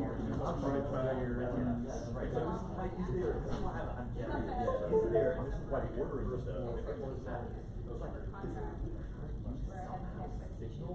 something that poisons other things. Like this is like why wouldn't you do it? It's one possibility. Sometimes in criminal cases they say don't want multiple charges because people will assume that they just have to go with it. Right. If something wrong has been done in the life, you know, you call it the lesson. And I think the way it works here is that it's not multiple ways to infringement. It's like that's figured out. But well, I think sort of along that line at trial there is some tension, even though there's no rule against it, there's some tension to saying independent creation be the better person. And there's a little bit of some tension because we're very good at deliberate. Right. I've never even I've never even heard it, but if I did hear it, that it was this, and that's that's so good. before we load the slideshow, we have to enable. I understand. Right, but it's still gonna, it's trying to load the slideshow, so we wait for it to close it. So can you tell me? Because that's what happened last time. When it loaded. It's UC and So I just and then ask about but the thing is like the whole experience but now it's more inclined to find that because they're part of their mind that well yeah those are chemical lines but maybe they're fairy lines and so it's really interesting to see coordinating because if that happens then maybe there is some logic to maybe like foregoing fair use in front of the jury to maybe how is it a jury that you're not very confident about or it comes from a frame's mind to find it just the same What's going on? He wants to make sure his slideshow works, so we're trying it. Can we cut the volume for a moment? I don't know if controller does it. It's not that good. But then when I try to trace out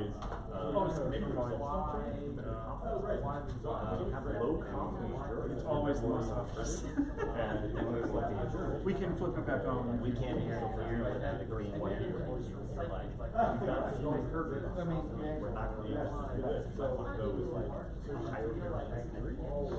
Lunch is on the 11th floor. So it's like better people are more likely to Turning it to mute here doesn't help any of this. We wouldn't be able to tell that if the audio's It's one of the reasons why sort of alleviated the tension. Another case where they said they borrowed.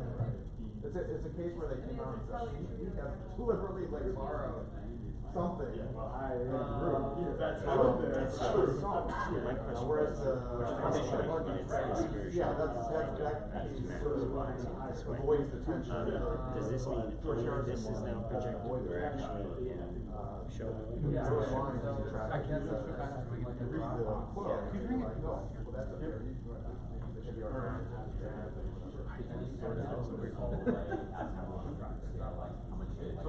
Just to remind you, lunch is up on the 11th floor right now. What's that? Lunch is on the 11th floor right now. Right. So yeah, so maybe that's But you do come on this, yeah, the idea would be, would you want some security They don't always recognize blurred lines. Blurred lines doesn't mean, blurred lines. So, we asked the question, did you recognize other than ours? Would you like those? And you could, in theory. That's next slide, I'm so sorry. Would I like the 3 pages, 4 pages printed off this? I was about to text you about this. That's a separate Can you document. email it to me? Right, I can, but I can't. Give it to me, I'll print it out for you. All I need is 14 to 17. 14 to 17, actually, it's probably better to show it. The file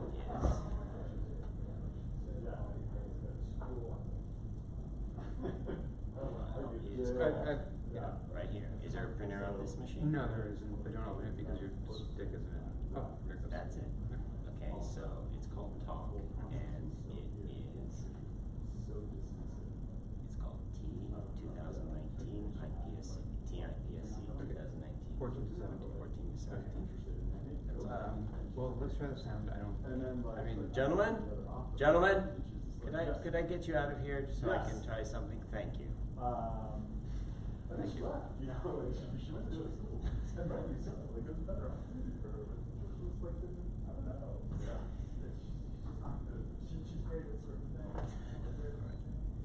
Okay, now you can activate the screen if you want. He's already doing it. Just takes one. Put it on. Did you? Yeah. Okay. How do I go from this to full screen? Go to display settings. This. Upper left. Yeah. And then go to swap presenter view and slideshow. Guess that.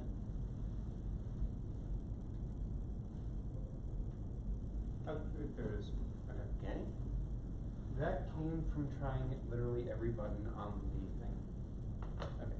And you want to try the sound. Right now. Nothing. Okay, we need to turn up massive.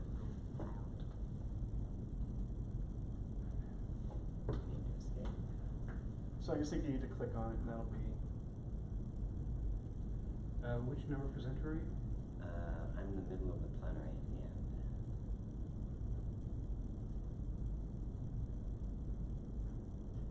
Wow, this is like so complicated. When there's so many haters, I really don't care because their data has made me rich beyond my wildest dreams. My decision to believe in Spectre literally gave me my ratings and my fan base. I feel really blessed because I genuinely love the process of manipulating people online for money. Isn't that delicious? It's frightening. Okay, why did it go blank? Because the video ended, you just need to. When there's so many. See the footer. Right, but okay. When there's so many haters, I really don't care because their data has made me rich beyond my wildest dreams. My decision to believe in Spectre literally gave me my ratings and my fan base. I feel really blessed because I genuinely love the process of manipulating people online for money. That looked good. Okay, let's see. Let's try a couple of them more. Is that doesn't have that voice again because I don't have time. But I want to see here. Let's see if we get the motion. See the motion? Yep. The Mona Lisa's. Everything's moving. So yeah, you just have to click on it. Okay, great.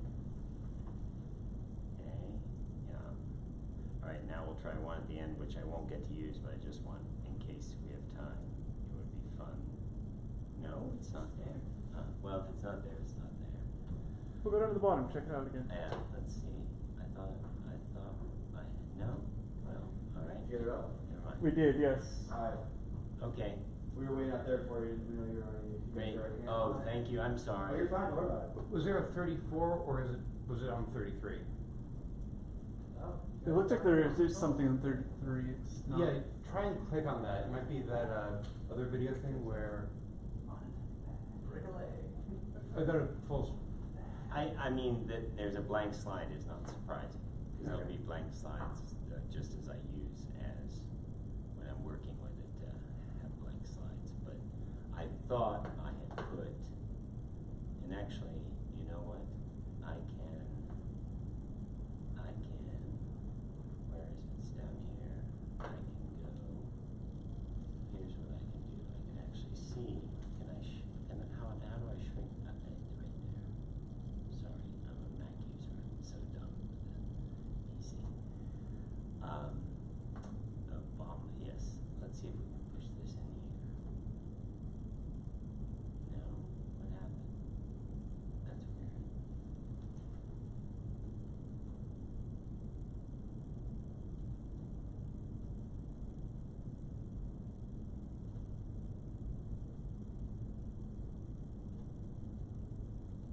No, I can't make it won't run, huh? Okay, so actually it did try. There's something in there, it just won't run. Yeah. That's what I thought. You could always just play the video from your file too. Yeah. If you have time. Let's see. We're entering an era in which our enemies can make it look like anyone is saying anything at any point in time, even if they would never say those things. So, for instance, they could have me say things like, I don't know, Killmonger was right, or Ben Carson is in the sunken place, or, how about this, simply, President Trump is a total and complete dick. Now, you see, I would never say these things, at least not in a public address, but someone else would. Someone like Jordan Peele. This is a dangerous time. Moving forward, we need to be more vigilant with what we trust from the internet. That's a time when we need to rely on trusted news sources. Pretty cool. It may sound basic, but how we move forward in the age of information is going to be the difference between whether we survive or whether we become some kind of up dystopia. Thank you. Stay woke, bitches. All right. I will print out the PowerPoint pages of your talk. Thank you. You're welcome. Regards to any other help though? Or do you No, I'm good. Awesome. I'm gonna just leave this down at the bottom. Yeah. Actually, what I'm gonna do is I'm gonna take off that slide, just to avoid whatever danger that might be. Well, the room is yours for a little bit. Don't forget to eat some. Alright, thanks.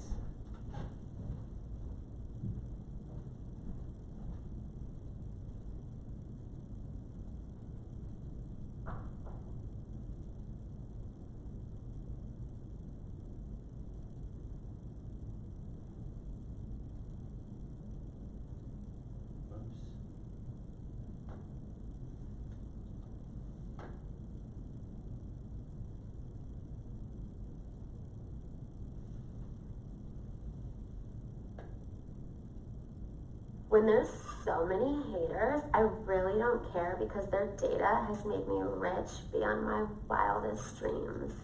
My decision to believe in Spectre literally gave me my ratings and my fan base. I feel really blessed because I genuinely love the process of manipulating people online for money.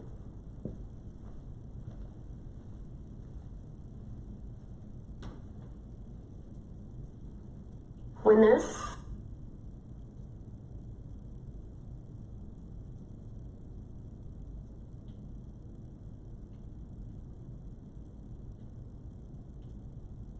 there's so many haters, I really don't care because their data has made me rich beyond my wildest dreams. My decision to believe in Spectre literally gave me my ratings and my fan base. I feel really blessed because I genuinely love the process of manipulating people online for money.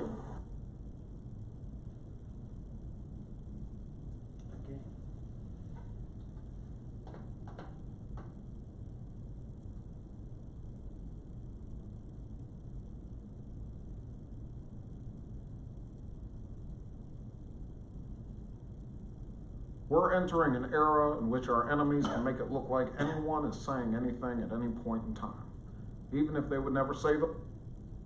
We're entering an era in which our enemies can make it look like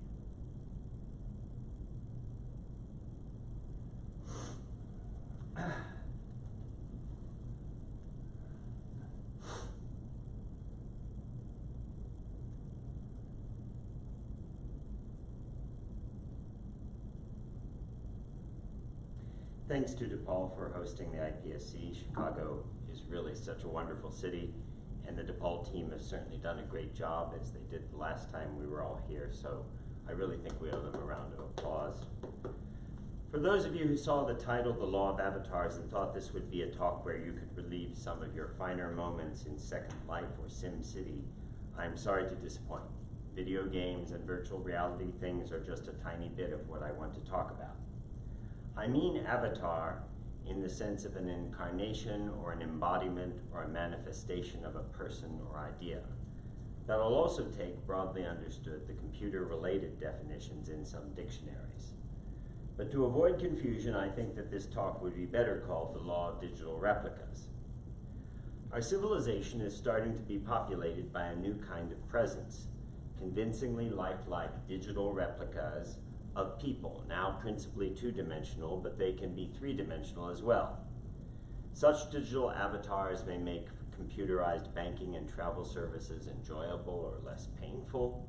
They may make it fun to ask for information at an information desk, and they may provide at least some form of companionship to the elderly, the infirm, or the simply lonely. A lot of what digital avatars will do is really cool. Digital avatars can also be convincingly lifelike replicas of people we know. And when they are convincing replicas of people we know, a Pandora's box of potential problems arises simply because these replicas can be used in context where the person represented was never actually present and did not say or did not do the things represented to be said or done. The range of potential and authorized uses of digital avatars is stunning, and so is the range of potentially applicable legal doctrines. right of publicity, defamation, Lanham Act, privacy, fraud, it goes on. And so let's start by considering some of the issues. I don't know about you, but there's not much in Kim Kardashian's life that has ever interested me. But she got my attention recently for two things. First, she is seeking to register a trademark in kimono for lingerie. Get it? Kim-ono. I really like this because it requires you to mispronounce the Japanese. Now, my geeky trademark mind immediately went to, oh, that's interesting. Lingerie, kimono, fanciful, suggestive, deceptive, deceptively misdescriptive under 2E1. But of course, it's also arguably cultural appropriation, the point of this op-ed in the LA Times. The second thing about Kim Kardashian that really caught my attention isn't about Kim at all, but one of her digital replicas. This is Kim explaining her allegiance to the evil organization Spectre. Yes, James Bond franchise fans, and how Spectre has helped her exploit her fan base.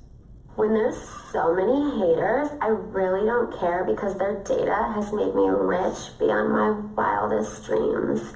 My decision to believe in Spectre literally gave me my ratings and my fan base. I feel really blessed because I genuinely love the process of manipulating people online for money.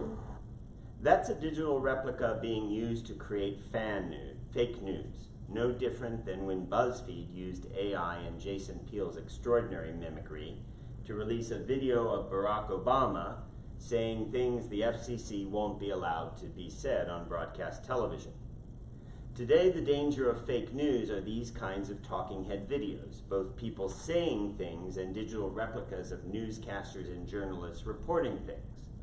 Imagine on the eve of an election, a digital replica of a respected newscaster is in a video clip targeted at African American households, telling them that there's a curfew or that voting hours have been changed.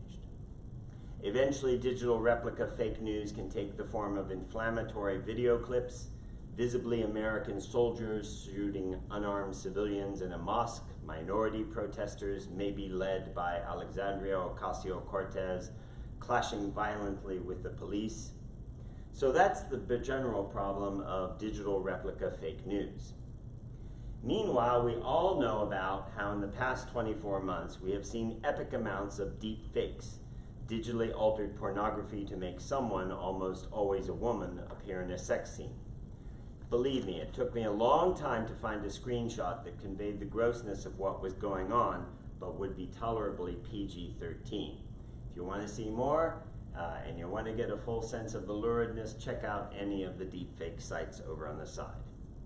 And of course, instead of Jennifer Lawrence or Salma Hayek, this tech can be used for digital replica revenge porn. Jilted lovers can distribute revenge porn of you without you ever having sent them an intimate image or without you having ever agreed to making a sex tape. And digital replica revenge videos are not necessarily limited to porn. Have someone you don't like who's applying for a job? Imagine a digital replica of a job applicant inserted into a grainy video of a convenience store holdup or a sidewalk altercation, and that video sent anonymously to the HR department where the person applied. Digital replicas, of course, broadly understood, are also in virtual and augmented reality. This is a big group selfie from Second Life. Yes, Second Life still exists. I say broadly understood because the question is whether you require the digital replica to meet some standard of realism. For example, this is language from a 2008 proposal in Albany for state legislation in New York. A digital replica means a computer-generated or electronic reproduction of an individual's persona that realistically depicts the individual. This would not cover much of what happens in virtual reality as we now know it, but this definition, as it was amended in the course of legislation, the bill did not pass, probably would have covered a lot of what's in VR. Then there are the scams. The grandmother scam, the military romance scam are likely to go on steroids with digital replicas. Digital replicas of grainy, faked videos of grandchildren in police detention who then need money wired somewhere for bail, or in the later case, someone impersonating a lonely military man bilking civilian statesides of money. And of course, a long deceased actor may be reanimated in a feature film, or a musician may be present and performing on a concert stage as a hologram. For Star Wars fans, I am sure you were thrilled to see the return in 2016 of the Grand Moff Tarkin, the commander of the Death Star in Rogue One, that year's installment of the Star Wars saga. 40 years after the original movie, and the actor Peter Cushing looks great. Everyone in Hollywood was stunned. What moisturizer is he using? Of course, Peter Cushing died in the 1990s, and his performance was synthesized in the 2016 film. In this particular instance, Disney behaved admirably, getting permission from his estate, but no reason to assume that that will happen in the future from all audiovisual producers. And the problem of both living and dead actors being inserted in works has become an issue of potential job loss for the acting community. Oh, lastly, if you want to remix problems, job loss, and fake news, the first major news agency internationally to launch a digital replica news service with a digital replica anchor was, not surprisingly, Xinhua News in China. The news anchor, replicated from a real Xinhua news anchor, will say whatever you tell it to say. It is, as one report dubbed it, real fake news. So a number of people are writing on these issues, sometimes focusing on one problem or bringing to bear their expertise in an area of law. Richard Chesney and Danielle Citron have been writing about this in Foreign Affairs and a piece in the California Law Review. My colleague Jennifer Rothman has an extraordinary depth of knowledge on right of publicity she has brought to bear on some of these debates. My colleague Rebecca Delfino, who most of you don't know, has a forthcoming article on deep fake pornography in Fordham Law Review. That's a pitch for her piece. And Mark Lemley and Eugene Volokh have a great article on legal issues in VR and AR environments that includes some discussion of digital replicas. What I'm grappling with is the question, is there any common approach to all these misuses and potential misuses of digital replicas? A common approach that would be sensible, helpful, not 100% effective, obviously, and constitutional. So a momentary digression into the technology is worthwhile because that can bear on how we imagine legal tools that might be used. At present, building a digital replica, whether a deepfake pornography, replacing actors, producing fake news, requires a face set, a set of photos and or videos of the individual being replicated. The general rule is that the more images or videos of a person you have, the better. The more accurate and the more convincing the digital replica will be. But the bleeding edge of technology is now producing digital replicas from a single photo, which means spookily that we can animate paintings. To date, the worst use of single photos of people is not Mona Lisa animated. If you didn't think deepfakes went far enough in the objectification of women, for 6 days this summer, there was available online for $50 an app called Deep Nude that would take any picture of a woman and render it into a digital replica nude image of that woman. It didn't work on men, and it actually still can be found out on the internet. The Deep app Nude runs on one photo of the victim, but has been trained on thousands of images of naked women. Its anonymous developer, Alberto, said it only works on women, not men, because it's easy to find nude images of women. Whatever his skills as a programmer, Alberto apparently doesn't know how to use a search engine and the words gay porn. So there are plenty of legislative proposals to address different aspects of digital replicas, but it's worthwhile to ask whether or not we have sufficient laws in place. For 20 minutes, only gross generalizations are possible, and I still have a lot to work through, but I'm trying to think of things in a matrix that kind of looks like this. Now let me give you an example of some of the complexities here.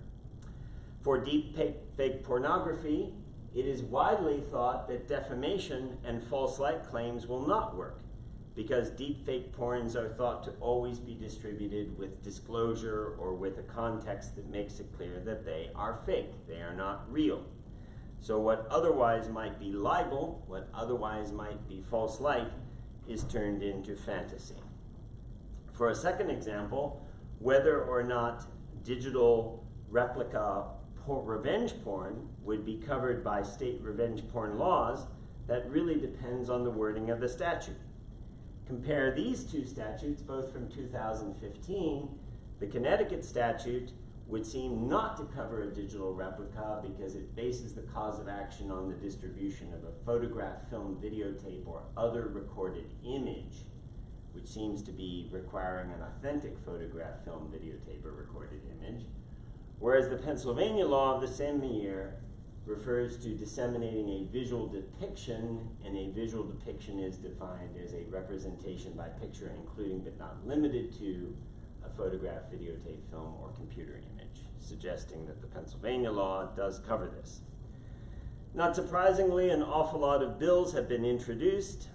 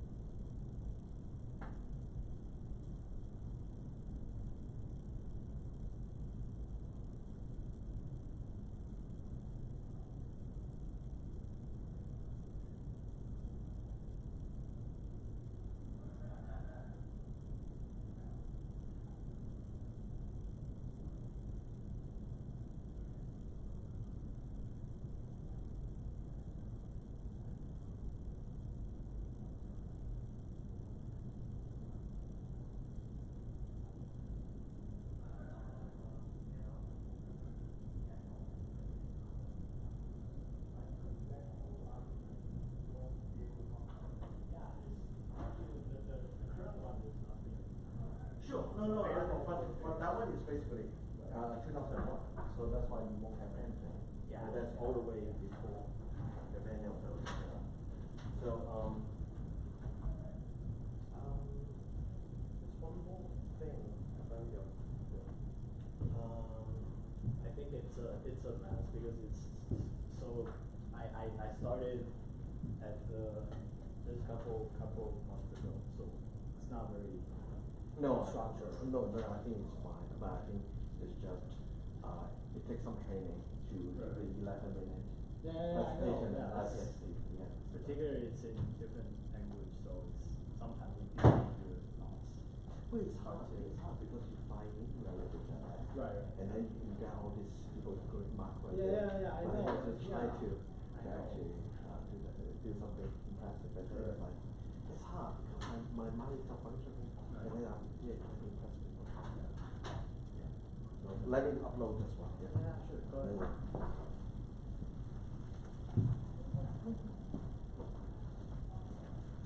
I'm joining this later. I think I'll go to the first and then. Oh, sure, yeah, come in later, yeah. I'll see you there. See you later.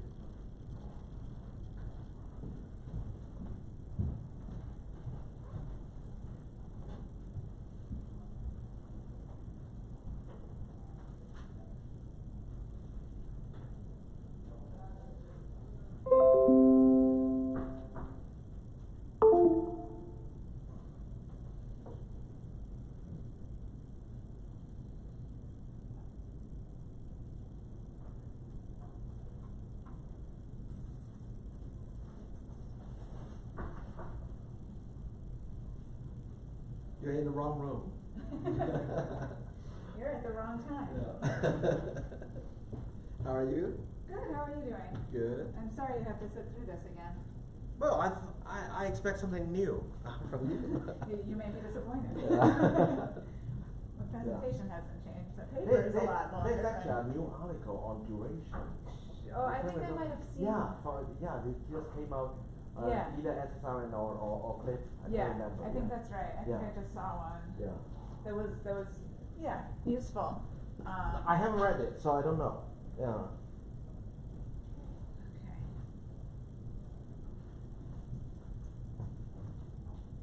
Yeah, it's right below that one, I just do it. Is it down here? This one. Oh, that one, okay. Just that traumatic, yeah. Are you guys okay? Yeah, except that just. Where is my? No, they're not here. You have to Okay. do it. You have to do it. They will be here? No, they ASAP. won't. They won't. They're having pizza. What? They're having pizza. They won't. Yeah.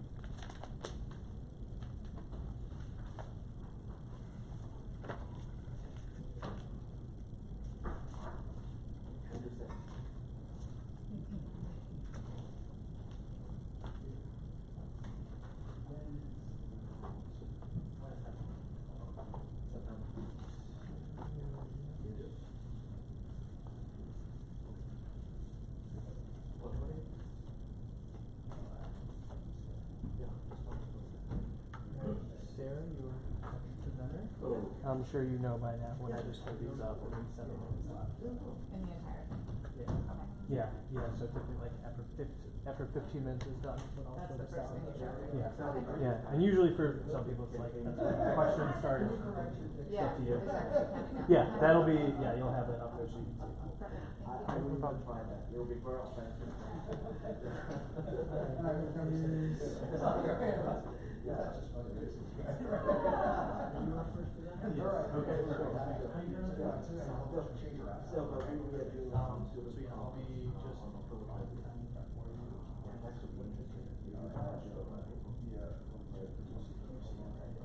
Seven, 5, 3, 1.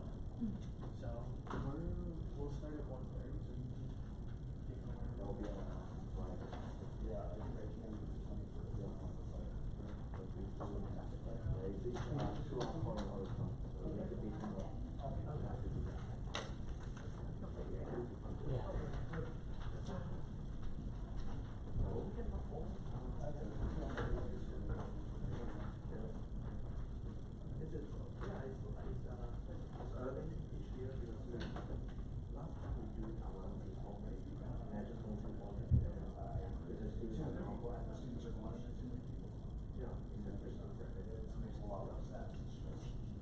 So you can take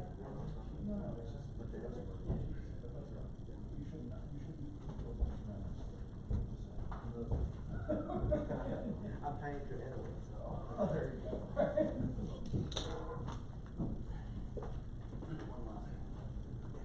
That's it. That's it. Whenever you're ready.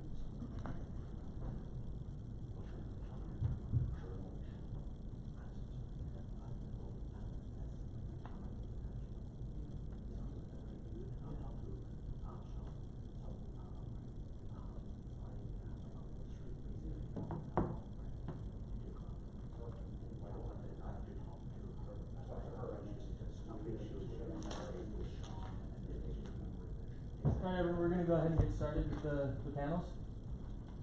Okay. Good afternoon, and good afternoon, everyone. My name is Saleh Al-Shawi. I'm an assistant professor of law at the University of United Arab Emirates College of Law.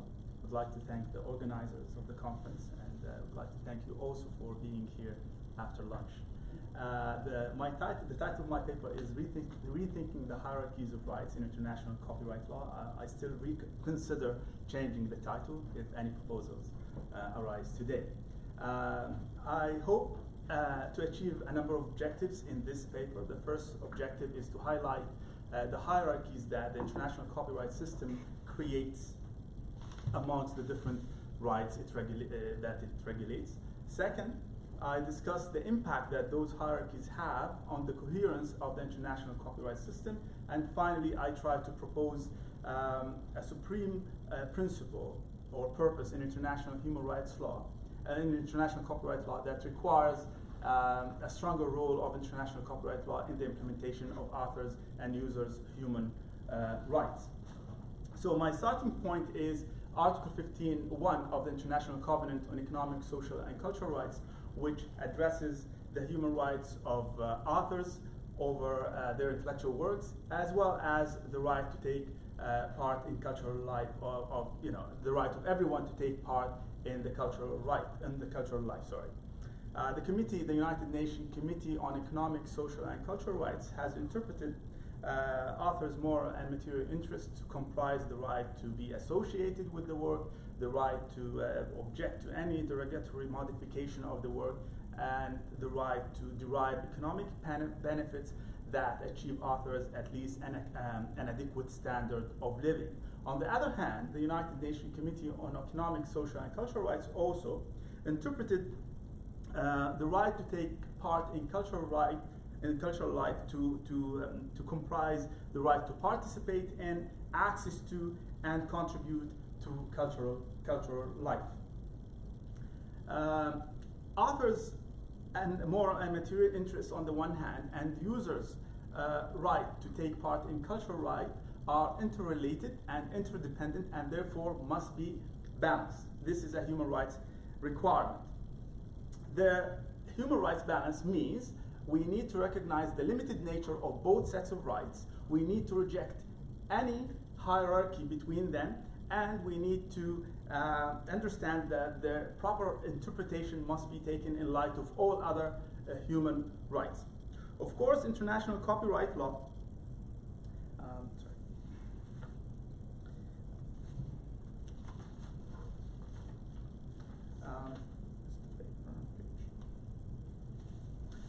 international copyright law plays a very important role in the implementation of international and the implementation of the human rights of author and users, because it's a convenient model for the operationalization of both sets of rights.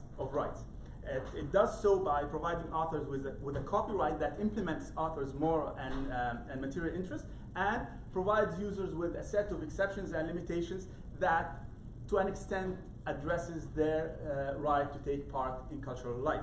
However, in doing so, the international copyright system creates a set of hierarchies that I identify in the paper. The first hierarchy is a hierarchy between authors' moral and economic rights.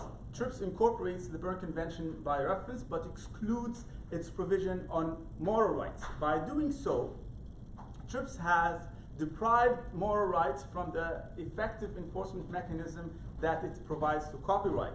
Therefore, moral rights are still in the international copyright system toothless. They don't benefit from the enforcement mechanism of TRIPS.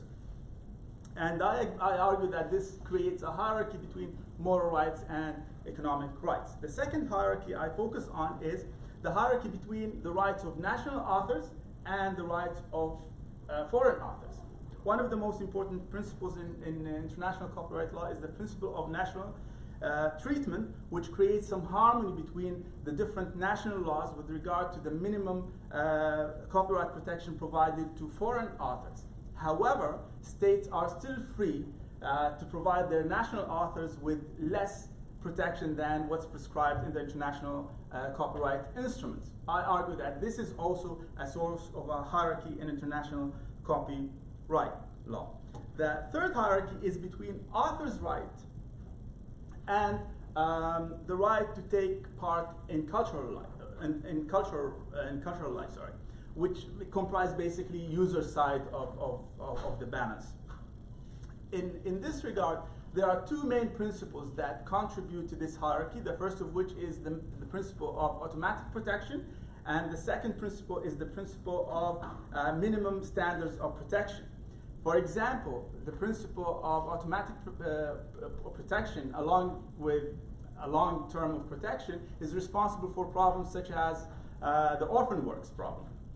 On the other hand, the principle of minimum standards of protection is responsible for problems such as the proliferation of TRIPS Plus agreements.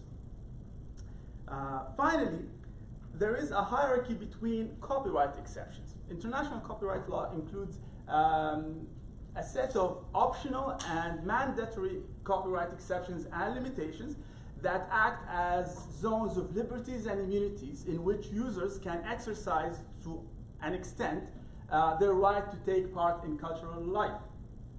However, if we focus on those exceptions, we notice that all of the mandatory exceptions mostly relate to freedom of expression, which is a civil and political right, while exceptions relating to education, for example, which is a social economic right, are given kind of optional exceptions and limitations.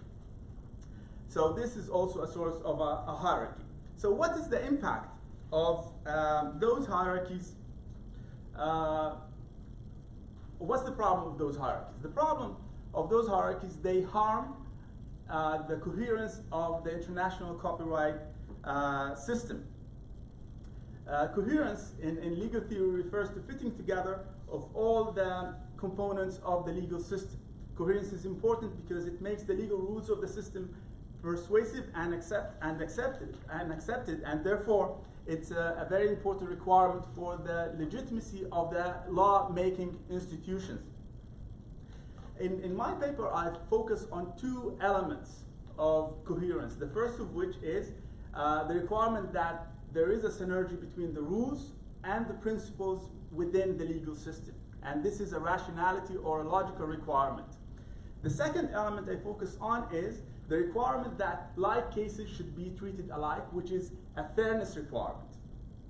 Of course, coherence can be internal, that means coherence within international copyright law, and external, that is coherence of international copyright law with international human rights law.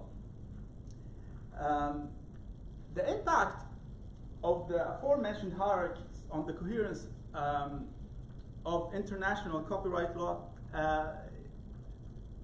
firstly on the internal coherence of international copyright law, illustrates itself by creating a degree of, by signaling inequality and predictability. Those hierarchies mean that the system is unequal and unpredictable.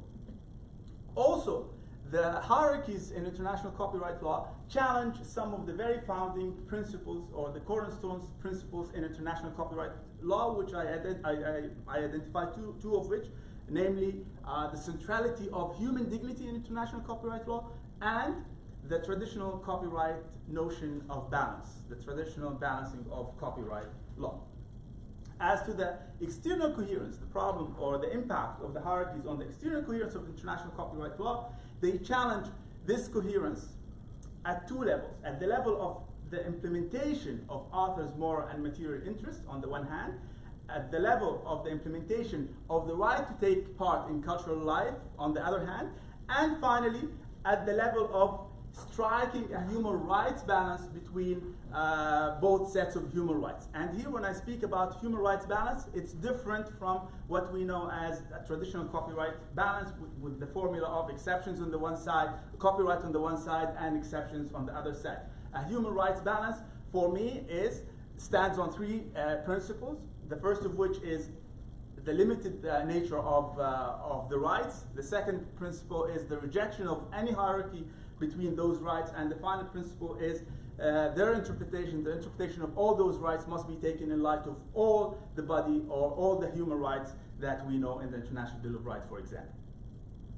So how can we address this problem? I propose introducing into international copyright law a new purpose that provides international copyright law will contribute to the implementation of authors and users' human rights as prescribed in Article 15.1 of the International Covenant on Economic, Social, and Cultural Rights. This purpose will derive its normative support from the supremacy of human rights. I also propose to incorporate this principle in international copyright law through three main channels. The first of which is by amending TRIPS, by adding a new purpose of it to it. This means, and this will have an overarching effect on the interpretation of the whole treaty, because under the Vienna Convention on the Law of Treaties, interpreting the interpretation of the treaty must be done in light of the purpose of the treaty. As to the TRIPS interpretation, so far the WTO panels and appellate body has not considered TRIPS in light of international human rights law, but there is an argument that they can do so also by relying on the Vienna Convention on the Law of Treaties, which allows,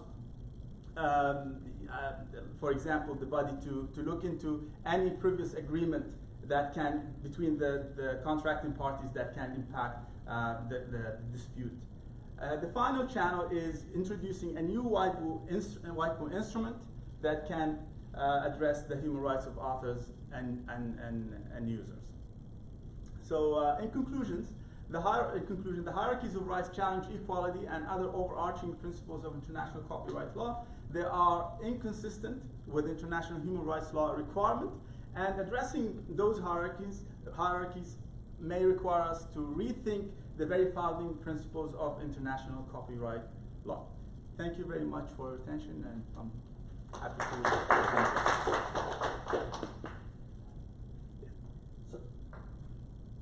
please. So two suggestions and then one question. So the suggestion is that with respect to patents, you might also want to look at Article 15.1b with respect to the benefits from the advancement of science. And so I think that would be just as relevant as the right to take part in cultural life. And I would like to see a little bit more play between 15.1c and 15.1a, even with your discussion. You seem to be just having a dichotomy between IP rights and 15.1a, but then there's also 15.1c, which is supporting IP rights. The second thing is with respect to your lease, if you go back 2 slides early, this one, yeah, with respect to different options, the TRIPS interpretation, and you can also consider moratorium and also soft law recommendation similar to Doha Declaration. I think that would be helpful. Sure. So my question for you is this one. By rejecting the hierarchy of copyright scheme, reject a hierarchy of IP rights, the hierarchy of rights in the international copyright system, you also reject the principle of human rights primacy, right? In order for us to be able to claim human rights primacy, we actually need a hierarchy. Human rights have to trump the economic rights. By rejecting this hierarchy, you also turn this doctrine away. So I'm curious as to whether this is a good thing or a bad thing. I didn't think about this, but thank you. Because we all want human rights to be fundamental, right? If there's no hierarchy, that means because even within the international human rights system, there's this big debate whether there's a hierarchy within the human rights system. But I take it, I depend on the idea that human rights are supreme, and therefore they should trump any other right. So I accept the hierarchy between the human rights and other non-human rights. But your proposal would remove that. Yes. But still, if we look at the international copyright through a human rights lens, and that's where the system is heading, right? We're trying to develop frameworks of human rights frameworks of IP. Then we need, to a certain extent, start looking at it through purely a human rights lens, and then it's different. You know what I mean? Because if I reject a hierarchy just for the purpose of one more time. How does my so a lot of the IP rights are just economic rights. Yes. Right? So we need to preserve the hierarchy so the human rights will trump the economic rights. Mm-hmm. And if you remove the hierarchy, you also remove this primacy. And based on what you say is you want to look at IP systems through the human rights lens, it seems like you already accept this hierarchy. So some rights seems to be more important than the others anyway, from your perspective. Yes, when I look at them through a human rights lens. Yeah. We can talk more afterwards. Yeah, there might be other sure. questions. Yeah. Yes, So please. I have the same point, but I can try to make it a little different way. So use coaches is recognized as supreme to other sets of rights. Yes. You're not suggesting we get rid of it, so there's always hierarchy. Hierarchy doesn't tell you how to balance rights, what relative weight they have.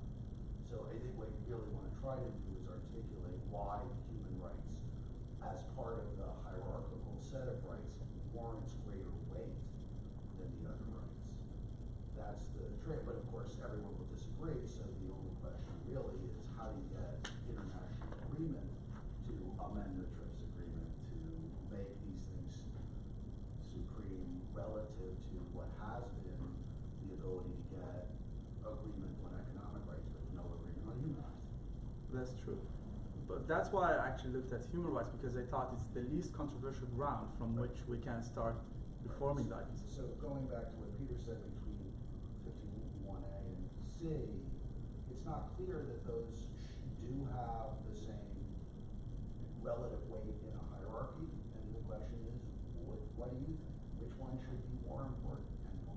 No, I think they're equally important, but I think No, it's not a non-manifestation of 51C. Right, but again, the question is still, which one, they don't necessarily have the same, you have to have a normative theory about what's more important. That's what I think would help you to work through why these things should go forward and how you're going to get people to agree to it. I think the difficulty I'm facing here is trying to look into two regimes at the same time, but this is where the school of IP, human rights framework of IP land themselves by the end of the day. It's a challenge. No one has a theory here. I'm sorry? It's just you have to articulate the normative grounds for why certain rights are more important than other rights. Yeah, but this is what I'm trying to reject. I understand, Yeah. but I don't think it worked. Yeah. But I'll consider those 2 points. Thank you. Yes, please. This is gonna come across a little bit uninformed than it is, but for all what little it's worth. It seems like you've got an assumption throughout that the hierarchy that's happening here is being kind of driven intrinsically by these various human rights and economic rights instruments, right? So are that all the international instruments? And at least my experience is someone who's kind of delved into this practice, done a little bit of work at Wendell and Marrakesh and that sort of thing, is that politics is driving like 99% of what's happening here. And so, yeah, and in large part, what's happening in the United States and how the United States behaves with respect to these treaties. And so I'm thinking about countries where they've adopted the CRPD, but basically the understanding is, which has affirmative obligations around the accessibility of copyright works to people with disabilities. But then there's just this assumption on the part of the U.S. that probably bears out in reality that the implementation of the Marrakesh Treaty is going to be the entire body of substantive law as it relates to the accessibility of copyrighted works in that country. So I wonder if you might, and maybe all you do in the paper is just to sort of like disclaim that and say I'm focusing on the instruments intrinsically, but it strikes me that the extrinsic kind of political forces are worth thinking about a little bit as well.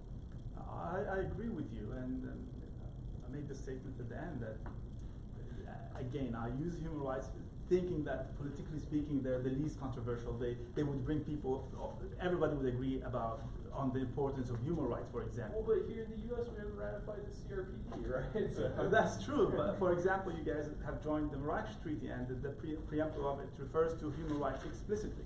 The role of the treaty in the implementation of human rights. So I'm a bit optimistic, or over-optimistic at this stage, but one day maybe we have, because I'll tell you something, if we want to draft a code of IP, a code of human rights framework of IP, it's very, very difficult without removing a lot of the founding principles that we already believe in the international copyright system.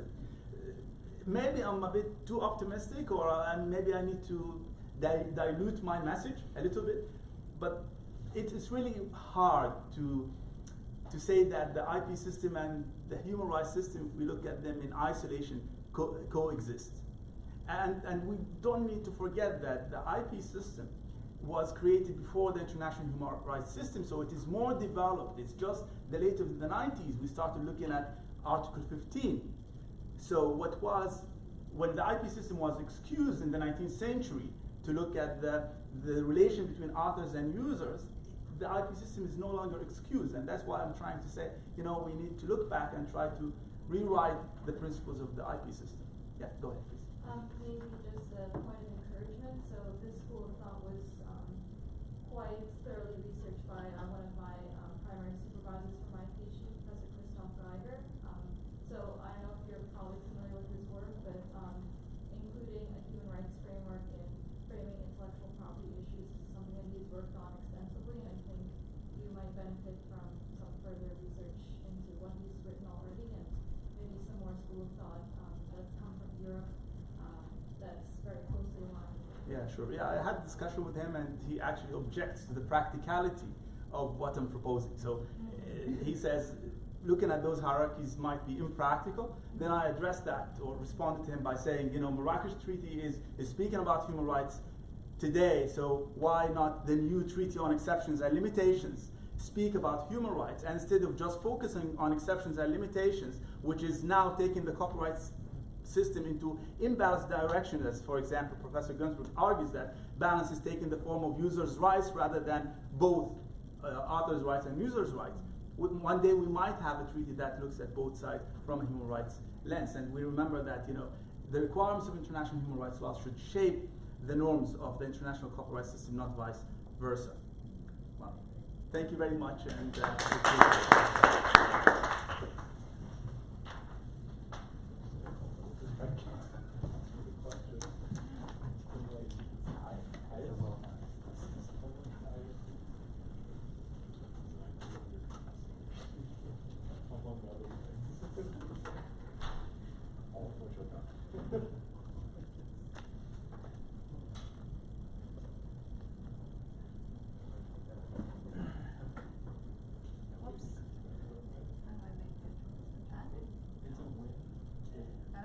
The second one.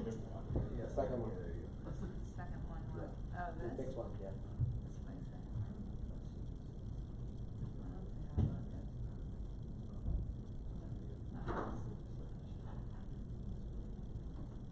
Oh, I think it's the second one. Yeah, but then what do I put? This one. This? Yeah. Okay, thanks. You're right. Okay.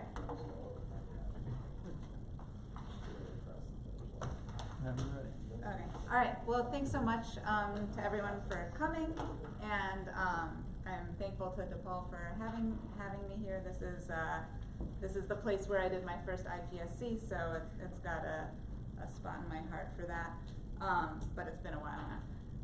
All right, so my piece is called The Harmonization Myth in International Intellectual Property Law. I've just got a few slides to kind of keep people's interest if it wanders, but I'm not gonna do a whole lot with the PowerPoint. So there's a dominant narrative in international intellectual property law of ever-increasing harmonization, and that sort of tells the story of international IP. I teach international IP. That's a lot of the narrative of what is happening. I've written probably sentences that say that. But the narrative has some descriptive appeal. It's also been used prescriptively, and it's been instrumental. So it approximates the historical trend, it provides justification, or it's used to provide justification, and it establishes a path forward. It frames treaties. It frames multilateral, regional, bilateral treaties, all as harmonizing instruments. And it casts any measures that ensure access usually as flexibilities. And puts them in contrast with harmonizing measures. And this narrative and the framing is a myth. And it's a harmful myth because it legitimizes maximization while casting the use of flexibilities as something that requires some extra justification. So anytime you say that something is harmonizing, that sort of has this de facto appeal, and then if you want to talk about access, if you want to talk about some flexibility from that, then you have to justify it. So I think that's problematic. I think it's wrong as a descriptive matter, and then it's wrong also as a prescriptive and instrumental matter too.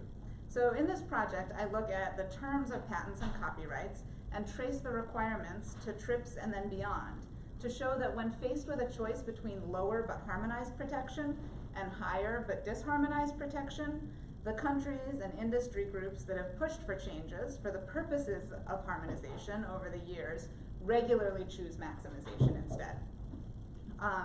So the story of harmonization, sort of from the beginnings of IP law, the various types of IP law, which were incredibly territorial and incredibly diverse, is one of harmonization, right? Harmonization fits, going from sort of there to Berne to Paris, and then to the TRIPS agreement.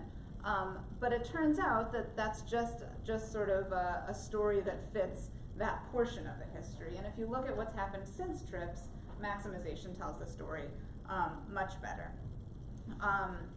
Okay, so I'm not going to talk a lot about that history part of it because there's limited time, and many of you know international IP law quite well. So we're just gonna sort of presume that in general, Berne and Paris, and then leading up to TRIPS has had quite a harmonizing effect. It's changed terms from being renewable terms, for example, of fixed amounts, into being in copyright, into being based on the life of an author, and changed all sorts of other substantive and procedural parts of getting IP rights. So I'm not saying there's no harmonization, but I'm saying it's not the best explanation. Okay, so why have we done this? Why have we moved towards harmonization all the time? Well, it promotes efficiency, it promotes certainty, and then in the international context, it promotes free trade, right? So if companies know that things will be protected abroad in the same way that they're protected in their country, they're more likely to invest, they're more likely to set up factories there, we get more technology transfer, and we get increased international trade. The efficiency comes from not having to learn a whole lot of different areas of law, not having to sort of figure out where, when a law is changing in another country and whether you need to relocate and all of that.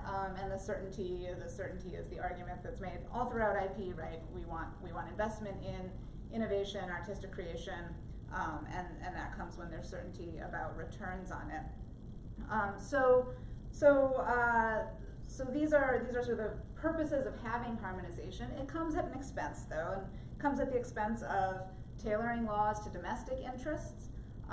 When the terms are increasing IP, then it comes at the expense of access, right? And then it also comes at the expense of the sort of federalist type arguments, right? That if you have lots of different things going on in different countries, you might actually figure out what's the best IP regime. You might figure out what's the right term, what's necessary, and what's just sort of giving extra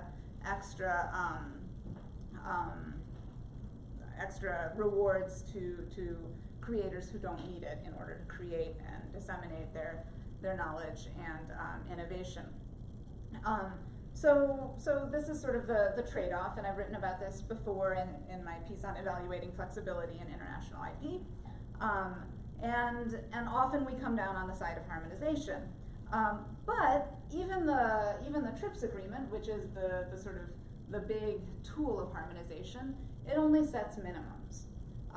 And in terms, it sets minimums of, well, it incorporates the Berne Convention, right? And so that's a minimum of life plus 50 for the author. And then it adds in the TRIPS agreement in Article 12, adds in 50 years for other works as a minimum term that aren't based on the life of an author. TRIPS Article 33 in patent law gives a minimum, so patents shall not end before 20 years from the date of filing. That's not harmonization, right? That's setting a floor. I'm not the first to say that it's floors and not ceilings, but the TRIPS agreement isn't in fact a tool just of harmonization. Okay, so why do I look at terms in this project? Well, for one thing, it's an on-off switch for IP rights. So you get protection from the issuance or attachment of the right until its expiration. And then whatever the intellectual property is in the public domain. And so if having protection in one country and not in another is a barrier to trade, as we're told, right? That's the whole point of having the TRIPS agreement, for example. Then having the terms be different is a huge barrier to trade. It's inefficient and it's difficult to do business, and if we want uniformity in whether something is protected, term is one of the quickest ways to do that. Looking at term also avoids some of the trickier problems that crop up in different subject matters, although I'm looking at patent term extension for marketing approval, which only applies to pharmaceuticals. So maybe looking at term doesn't avoid all the trickiness, but it does avoid some of those things. There's some problems with using term as the way to look at harmonization or maximization. You can have harmonized terms, but if the protection is wildly different, if you have subject matter exceptions, obviousness, fair use, compulsory licensing differences, you still wouldn't have harmonization. And then another problem with term, right, is that it's theoretically pretty easy to calculate it. So maybe the case for efficiency and having the same protection everywhere isn't as strong with term as it is for other things. Maybe having different obviousness standards costs companies a lot more to figure out than just having different terms. So that's possible. But if the efficiencies that we look for in harmonization include multinational supply chains, for example, then term is still incredibly important as an on-off switch, because we want manufacturing to be located in countries where it can be done most efficiently, and if suddenly there's no more protection, then companies would wanna change what their supply chains look like. And so if countries don't wanna enter countries without protection in year 1, why would they, wanna enter it knowing that in year 20 it's gonna cut off much earlier than it would in another country? Okay, so that's just a little bit about why I look at term. As I go through it, let's see, I've talked about, so minimum rights provide floors and not ceilings. The post-TRIPS sort of means of doing all of this is forum shifting, so switching from the big multilateral treaty to regional treaties, bilateral treaties, and I'll talk more about that as I talk about copyright term and patent term extension more specifically. And then there's this interesting twist, and I won't talk about it much today, but there's sort of treaty weakening coming from the US, from the UK, from the general rise of nationalism, and sort of anti-international trade, and pro sort of mercantilist views, of the world that sort of complicate the story, right? Because the story is that the big developed countries have been pushing for these higher rights all along. I don't think that the treaty weakening declarations and threats and threats to leave the WTO and things like that, I don't think that they actually counter the narrative that I'm giving, because as I'll talk about, terms from the TPP, which the United States withdrew from soon after President Trump took office, have ended up in the new NAFTA, the USMCA, and so the goals are still the same. The maximization type goals are still the same, even though these other sort of things are happening internationally. Okay, so in copyright, maximization can be seen sort of in the lead up to TRIPS and directly post TRIPS move from life plus 50 to life plus 70. That's now made its way into bilateral and regional trade agreements. As I said, TRIPS sets minimums, but it also, like Berne, allows for the rule of the shorter term. And so that means that any country, it's an exception to national treatment, right? So any country has to give protection to foreigners the same way it does to its own nationals, unless the other country has a shorter term, in which case they are only required to do that. And so these combined have led to pressure to other countries to ratchet up the terms. So in the, let's see, I'll skip ahead a little. You all know U.S. copyright term history, right? So we go from like 14 years with 14 years of renewal, move through the Berne Convention, which originally only suggested life plus 30. In 1948, in the Brussels revision, Berne moved to life of the author plus 50, which was made mandatory, but it had this rule of the shorter term that then comes into TRIPS as well. And it was retained in Europe, the rule of the shorter term, when in 1993, the EC increased terms to life plus 70 and mandated the rule of the shorter term. So what this did is it had a maximizing force. The United States, another developed country, with strong industries of artists and creators, and the industries around them, then also increased its term because of this feeling that US authors were missing out on something, because European authors would get life plus 50 in the United States, the same as American authors, but American authors would only get life plus 50 in Europe, whereas their authors got life plus 70. And so this led to the United States changing our term, and then with Europe kind of running around and doing all this forum shifting and engaging in regional agreements that forced our other trading partners to move up to life plus 70 as well, because then it was in our interest. And of course that was to harmonize, right? But in fact, what it was doing was maximizing, because it was always a choice to change and be out of sync with other countries by 20 years, and just try to sort of push them to up their terms later.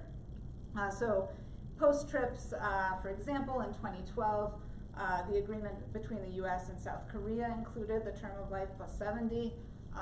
This was controversial in Korea. A lot of people didn't want to change to a term of life plus 70. you'll probably remember it was controversial in America too when we changed to life plus 70. But once we did, right, then we started enforcing it on other people. With the USMCA, the new NAFTA, we keep a floor, right, but it has a term of life plus 70. The language of this comes from drafts of the TPP, and I actually just saw a really interesting project that traces how treaty language is similar between any sort of two pairings of treaties. They have a really fun visual too. But a lot of the language from the leaked TPP drafts made their way into USMCA. So even though we withdrew from that, we then went and took all that language and put it into the new NAFTA, including the copyright term of life plus 70, which then pushes Canada, right, to have to switch from life plus 50 up to life plus 70.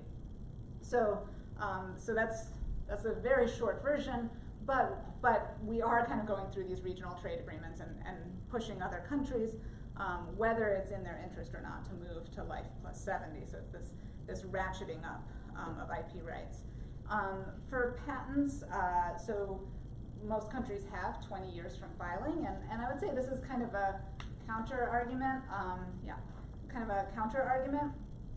because the United States, by switching to 20 years from the date of filing, instead of 17 from the date of issuance, was in fact lowering our term, right? But that was for TRIPS compliance.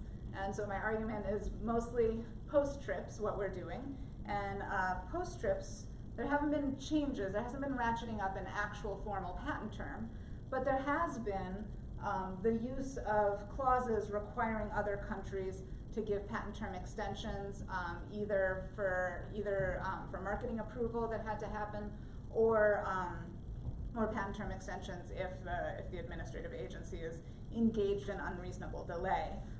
And so I want to leave some time, so I'll just say that it was required in Chorus and the Korea-US agreement, a patent term extension.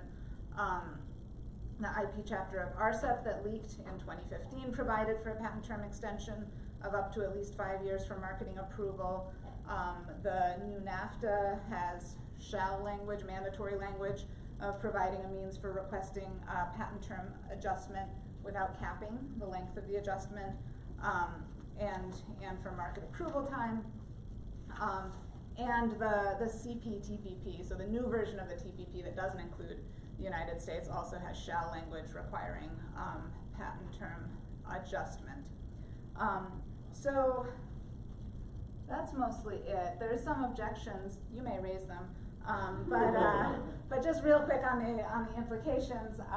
So the small one is, I think we should decrease the use of the rhetoric, right? I think it gives some sort of heft to harmonization or to maximization that it doesn't deserve, to maximizing measures that they don't deserve. I think so the second sort of conclusion's a little bit bigger. Maybe we should remove provisions that encourage ratcheting, like the rule of the shorter term. I don't think it has the effect it's supposed to have of just lowering some level of protection.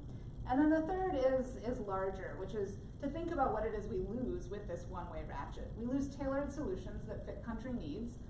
We lose evidence that's going to tell us about the effects of term length, right? We've just, Jonathan Mazur was talking yesterday, we just picked 20 years. Like, we don't know, right? We know it's probably wrong for some technologies, but now we're extending those terms without thinking too much about it. And then if harmonization just isn't a realistic goal, then we're giving these things up without gaining in certainty and efficiency the way that we want to. Okay, so that's it. Thank you so much, and I look forward to any questions. Yeah, Peter. So when we extend the copyright term, we also have 110(5)(b), right, to balance it out. Same thing for Hatch-Waxman. We also have BOLA exception, right? So can we really look at the TRIPS extension for the patent term without looking at Article 31, Article 27.3, and other flexibilities? Okay, so I mean, I think that those things are helpful and good, and they balance and all of that. So maybe they're desirable, right? But are they first of all, even if you have those extensions, it doesn't mean that they're calculated the same in every country that doesn't, right? So I'm not saying that it's a bad thing to have patent term extension. I think a lot of what we do with it is good. But what we're doing is we're making countries extend their patent terms without giving them flexibility not to, and we're saying it's in service of something that I don't think it serves. But they might be harmonizing the whole IP system without focusing on just one area, right? So you might be ratcheting up with respect to term, but overall they might have harmonized a little bit more than you suggested. Yeah, so I mean, I think by looking at term, I'm losing some other things, and there may be areas in which there is some more harmonization, but I don't think the term is necessarily harmonized when it comes to patent term extension, unlike the Life Plus 70, which is in fact exactly the same everywhere. Thanks. Yeah. If there's a difference between types of harmonization, for example, when there is a treaty or a bilateral agreement where people are actually negotiating what should our standard be, versus the type of harmonization which seems to be, well, people in this country are getting these kind of rights, we don't have these, or Europe has database rights, we don't have them, so should we do something about that? Maybe we shouldn't, but that would be the argument. So and that seems to be more sort of just like, can we compete with other countries versus the type of harmonization that is more about what should the rules for all of us be. So do you view those as being different, or are they just both different types of one-way ratchets? Yeah, so I think I think there are different types of harmonization, and there's some that I think work better and are more justified than others. I think we should give this entirely new area protection is a tough one, and I think countries should be able to figure out whether they want to or not. In general, I think it's been really hard that we've sort of imposed with TRIPS here you need an entire system, and I don't think it's always worked out that well. I think procedural harmonization is great. I think that there's all sorts of things TRIPS has done that make it easier to do business and don't have like a deep substantive effect. Basically, you choose one or the other. But so I definitely think that there are nuances to these different types of harmonization. I'm certainly not against it sort of overall, but I just want us to be honest. Cynthia, yeah. So I basically agree with your conclusion and your description, but I'm wondering, like, does anyone really believe the rhetoric? And is this rhetoric any different than other rhetoric we're familiar with, like patents promote innovation? Like, we all know that that's generally not true, and especially in developing countries. And I think even the industry doesn't necessarily agree that, and yet we have it out there. So that, just 1 minute. Sorry. So no, and that's one reason, I'm not just making the rhetorical point. I think we need to grapple with the question of if that's not our goal, then we need to look at, when we implement things, we need to look at whether it's really the right one. We need to grapple with the normative questions of whether these are the right ways to give IP. And I think you're right. I mean, I'm certainly not the first person to say it's minimums, not maximum, or not floors, not ceilings, and all of that, and that there is this one-way ratchet that can affect things. But I think it's more than just the rhetoric, right? I think that it requires these justifications for flexibilities that we don't require when we are maximizing. I think that we should. I mean, 20 extra years of copyright protection just because Europe did it, and that was the only reasoning, right? I mean, that's a sort of strange, not the only reasoning. There's the change in generations and length of life and stuff like that. But I think ultimately the Europeans are doing it was the real justification there. I think it needs more. All right, I'm done. Thank you so much.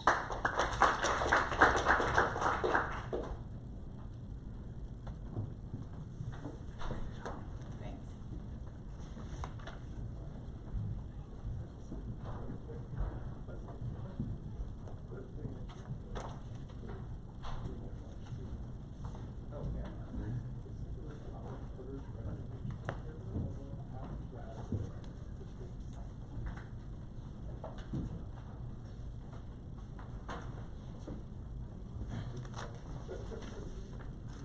Okay, so this is an article I promised to write for the IP Redux conference put together by Ambato. And the article is not due until later this month, so I'm still working on the first draft. So I welcome all the comments, criticism, and suggestions about this one.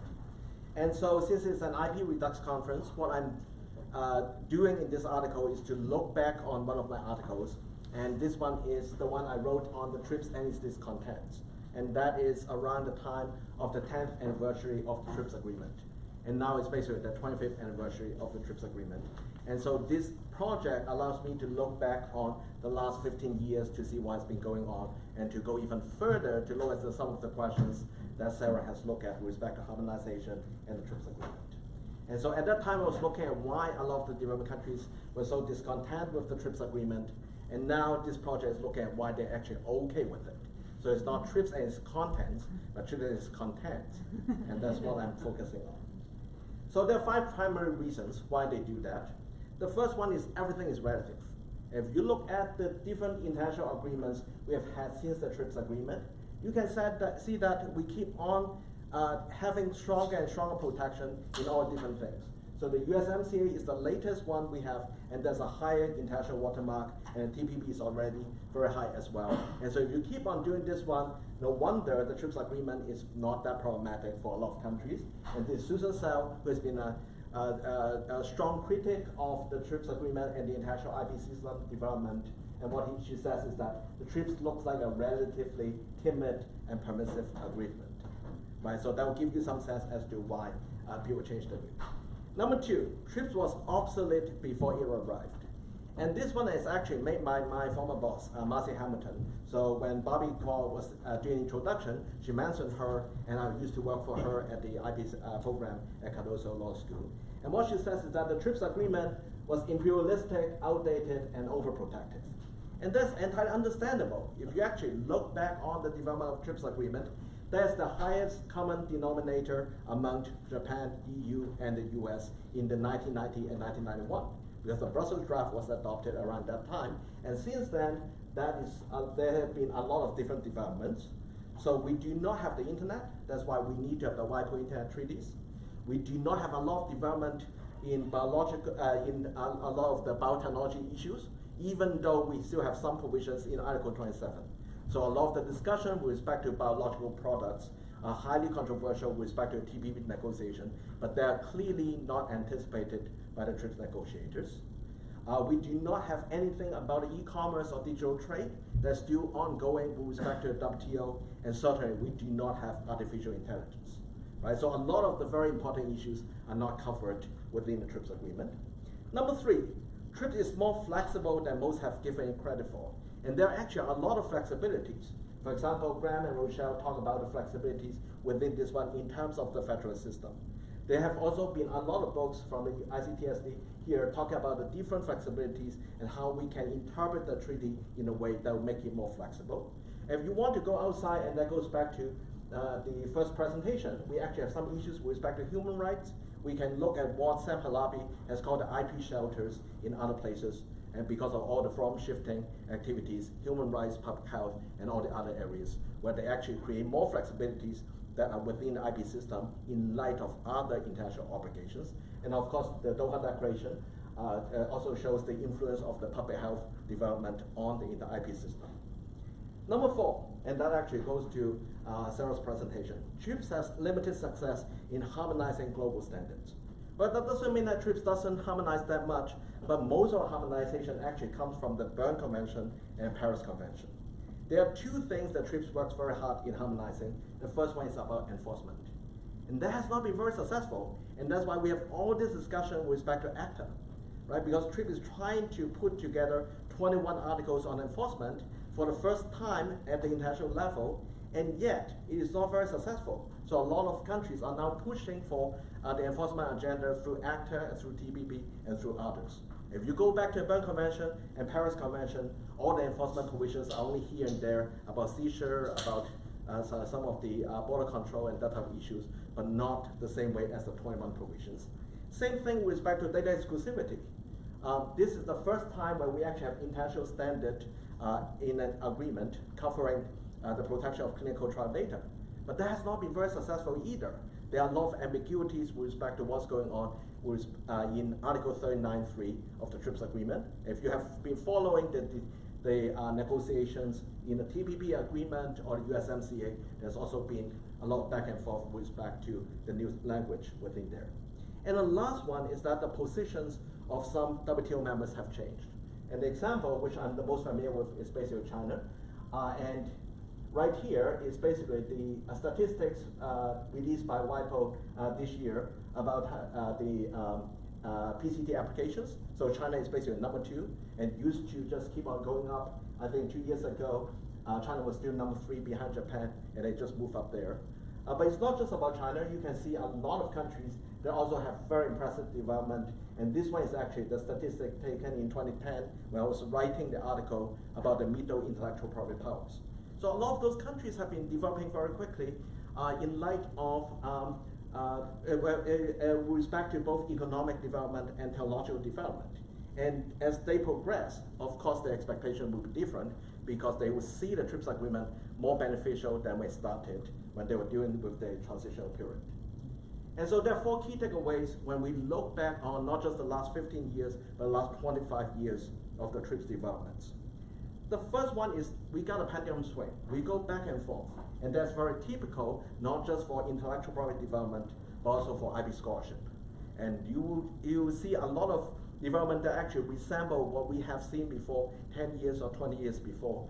And this presentation slide actually captured some of the things that are quite similar. We have the old development agenda, we have the WIPO development agenda, we have a lot of bilateral treaties. We actually started the Berne Convention and Paris Convention, and then we also have a lot of FTAs. And then we have the Anti-Counterfeiting Code, and then we have the ACTA, we have Common Heritage of Mankind, and we also have a lot of discussion about the commons. Right? So those are the things that have happened in the past in the 60s and 70s, and we see that again a couple of decades later. We also have action and reaction that's been going on, and so this one I just play with the Newton's third law, and what you got is for every action, there's an opposite reaction.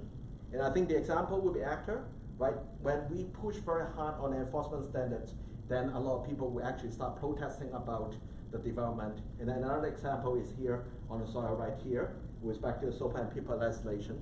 And so there was the blackout arranged by a lot of the different companies. And so this showed the action and also the reaction. The third one is that we go for a lot of the compromises and hybrids in a lot of the adoption in a lot of countries. And partly because a lot of countries believe that, well, they have to go for selective adaptation. Now, obviously, this is very problematic for the United States, the European Union, as well as other countries, because they believe that that is not necessarily in line with the TRIPS agreement. But at the same time, if they can selectively adapt the system based on their local conditions, they're actually much better off to do it that way.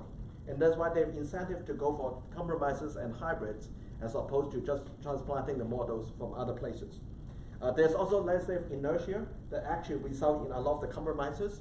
So a recent article talking about how even though a lot of countries have been trying to look at the fair use model in the US, they end up adopting somewhat of a hybrid. They're not going for the fair use model, they're also not going to stay with the fair dealing model, they're going to somewhere in between, and partly because of the legislative inertia.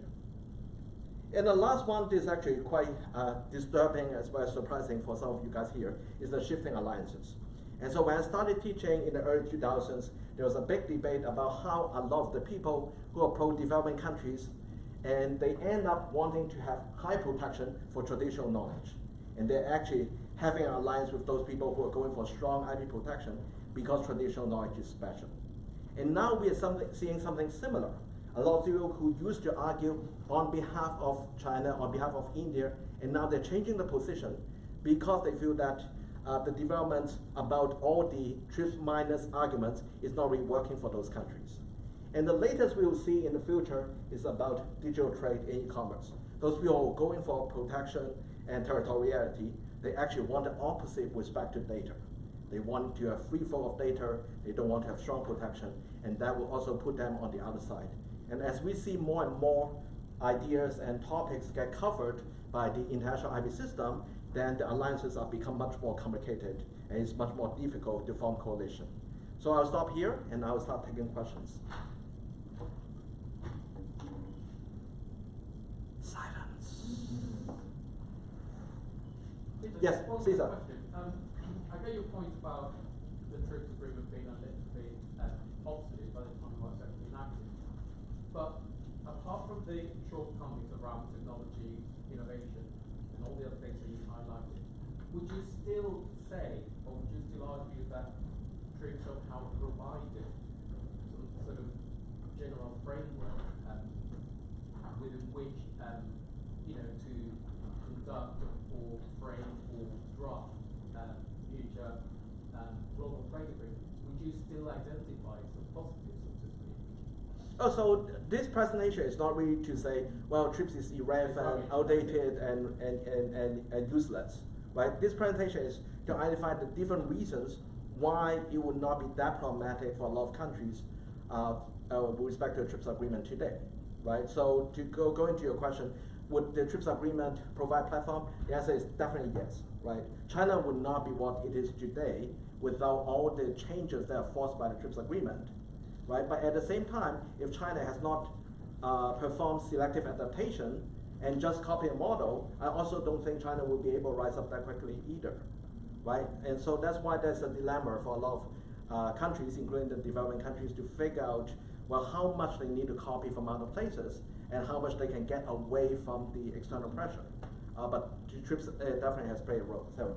Yeah, so I wanted to think a little bit about, or ask you a little bit about least developed countries, right? Because I mean, part of what TRIPS did was it provided a transition period. And so people looked at it as developed country, or global north versus global south, but really it's developed, developing, and least developed countries. And for the developing countries, I think that the grace periods were very helpful, right? Because they were able to sort of change their, I mean, there were a lot of countries kind of on the cusp of being ready to have stronger IP rights, and it worked out okay. But I wonder, in terms of the contents of TRIPS, if we're not leaving out least developed countries for whom I don't really see great benefits, right? They're granting patents when other people grant patents because they don't have their own patent examination systems. They're not suddenly developing innovative industries. Anyways, what do you think about that? So I'm actually very pessimistic about the least developed countries. Yeah. I think a lot of the debate at the international level, whether it's WTO or WIPO, doesn't help them, right? It's really about the debate between developed countries and emerging countries, right? So a lot of the things they got forced to adopt is not going to help them. And I think luckily, with respect to Africa, the US has not imposed any Section 301 actions, at least until recently. I know there's a big debate about whether the USTR should take actions with respect to Section 301, but at least until recently, we haven't done that, right? So would the, how should I put it? Would the transitional period be beneficial for a lot of those countries, and would the current extension of the transition period be helpful in the long run? I actually don't know, right? Because at the moment, a lot of countries have been pushing for, well, the least developed countries are still catching up, and that's why we need to keep on extending. But we have gone from 10 years, right, to 7.5, and now we have 8 years more. On top of that, it looks like that will be perpetual.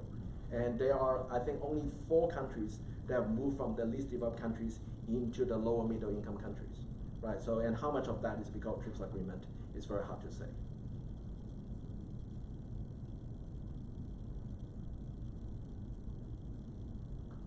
Silence. Yes? So what do you think would be potential solutions for the LDCs? That's a tough one. I think for least developed countries, obviously, I think developing the local capacity would be very important. I think giving them more transition period for them to do that, I think that would be quite useful. And I'm part of the group who actually believe what we usually describe as the advantage of backwardness. And the idea of advantage of backwardness is that you can always leapfrog the technology without going through different steps. So the example that people usually use is, well, you do not have well-developed landline phones. Then you can jump over to mobile phone without even starting to build the network to have all the telecommunications for the landline phone, right? So I think a lot of the least developed countries can try to do that.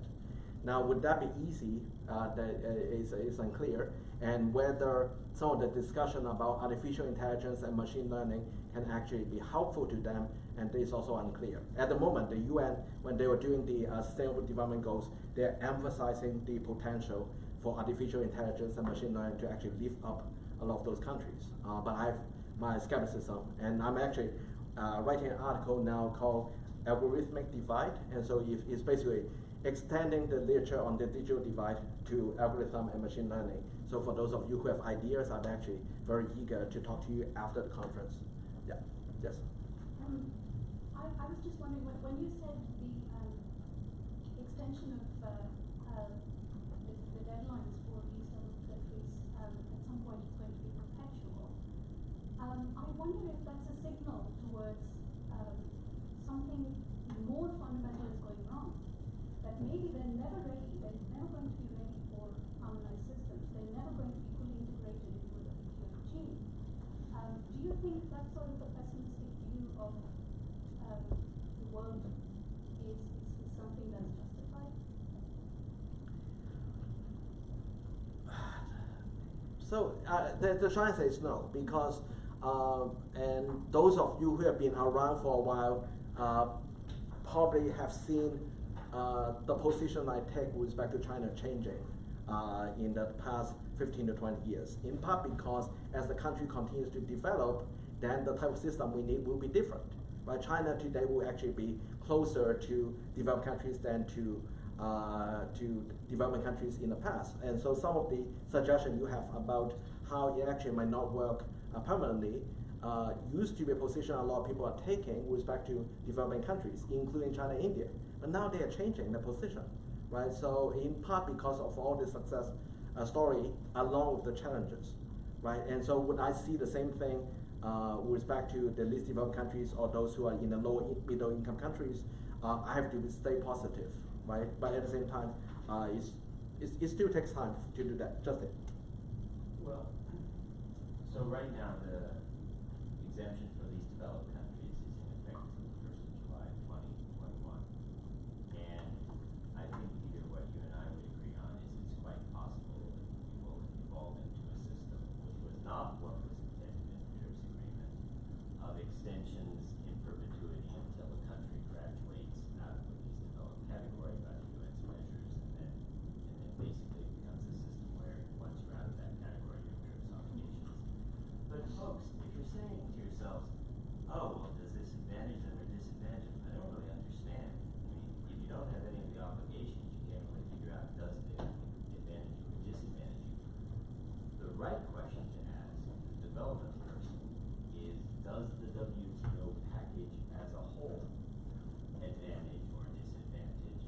And if you're looking at it as a least developed country leader, you're saying, is the WTO package as a whole to my advantage with whatever reductions in tariffs I'm getting for exports?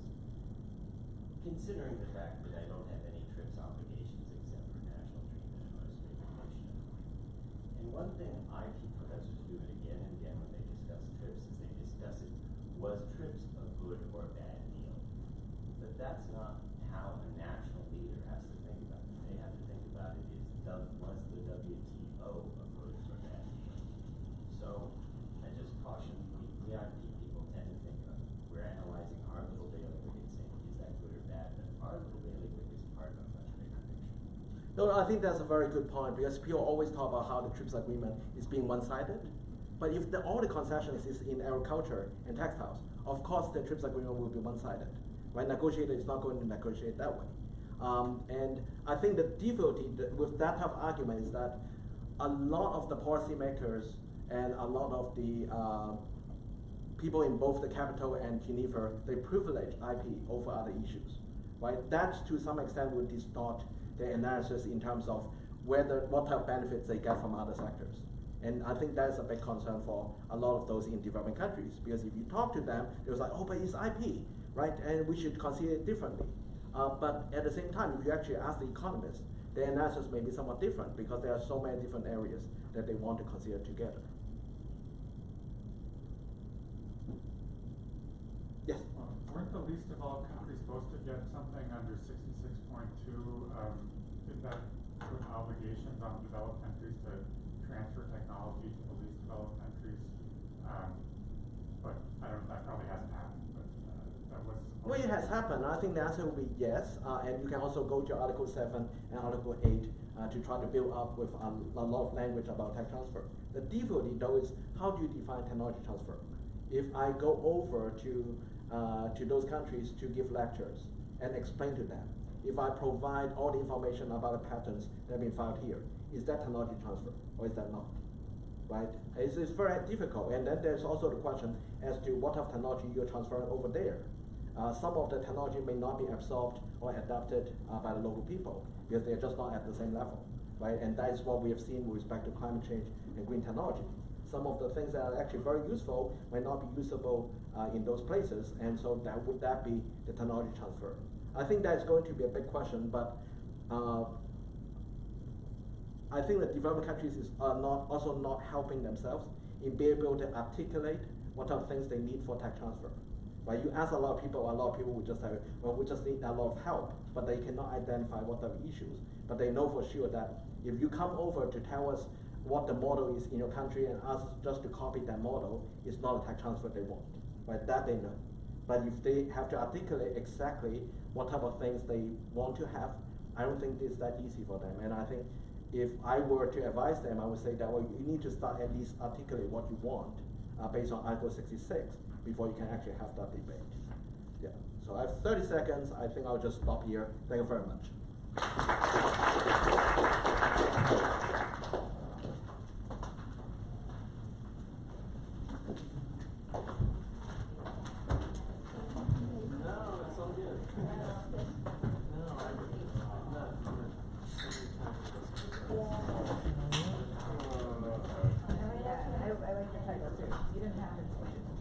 Sure. Yeah. No, but initially when I put together look like troops and economy, it was like we all know there are 73 articles, right? It's a long article.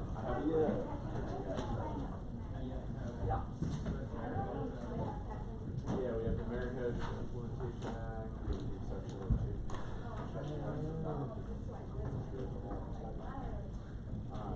yeah, there's some kind of interesting stuff in there. One of the things if I ever like 5 minutes right back with that, there's a position about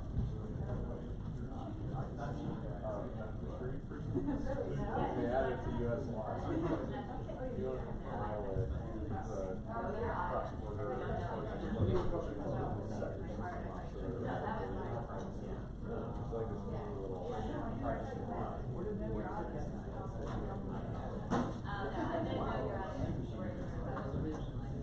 well, it's cool because the people that are going to take advantage of it are libraries and schools, and they're like, the libraries are like, a privacy provision you have to comply with. Wonderful.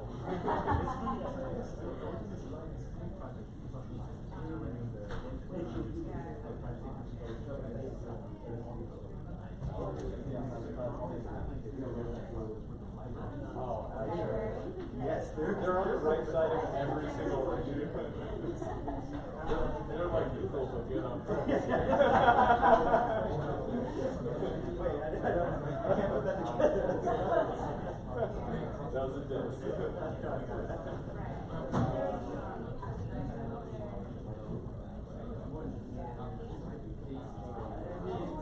Yeah. Oh my gosh. Okay, I'll give you the non-civil version. We seem to be now we're out of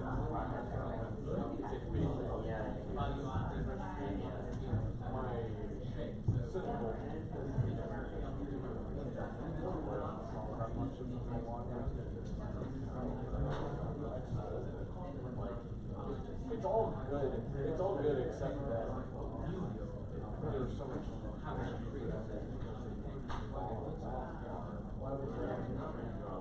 America, our sprinklers for it. I'd love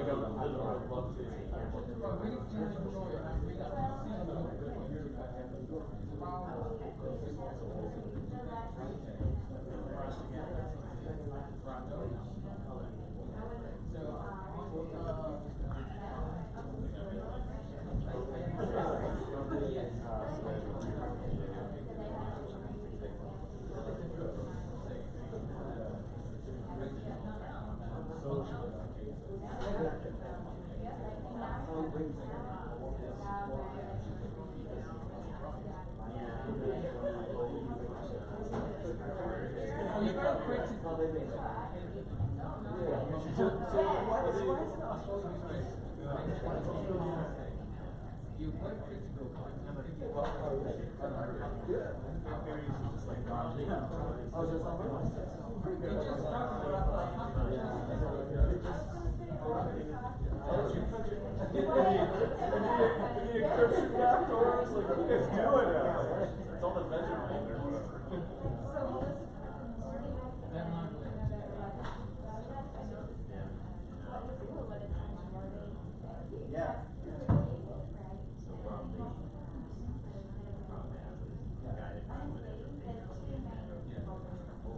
I didn't agree with that. He went into Oh yeah, oh yeah. which is, I think it's a summary of a long page. But you did throw in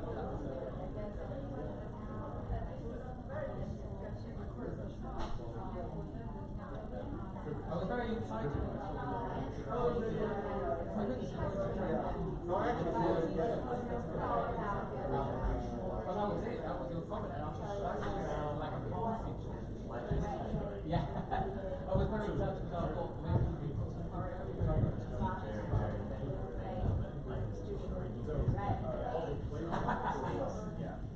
I'll burn it, make sure you don't have any issues. Yeah. Where's the,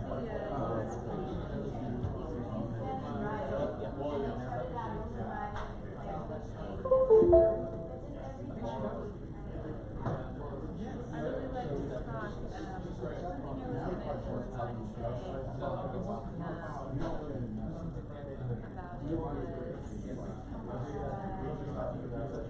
I really get concerned about,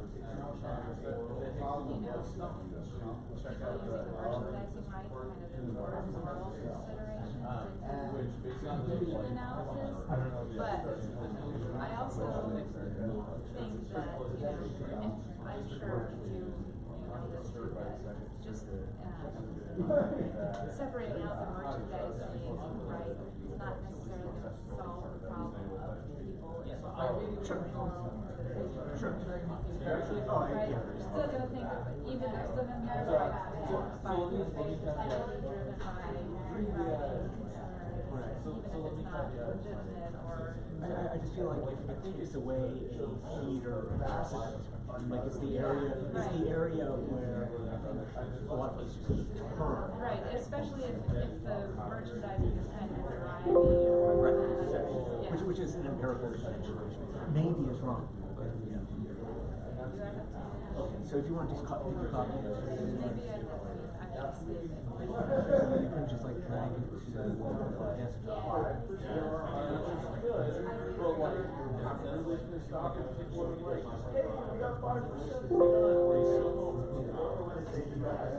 And so you'll have 25 minutes.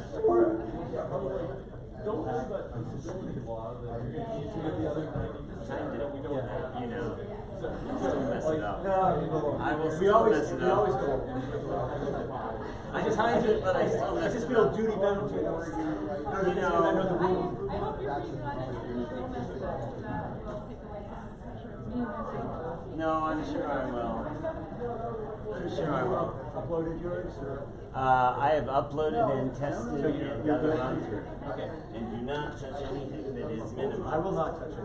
Because I'm prepared for a tech failure with a backup that's already in place. I started playing the video demonstration a lot in my presentation. Well, and we won't talk about your tastes anymore. No, I realized what happened.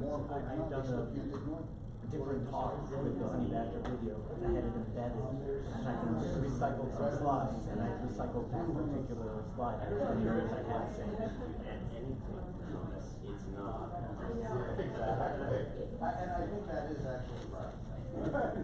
Yeah, so the project is fine. I don't think any of the recommendations need to change, although certainly the politics of it is important.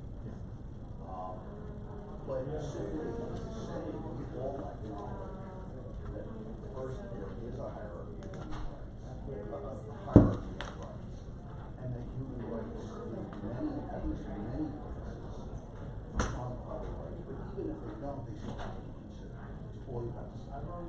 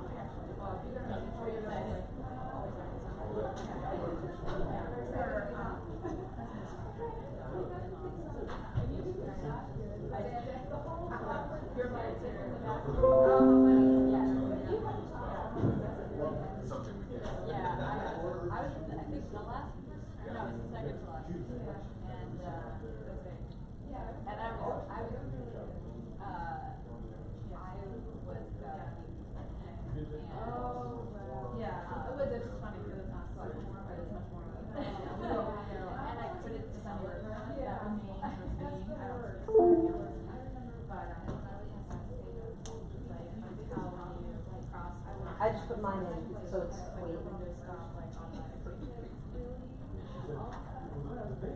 Oh, okay, I'm like, no, I'm not, last year we went 100, but I was Well, mine is behind her. Oh, well, you didn't say that. She already done hers. Yes, exactly, that's exactly right. The only person who did, I told them. And, Didn't want to become justice. You know, pros and cons. It's all pros and cons.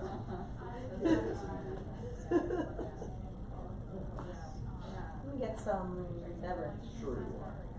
You can doubt me? Watch that.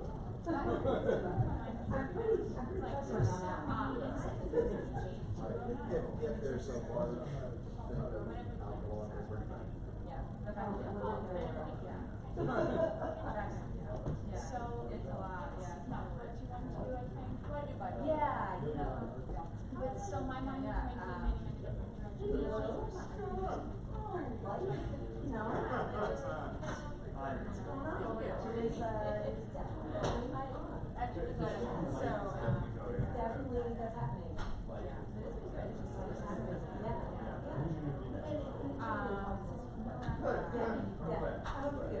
Life is also going on in a generally positive way.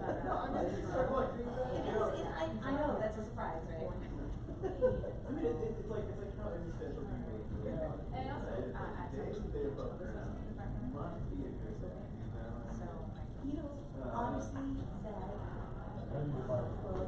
So a lot of it was like, well, even with that, Right, that approach of like, whatever else is happening.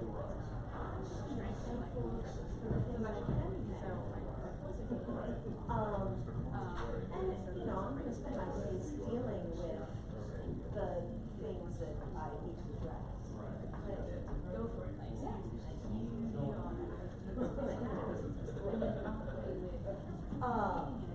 Well, it means that he spends his days with that's his. Like, he works. That's a grand tour. Yes, wordsmith, exactly. There were. That's right, that's a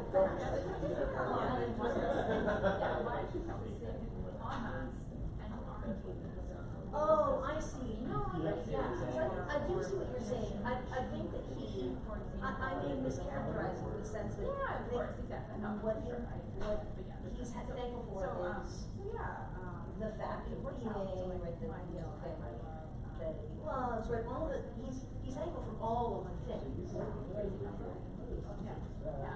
Oh, great.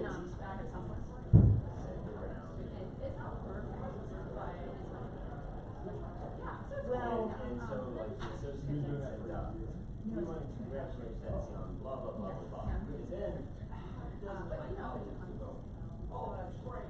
And it's not a reply, it's a reply. how do they not, like, that is a violation of the social contract. Reply all is a violation of the social contract. That's something that everybody needs to converse about. Everyone is conversing. So, no, they did not do this video. If they do it on the faculty list, which I'm not on. But I don't think they do. Because the Cardozo never did that. Yeah. Although when one guy retired, like Eric Coleman, who said everyone, this faculty is extraordinary, esteemed.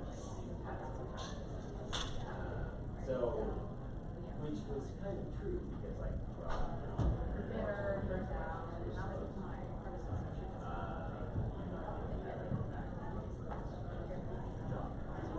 It's always been like, congratulations! I know that approach of institutional congratulations. It's only good as happening with this person, I congratulate them. But then anyone who responds to that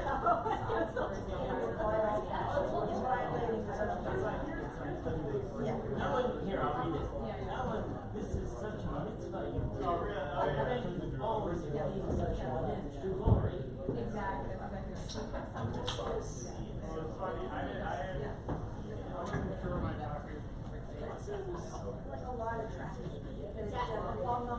Right, whereas sending that same response back directly to Ellen would be lovely, if they're all right.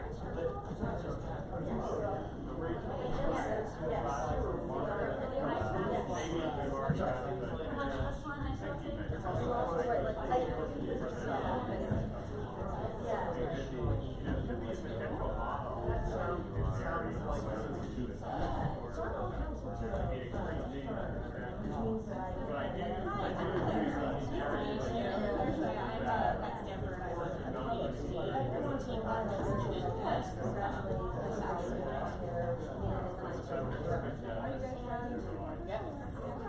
however, there's then this series that follows of like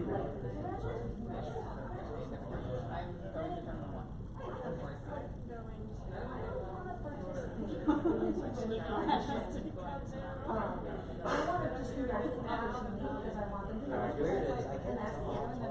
agree that it's and that is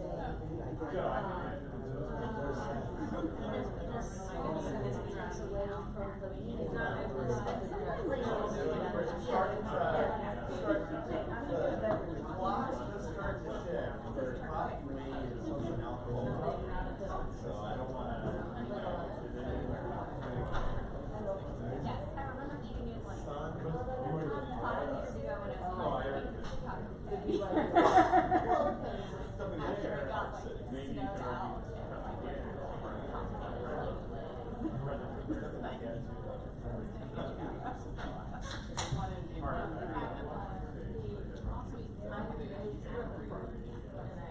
Oh my God, I don't know what I was going to do.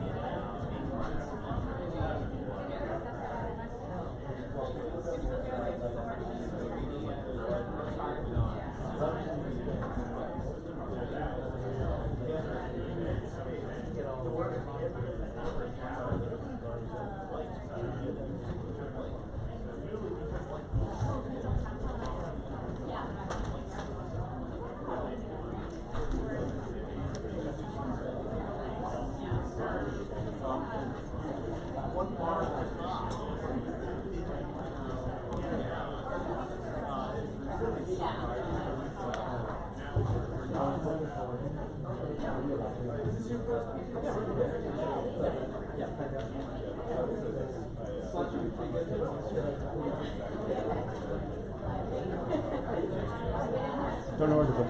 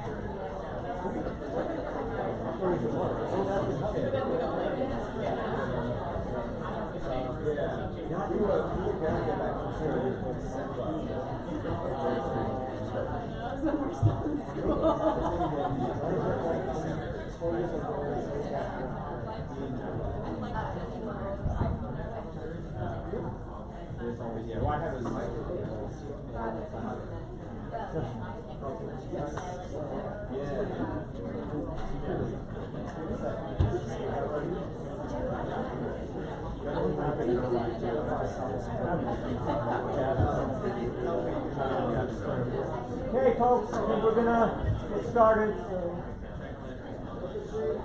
Okay, so I'll begin the last session just by thanking the organizers again for such a great conference. It's such a great opportunity to come and hear what everyone. Can you hear me? Can you hear me? Is it on? I think it's yeah. No?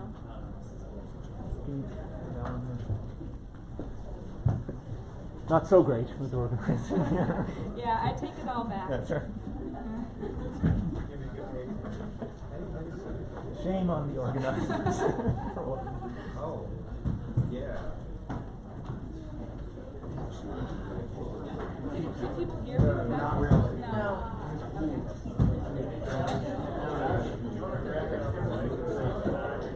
Where is it?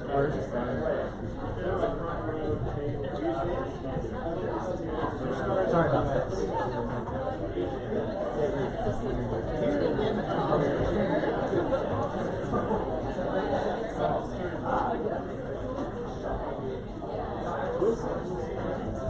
Tony. I'll get it.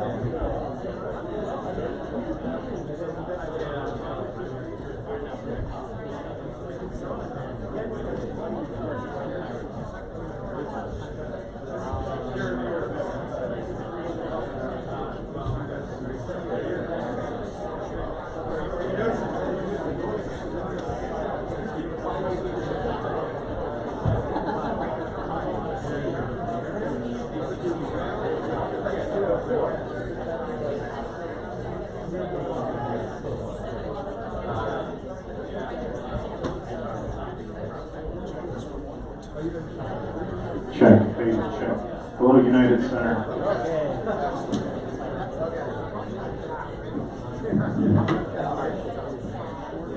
Okay, we're starting. So I was thanking the organizers. We wanted to hear that. I don't retract it. Thank you so much. So great to get the opportunity to hear what everyone's working on. I just wish I had a chance to hear what more of you were working on.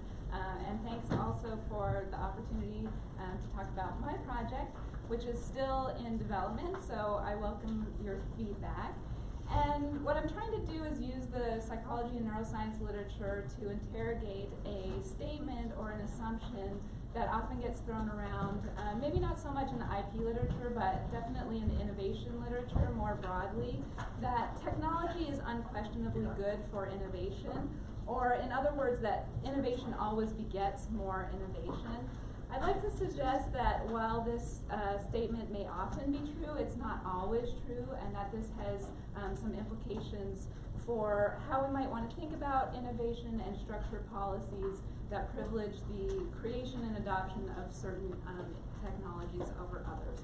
So I'll just start off with this assumption that innovation begets innovation. This is a typical quote encapsulating the idea. It's credited to economist Brian Arthur. And the general logic behind it is that innovation gives us tools that help us improve productivity, remove technical barriers to more innovation, give rise to new creative opportunities, give us new products to build on, all things that make it easier for more innovation and creative activity to occur.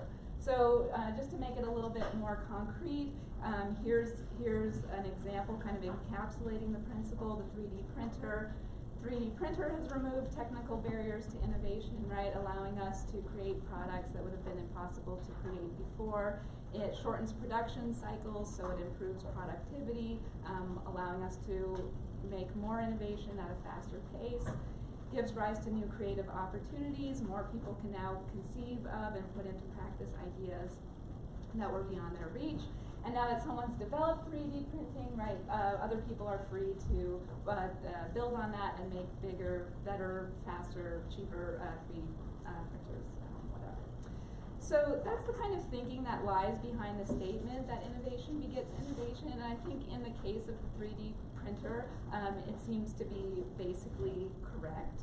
But I also think we all understand intuitively that not all innovation is created equal when it comes to its potential to facilitate further innovation. Not every innovation is going to be as groundbreaking as the 3D printer in this respect. So some of it might just be neutral with its impact on future innovation. So I'll give a few examples. The goldfish walker, the shoe umbrella, all innovations that probably are not going to affect the direction of innovation going forward. And that's probably okay. Innovation's a process of trial and error, and not every innovation is going to move the art forward. But more troubling maybe, and the argument of this project is the idea that certain innovations might actually inhibit our potential for future innovation.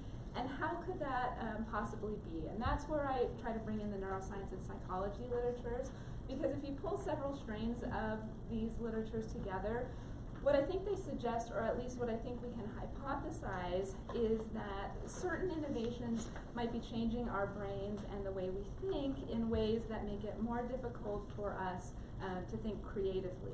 And if you think that creativity is a necessary component of innovation, which lots of innovation scholars do, that means that certain innovations may be making it more difficult for us to continue to produce high levels of high quality innovation in the long term. And I want to be clear that the benefits, that these costs that I identify to innovation might be outweighed by benefits that these same technologies bring, including simple productivity benefits. But I do think it's worth kind of investigating the costs and interrogating the costs rather than just assuming that innovation offers nothing but upside in our quest to continually be producing more innovation. So what's some of this evidence that I'm referring to? I think there are various areas of research that point in this direction, and I'd just like to highlight a few that I've been looking at. So one important strain of the literature seems to suggest that heavy use of certain digital technologies can change the way we think in ways relevant to creative problem solving. So there's a lot of evidence that smartphone use affects attention. So in the short term, one study has shown that just having a smartphone on a desk when you're engaged in an attention-based task even if it never makes a noise, even if it's not even your phone, reduces your performance on that task. And then there's all the things we do with our smartphones and all the digital technologies like social media. So a number of studies have found that, kind of looking more at long-term effects, that people who spend more time with these types of digital technologies have both a lower ability to attend on a task, for a sustained period of time, and a lower ability to filter out unwanted information. And both of those are relevant to our potential to be creative, because we know that creativity actually depends pretty highly on both of these things. Being able to attend and focus on a task, and being able to selectively filter and let in the kinds of information that you need. And it seems like heavy digital media use might interfere with our ability to do that. Certain technologies or innovations have changed the way we process information as well. So a lot of us now do a lot of our reading digitally, but there's evidence that our brain processes digital information differently from hard copy information. So specifically, when reading information digitally, people are more inclined to focus on the concrete details. They're less likely to think abstractly and make high-level inferences about the information being conveyed. And that's important because we know that abstraction is a necessary component of creative thinking. So if people are doing more of their reading on devices, they might be underutilizing this abstraction skill and thinking less creatively about the words that they're interacting with. We also know that creativity is more than just a cognitive process. It's an affective or an emotional process too. So more concretely, empathic accuracy, or the ability to guess what other people are feeling, has been empirically linked to measures of creativity. But it seems that heavy use of some digital innovations might be interfering with empathic accuracy too. So a 2014 study out of UCLA, for example, found that 6th graders at a 5-day sleepaway camp where their screens were taken away were better able to identify emotions in pictures like this, both compared to when they were tested before they left, and also compared to their peers who went about their daily routines, which included a few hours of screen time per day. And then finally, there's a lot of celebration, I think, in the innovation literature of creative tools, technological tools that increase creative opportunity. Things like Photoshop, where you can do such creative things like put tattoos on your favorite celebrities. And many people would assume that these types of technologies are an unmitigated win for creativity, but I want to suggest that there could be a couple of downsides for creativity as well. So the first way this might occur is through the fact that a lot of these programs have default settings that might channel creativity in particular directions. So there's one interesting study showing that users of one music sound editing software overwhelmingly produce songs with a tempo of 100 beats per minute, the default setting of that software, whereas users of another sound editing software overwhelmingly produce songs with a tempo of 140 beats per minute.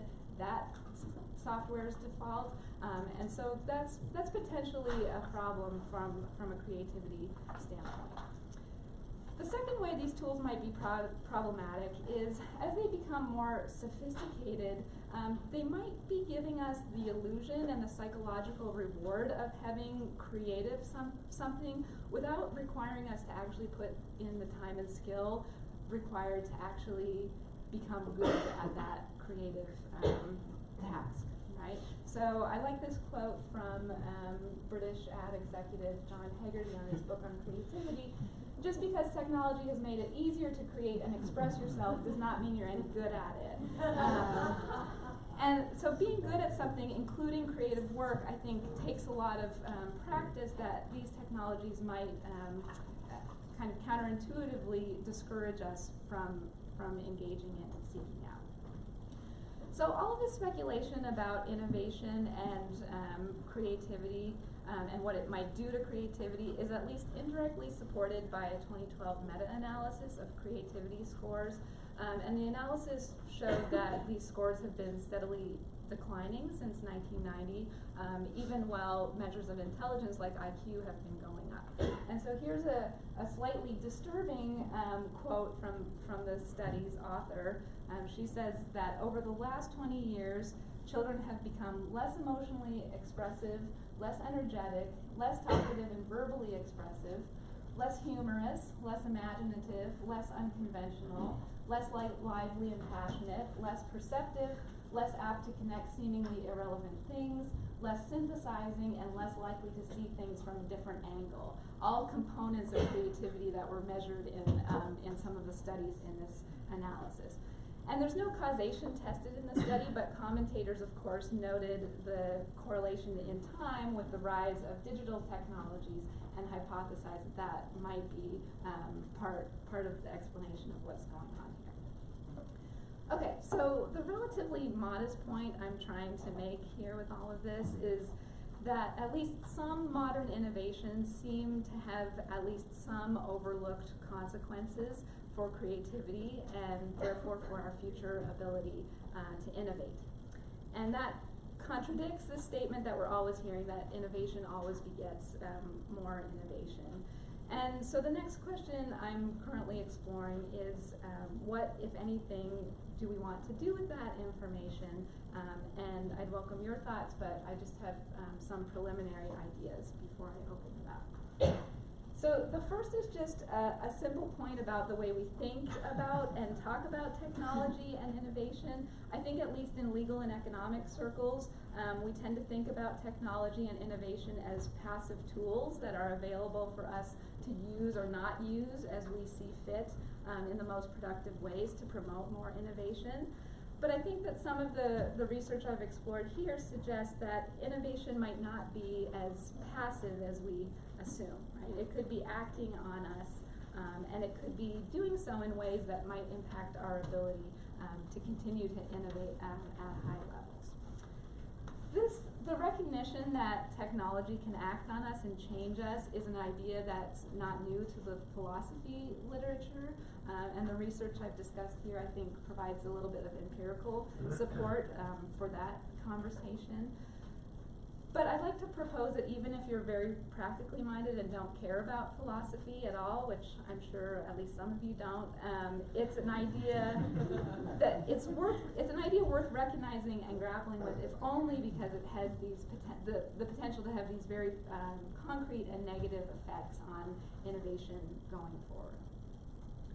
And then the second point of connection I'd like to make is to a literature that many people in this room have contributed to, including Jessica and Brett just yesterday, urging innovation scholars to spend more time thinking about the quality of innovation rather than just the quantity of innovation in terms of that we're producing in terms of social value, however you might want to define social value.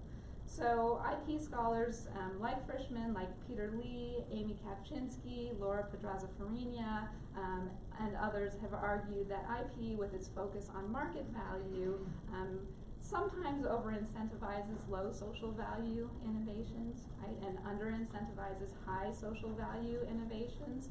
I think the hypothesis I'm putting forward here offers another example of this, because these digital innovations are potentially very high market value, so there are a lot of market incentives to produce them, but they may come with social costs that we haven't entirely grappled with.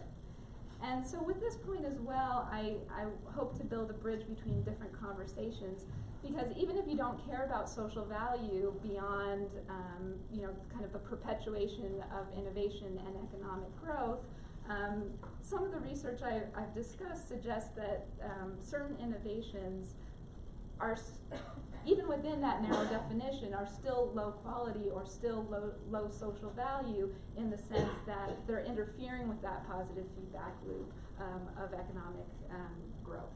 So it suggests to me that quality of innovation is something that maybe we should all be thinking a little bit more about, even if our primary concern is just that innovation continues to occur at high levels.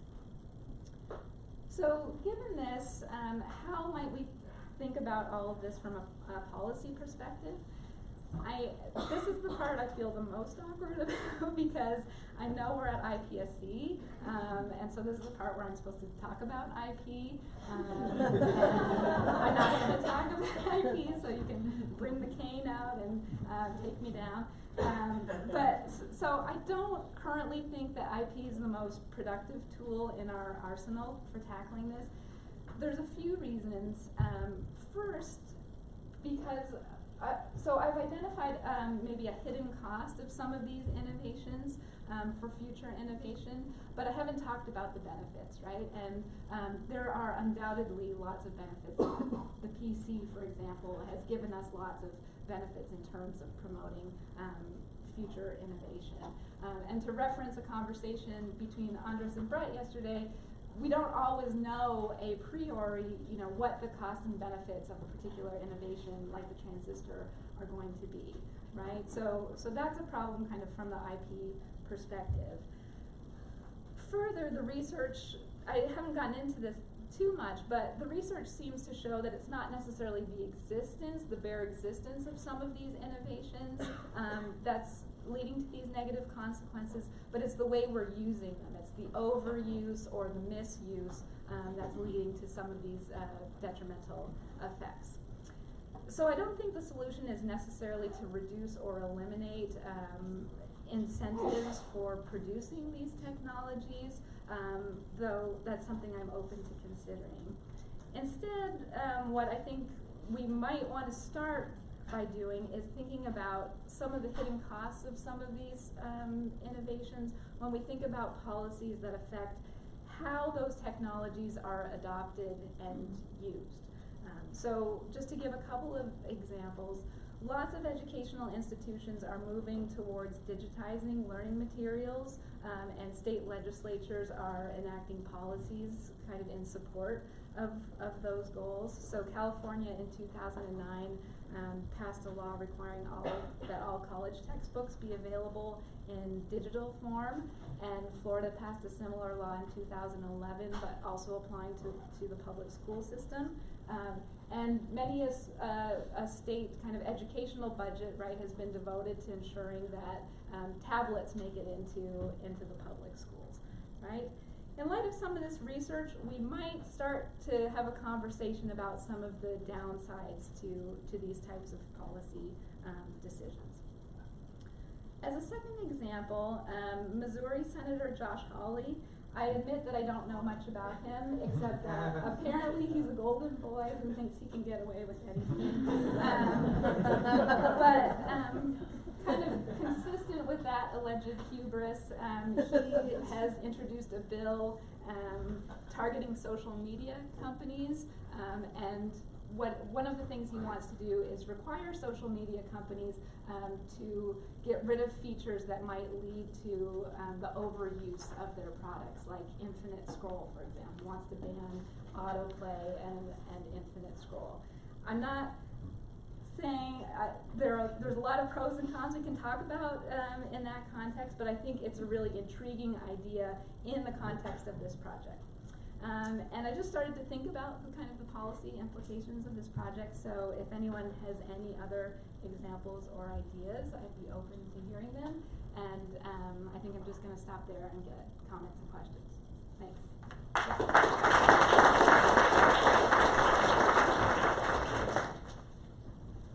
Yeah, Rebecca. So I have to say, when, especially with the last quote, I really thought what correlates perhaps even more greatly is the rise of inequality and precarity. It's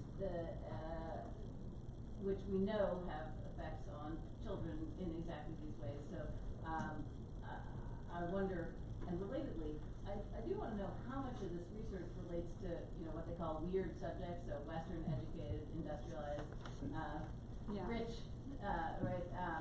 Because it seems to me that you can't separate that out without a lot more information.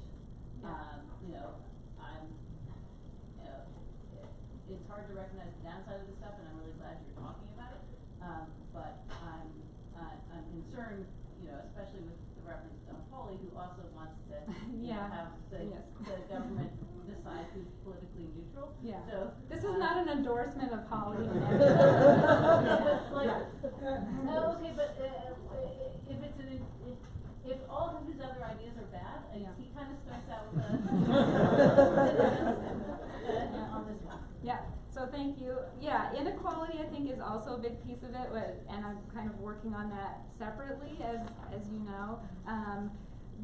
The weird thing is a really good point, because I think that if we're going to do a cost-benefit analysis, it might look very different if we're talking about policies in the Western industrialized world versus, you know, access to technology in the developing world, for example, right? And the problem with most of the stuff I do, which is, you know, try to extrapolate from the psychology literature and the neuroscience literature, is that I'm bound by, you know, I'm bound by the constraints of those studies, right? And so I'll just be really clear that I am vigorously extrapolating, and there are lots of caveats involved in that. Yes.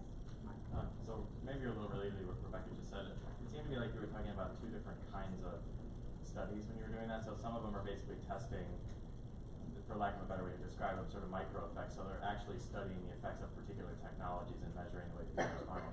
The others you were talking about were like macro effects, about like changes in children's creativity over long periods of time. And causation there is going to be really hard. So not just the fact that you see massive rise in inequality, our whole education system has shifted to standardized testing massively over that same time period. No surprise we lose a lot of creativity in the process. So I think disaggregating those two things and focusing on, and also I think, insofar as what you're focusing on is the effects of specific technologies, you might have more to say in terms of policy responses than otherwise trying to like disaggregate a huge number of policy interventions.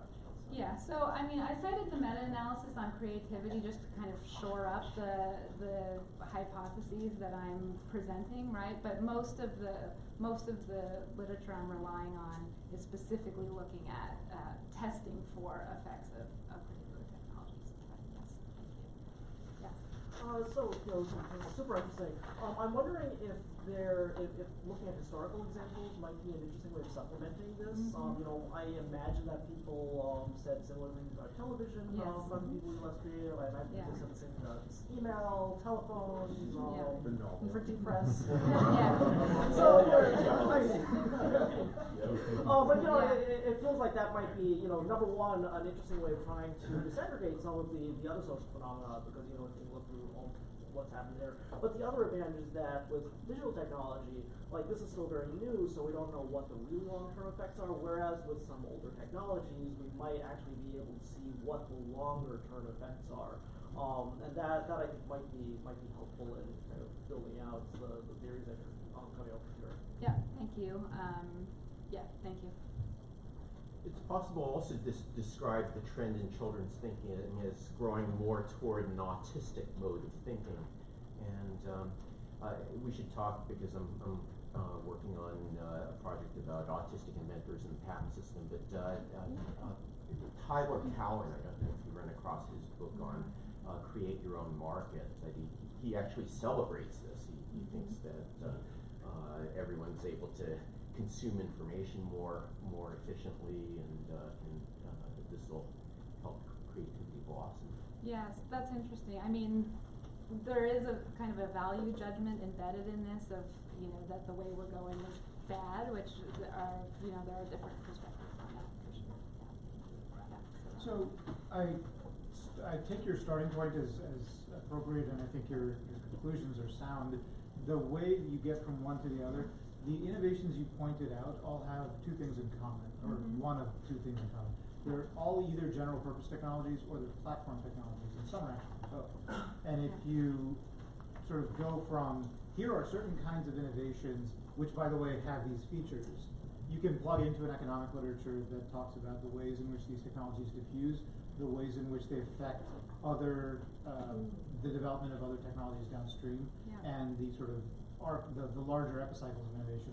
That's going to be, I think, a more well fleshed out story about the inputs into the problems that you're describing. So that's something you might explore. Okay, we should talk so you can kind of guide me in the right direction.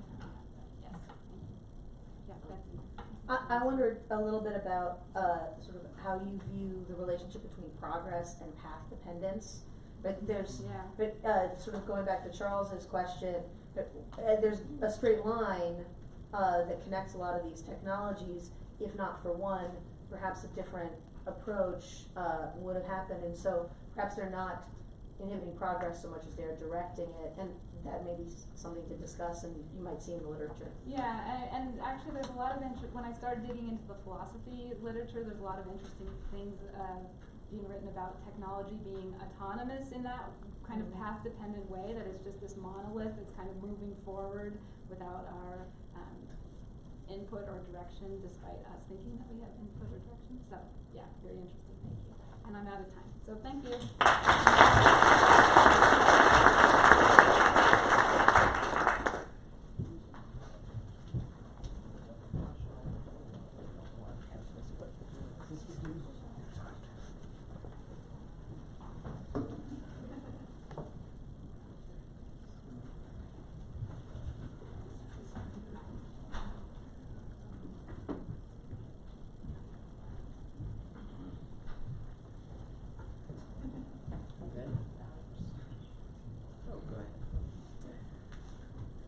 Well, thanks everyone for being here, and thanks to DePaul for hosting this IPSC. As one of the people who actually has had to organize these before, I understand the pain and suffering. So I want to suggest we take a moment of my time to thank Josh and Bobby and give them a round of applause. And also thank, what? And Mike, I'm sorry, and Mike, and Ellen Gutiantov, who may not be in here, but is the elegantly dressed person running around making sure everything happens. So anyway, following Stephanie, this is going to convince you about the dystopia you are now entering. And depending on what Betsy says, I'm afraid some of you might come out of here a little suicidal. So for those of you who saw the title, The Law of Avatars, and thought that this would be a talk where some of you could relive your finer moments in Second Life or Sim City, I'm going to disappoint you. Video games and VR things are just a tiny piece of what I want to talk about. I mean avatar in the broader sense of an incarnation, embodiment, or manifestation of a person or idea. And I'll also take, broadly understood, the computer-related definitions in some dictionaries. But to avoid confusion, I think that the talk might have been better called The Law of Digital Replicas. My point is, our civilization is starting to be populated by a new kind of presence, convincingly lifelike digital representations of people. Now principally two-dimensional, but they can be and will be three-dimensional soon. Such digital avatars will make computerized banking and travel services more tolerable, if not enjoyable. They may make it fun to ask for information at an information desk. They may provide companionship to the elderly, the infirm, or the simply lonely. Digital avatars may do a lot of cool things.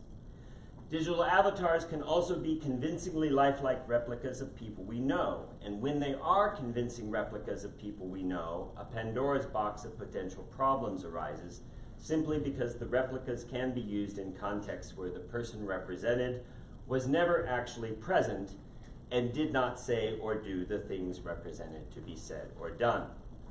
The range of such potential misuses of digital avatars as replicas is stunning, and so is the range of potentially applicable legal doctrines, right of publicity, defamation, Lanham Act, privacy, fraud, you can think of others. So let's get started by considering the sum of the issues. Now, I don't know about you, but there has not been much in the life of Kim Kardashian that has ever interested me. But she got my attention recently on two things. First, she was seeking a trademark registration in kimono for lingerie. You get it? Kimono? What's cool about this is that it requires a mispronunciation of the Japanese.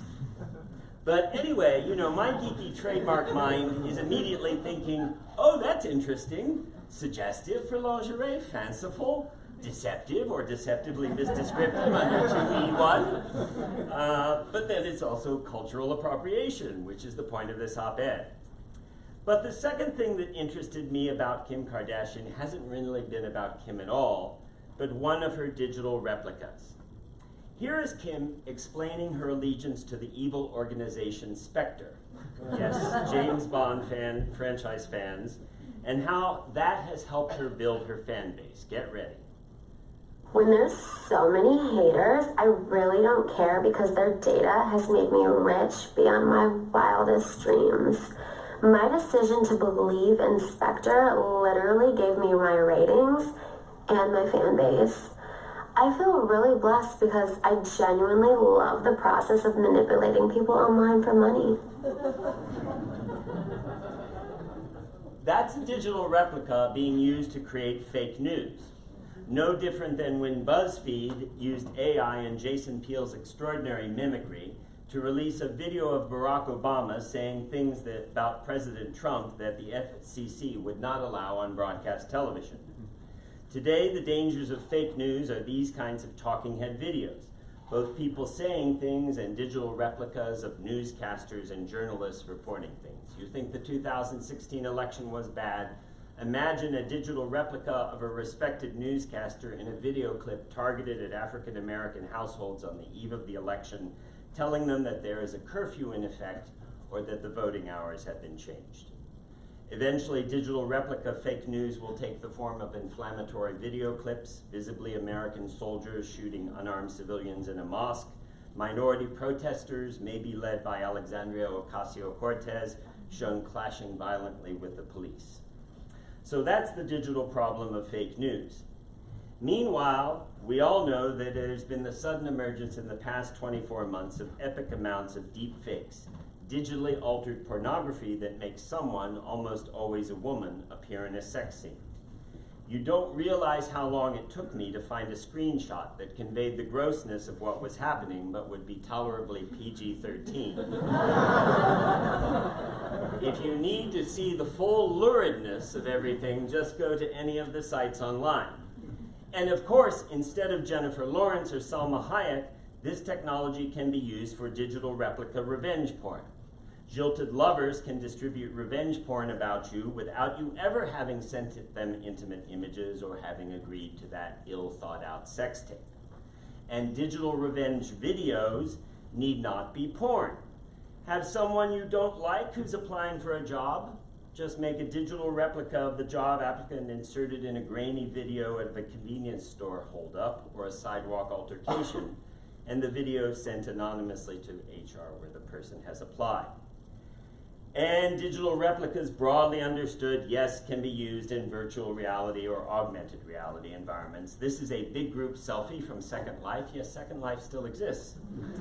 I say broadly understood because the question whether you require digital replicas to meet some standard of realism or authenticity is key. Here, for example, is a 2018 proposal in New York State. This was one point of the legislation that was being debated.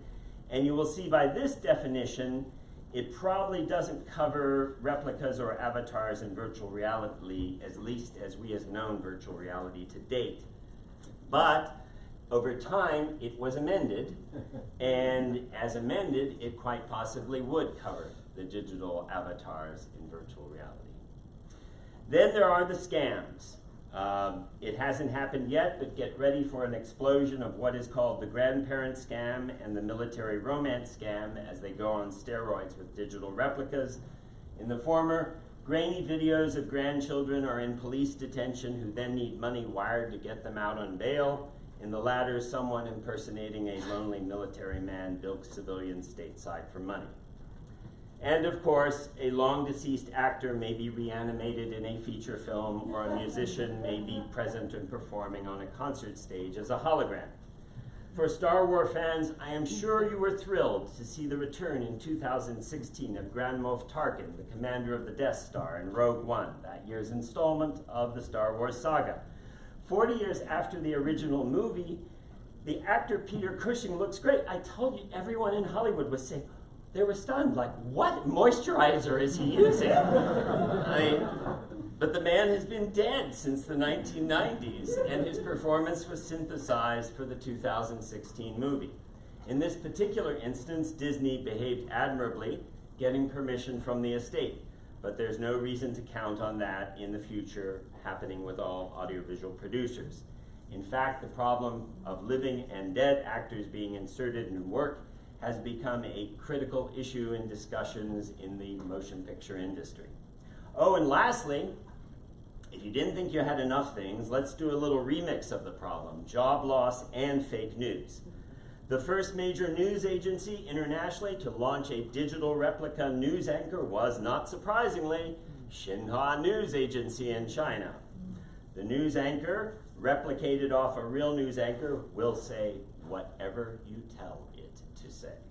As one report dubbed it, finally we have real fake news. All right, so there are a number of people writing on these issues, sometimes focusing on one problem or bringing to bear their expertise in different areas of law. Robert Chesney and Danielle Citron have been writing on this, great article in California Law Review and Foreign Affairs. Jennifer Rothman, my colleague, has brought her extraordinary depth of knowledge on right of publicity to bear on some of these debates. My colleague, Rebecca Delfino, who most of you don't know, has a forthcoming article on deepfake pornography. That's a pitch for one of her piece. Mark Lemley and Eugene Volokh have a great article that does this survey of legal issues that might arise in VR and augmented reality environments that include some discussion of digital replicas. What I'm grappling with is the question, is there any possible common approach to these misuses and potential misuses of digital replicas? A common approach that would be sensible, helpful, we're never going to have 100% effectiveness, and constitutional, because obviously there are First Amendment issues. But that's for me an issue, the issue of the project, and I suspect I'd love to hear, I can't believe I'm saying this, a deluge of emails from you with ideas on this as we try to sort this out. But before that, a momentary discretion into the technology, because that can bear on the legal tools that might be brought to bear. At present, building a digital replica, whether for deepfake pornography or for replacing actors or producing fake news, requires a face set, a set of photos and or videos of the individual being replicated. The general rule is that the more images or videos of the person you have, the better, the more accurate and more convincing the digital replica will be. But the bleeding edge of the technology is now producing digital replicas from a single photo, which means spookily that we can animate paintings. And there are different versions of Mona Lisa. One more energetic, one more thoughtful. So, and note, this technology comes from a Samsung lag in Russia. So guess who has control of that? All right, so to date, now I'm sorry to get darker still. To date, the worst use of single photos of people, if you didn't think deepfakes was far enough in the objectification of women, was that for 6 days this summer there was an app available for $50 called Deep Nude that would take any single photo of a woman and render it into a digital replica nude image of that woman. It did not work on men. The Deep Nude app, which is still can be found on the web, runs on one photo of the victim, but has been trained on thousands of images of naked women. As an anonymous developer, Alberto said it only works on women, not men, because it is easy to find nude images of women. Whatever his skills as a programmer, Alberto apparently doesn't know how to use a search engine and the words gay porn.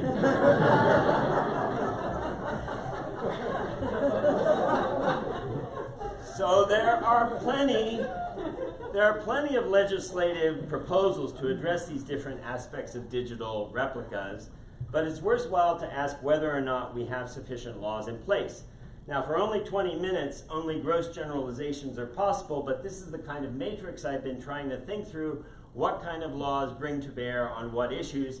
For example, it is generally thought that defamation and false light claims will not work on deepfake pornography because most deepfake pornography has a disclaimer saying it isn't real. It's a fake by definition. It's announced as a deepfake.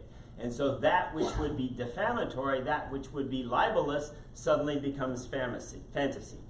Or, for example, you might be wondering, is it possible to bring revenge porn laws against digital replica revenge porn?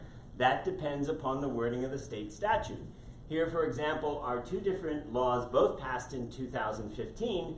The Connecticut law seems to clearly require that the thing that is disseminated is an actual photograph, film, videotape, or other recorded image of the victim, whereas the Pennsylvania law says visual depiction, and visual depiction is statutorily defined to include a representation, including but not limited to a photograph, videotape, film, or computer image. So if you were trying to prosecute the digital replica revenge porn, you'd have a chance. In Pennsylvania and Virginia and other states that have crafted broader laws, but in many states you would have an enormous problem. All right, so let me tell you a little bit in just 5 minutes, and then we'll have a few minutes for discussion about some proposals. Here is a proposal that has legs in California. It was in the last session, came fairly close to passing, and I predict, based on discussions, something like it will pass soon in California. This directly addresses revenge porn. Notice it carefully includes digitization, maybe not perfectly, but pretty well. It only creates liability for intentional creation and distribution with knowledge of lack of consent, and the victim has to prove some harm. All of this is crafted to get around existing First Amendment doctrine. But despite those limits, the California bill seems to cover deep fakes of celebrities, digital replica revenge porn, and an issue which we have in the audiovisual industry in California, and that is unconsented enhanced sex scenes in feature films where the actor or actress didn't agree to quite what appears on the screen. In contrast, here is a proposal in New York. This has been percolating around in the New York in the Assembly in Albany for 2 or 3 past years. Jennifer and I have both been a little bit involved in it. This is taken from the last iteration, and this is one of the limits of PowerPoint. You can't possibly put all of the text of these laws, right, on 28 PowerPoint slides. But this gives you some idea that it's not directed at revenge porn, it's directed at the replacement of actors. So a digital replica, which is what the proposed legislation would use in the state of New York. And then if you look at the language, it is written so that you can't use the digital replica in a way that it gives the clear impression that the professional actor represented by the digital replica is performing an activity for which he or she is known in the role of a fictional character. And the point of that is they're trying to craft something that would ban the digital replica of Hugh Grant being used to play the Wizard of Oz, but permit the digital replica of Hugh Grant in the reenactment of his arrest on Sunset for having public sex. So the idea there is to try to find some way to craft that, but I'm not saying that's right. Now, whether rights of publicity can be adequately amended to address this is unclear. I'm curious about all different ideas. I was talking with Felix about whether one could treat facial photos as biometric information as they are so defined under the California's new privacy law and under the GDPR, and whether you could use that as a hook to go after all this, I'm not sure. Last thing I want you to see before the discussion is here is a very interesting proposal in 2018 in Washington. Now, I've had this discussion with a couple of you at this conference. I'm not going to say Congress considered this. Congress did not consider this. This was introduced by one senator who was the 4th Republican ranking member on the Judiciary Committee. That's not Congress considering it. But it's still a good idea. It's still kind of interesting. And so basically the idea is to define deep fakes in the way I've been using digital replicas, and to then create an offense where the offense is to distribute the deep fake with the intent to facilitate criminal or tortious conduct under federal, state, local, or tribal law. And so this would hook it in and basically say anything where the use would already be facilitating some tort or some crime, we're going to actually criminalize the use of the deep fake. So basically that's it. And I have said in the last few minutes of my talk, First Amendment and First Amendment, for example, because if you look at this proposal, which was from Senator Sasse, how do you pronounce him, from Nebraska, the Republican? Sass. Senator Sass's proposal clearly is trying again to address First Amendment issues, and the unfortunate, in my mind, decision in United States v. Alvarez. And so it may be that over time we will just have to, as we consider these bills, rethink some of those issues as they relate to what I consider a very dangerous dystopic future. Thanks very much, and I look forward to some questions, but if there are no questions, I'm not trying to suppress questions. I'll play you the Barack Obama Jason Peele video. Thanks.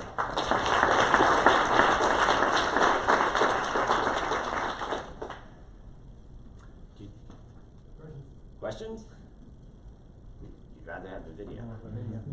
Jennifer, what a surprise. There were no other questions. I might have expected myself. Two maybe comments or things to think about. So you talked about the First Amendment, but you didn't talk at all about any conflicts with copyright law or copyright preemption, which maybe relates to my second comment or question, which is, this is obviously chilling to everyone in the room, the phenomenon of deepfakes and impersonating, particularly where it's presented as if it's actually happened, or something like putting words into the mouth of a steaming sitting president, and news events, etc. But there is, in this presentation, and it's exemplified by the proposed New York law to unsettle New York's privacy and privacy laws, there are several different issues. So one of them is where maybe there's revenge porn, there's these political fake news things which are very concerning, and then there's also the concerns over the actors, which is also legitimate. Either they're replicated in sex scenes, but then there's also the other part of reproducing them in films or reusing prior work, as we see with Peter Cushing. So I'm curious if you think that there should be some global solution to all of those, or there should be treated as distinct things. Because I think the First Amendment and copyright preemption, for example, would play out very differently in those scenarios, and we may, for policy reasons, want to treat them differently as well. So I have not thought at all about the relationship to copyright. That may seem ironic. But I am grappling whether there is a possibility of a global issue. Think about it. Start with the simplest global issue. And I don't cringe, First Amendment people. A ban on unauthorized digital replicas, period. Federal law. Okay? Well, that's not a viewpoint restriction. It's probably a content restriction, although I could get some First Amendment people to argue that it's time, place, and manner. That actually it's not controlling anything but the manner in which you're delivering it through a particular kind of technology. But let's assume that that's a content restriction, but not a viewpoint restriction. I don't know if you can work out some type of solution. That's why I think SAS's solution is as close to a global solution that addresses just digital replicas, period. It would pass, as I understand it, First Amendment jurisprudence right now. I should jump around the room. Yes, sir. So, Justin, you're very good at disturbing us. I'm disturbed. But it does... Be careful walking the streets. Yeah. but along the lines of where Jennifer is, I like the idea of some globalized solution, but it's not clear the harms are the same. And so, but you can group them. A number of them fall, it's the misrepresentation, right? There are a series of these uses are forms of fraud and misrepresentation. And it seems like we do have some tools to detect and punish that. So riffing off, do you want? Well, okay, fine. But the actors and the others, those are more like dignity rights or personality rights that we don't currently have in our jurisprudence as well as we should. So ripping off Mike's comment, so one issue is what can we do with disclosures, right? And what disclosures would be adequate and what disclosures would be not. And there you can kind of attach in the interesting psychological evidence that a lot of disclaimers don't do much at all. Right. And so if it's a convincing deep fake of George Stephanopoulos telling you, stay home, do not go out tonight, and that suppresses voting, and there's a disclaimer that says this is not ABC News, I would not be satisfied if that was the law. Now, there is a California law, I didn't put it up, that was proposed very recently in June this year that would just do that for elections. It says it has to have a disclaimer. I'm not sure in this world we're in, disclaimers are adequate. And for those of you who are trademark geeks, you know that trademark law has a very complex relationship with when our disclosure is okay. And there's a lot of trademark jurisprudence that just says they usually aren't okay because they aren't really enough to stop the confusion.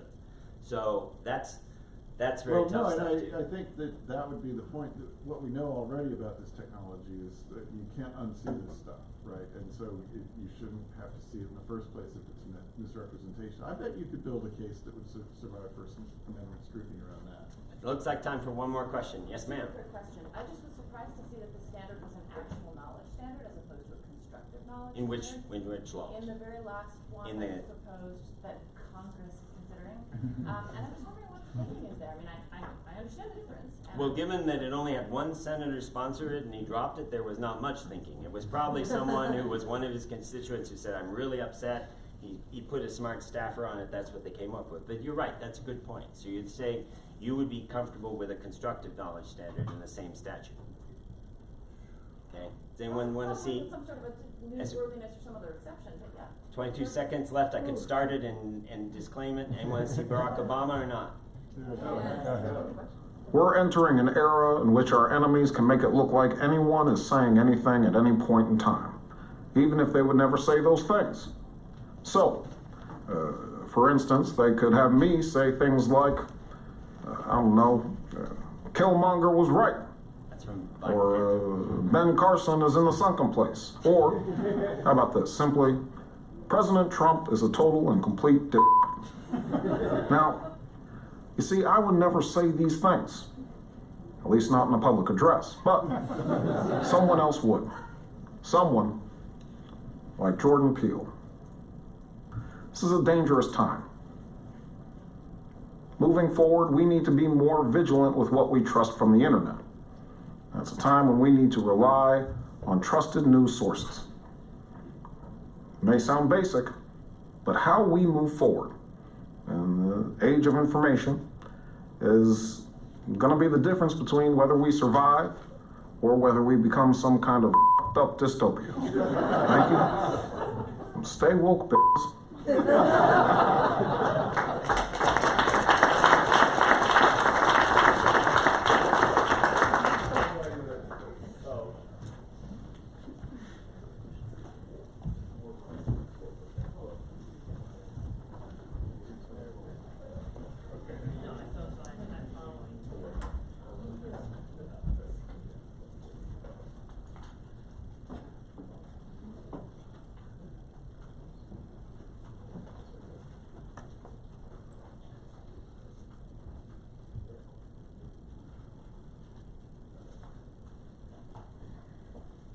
I don't know if I'm going to be more uplifting or not. I think that's going to be up to you. But I am as appreciative, and I hope that I will be at least a little bit as thought-provoking as what came before. So, title of my presentation is IP and the question of who creates, and I want to start with a couple of images that may be, as I say, thought-provoking. What's the difference between an inventor and a technician? Edison is an inventor, he owns lots of patents. The women of In Figures are technicians. Now, what's the difference between an inventor and a mechanic? Elon Musk is not actually much of a patentee. He's a named inventor in 3 design patents and I think 2 utility patents. Mechanics are seldom patentees. Who's an artist? Robert Rauschenberg or a scrapbooker? Who's a composer?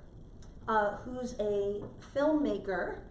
Quentin Tarantino or the pseudonymous women of the California Crew making a vid about Quantum Leap. And who is a brand? What is a brand? Is Disney a brand, or are the cosplayers who match up 2 sets of Disney-owned characters the brand? Right? And you may observe a pattern in these images. I admit cherry-picked on my part, but I don't think over-dramatically so. Right in these biases that we may have about who is an inventor, who is an artist, who is an author, etc., who is a brand, are what I want to explore, and I want to explore the role of law in creating and reinforcing these biases. So as a starting point, I think we all understand that IP doctrines are innovation policy. I also want to make clear that I'm coming from a point where IP doctrines, and here I'm referring to patent, copyright, and trademark. I'd be really interested in thinking about how to extend this to other IP areas. It's not as good a fit, I think. Are not only innovation policy, but they are also drawing on the work of Rosemary Coombe and Karis Craig and others, a voice in discourse, right? Law tells the cultural conversation what to think in some ways. And law is actually a particularly powerful voice in that discourse because it speaks with the force of the state. Law tells us what is true. IP systems create a discourse of value by assigning value to particular creations, expressions, inventions, symbols, by giving their creators exclusive access to markets. And this voice in the discourse that law has is particularly powerful because it grants control over the tools and symbols of expression and technology. So the implication here in the discourse is that IP is beneficial because it's progress promoting and fair trade promoting, but for certain people, and therefore for certain people to have exclusive access to markets for certain things is good. The implication is that these people have done something of value by making those expressions or those inventions or those symbols. Lots of people in this room, very smart people, smarter than I'm sure, have observed that IP doctrines have an impact on what things get made, which things people choose to make. IP only promotes the creation of things with predictable market value. And it only promotes creation of things that are covered by IP. Lots of other things get made, but IP is only pushing us to make those things.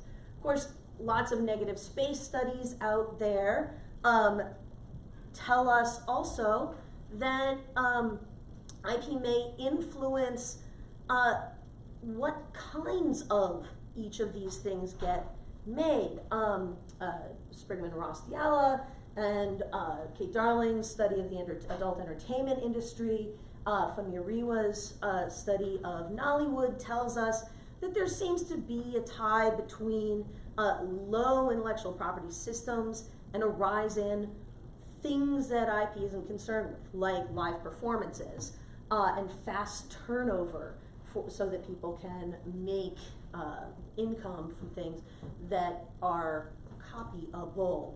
Higher protection often results in more investment in products, so more polished products. But all of that is about the what.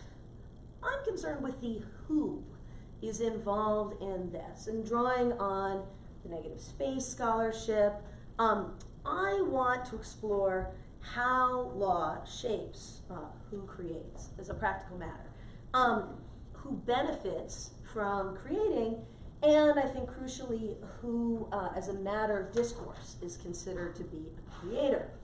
And a lot of this draws on critical theory and critical race theory as well by exploring ways that the intellectual property system is not neutral in its application and effects, considering ways in which it structurally benefits the wealthy and the powerful. So, okay, what do I mean by create? Everyone is a maker of sorts, but some of that making is special. recognized by the law and by society as being meaningful. Foucault described the author function. See, I get really nerdy real fast when I say Foucault. But Foucault described the author function, the discursive mechanism by which we grant cultural respect and authority to some people and not others. It's a fiction of sorts that recognizes that some people are worth listening to. This is distinct from authorship as a form of copyright law, under copyright law, everyone's an author, but not all authors necessarily benefit from copyright discourse. We can extend this idea of the author function to other IP areas. An inventor function, which distinguishes inventors from tinkerers or technicians. A brand function, which legitimizes brand owners over consumers, even though both may contribute to the meaning of particular symbols. Now, Foucault, in his writing, envisioned a world where a recognition of sort of the dialogic nature of our world would erase the author function.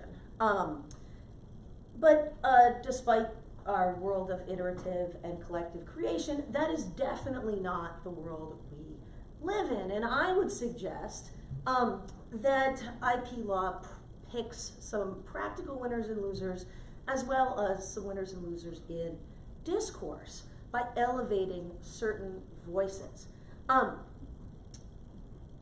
And specifically, I would suggest that IP law and discourse often reflects and reinforces sociocultural hierarchies regarding race and class and gender. Now, I'm far from first to observe a lot of this, that formal IP systems often benefit the already powerful and burden the already disadvantaged. And that they tend to consolidate resources in the hands of the privileged. But I want to sort of add to this that IP law may also consolidate cultural respect in those hands. I don't think this is necessarily intentional, but like many colonialist systems, right, those who build the system benefit from the system. So that's a very broad statement, right? I'm making a huge, totally unsupportable statement. You're all sitting here thinking like, wow, she's been talking for 15 minutes. So I want to be a little bit more clear about what I mean and what I don't mean. I'm not trying to condemn intellectual property here as a framework for innovation policy. What I am urging us to do is to be aware of not only its strengths, but also some of its weaknesses as an innovation policy, that exclusivity mold as an innovation policy, and to conceive of it more as one of many innovation policy approaches. And to think of formal law as a complement or an alternative to other innovation policy ways of moderating pure markets. Not law, right? If law is the contrast to not law is not necessarily the same thing as chaos, and it's not necessarily the same thing as not creation. We have a plethora of case studies showing us that lots of creation can happen in the not law or the less law environment.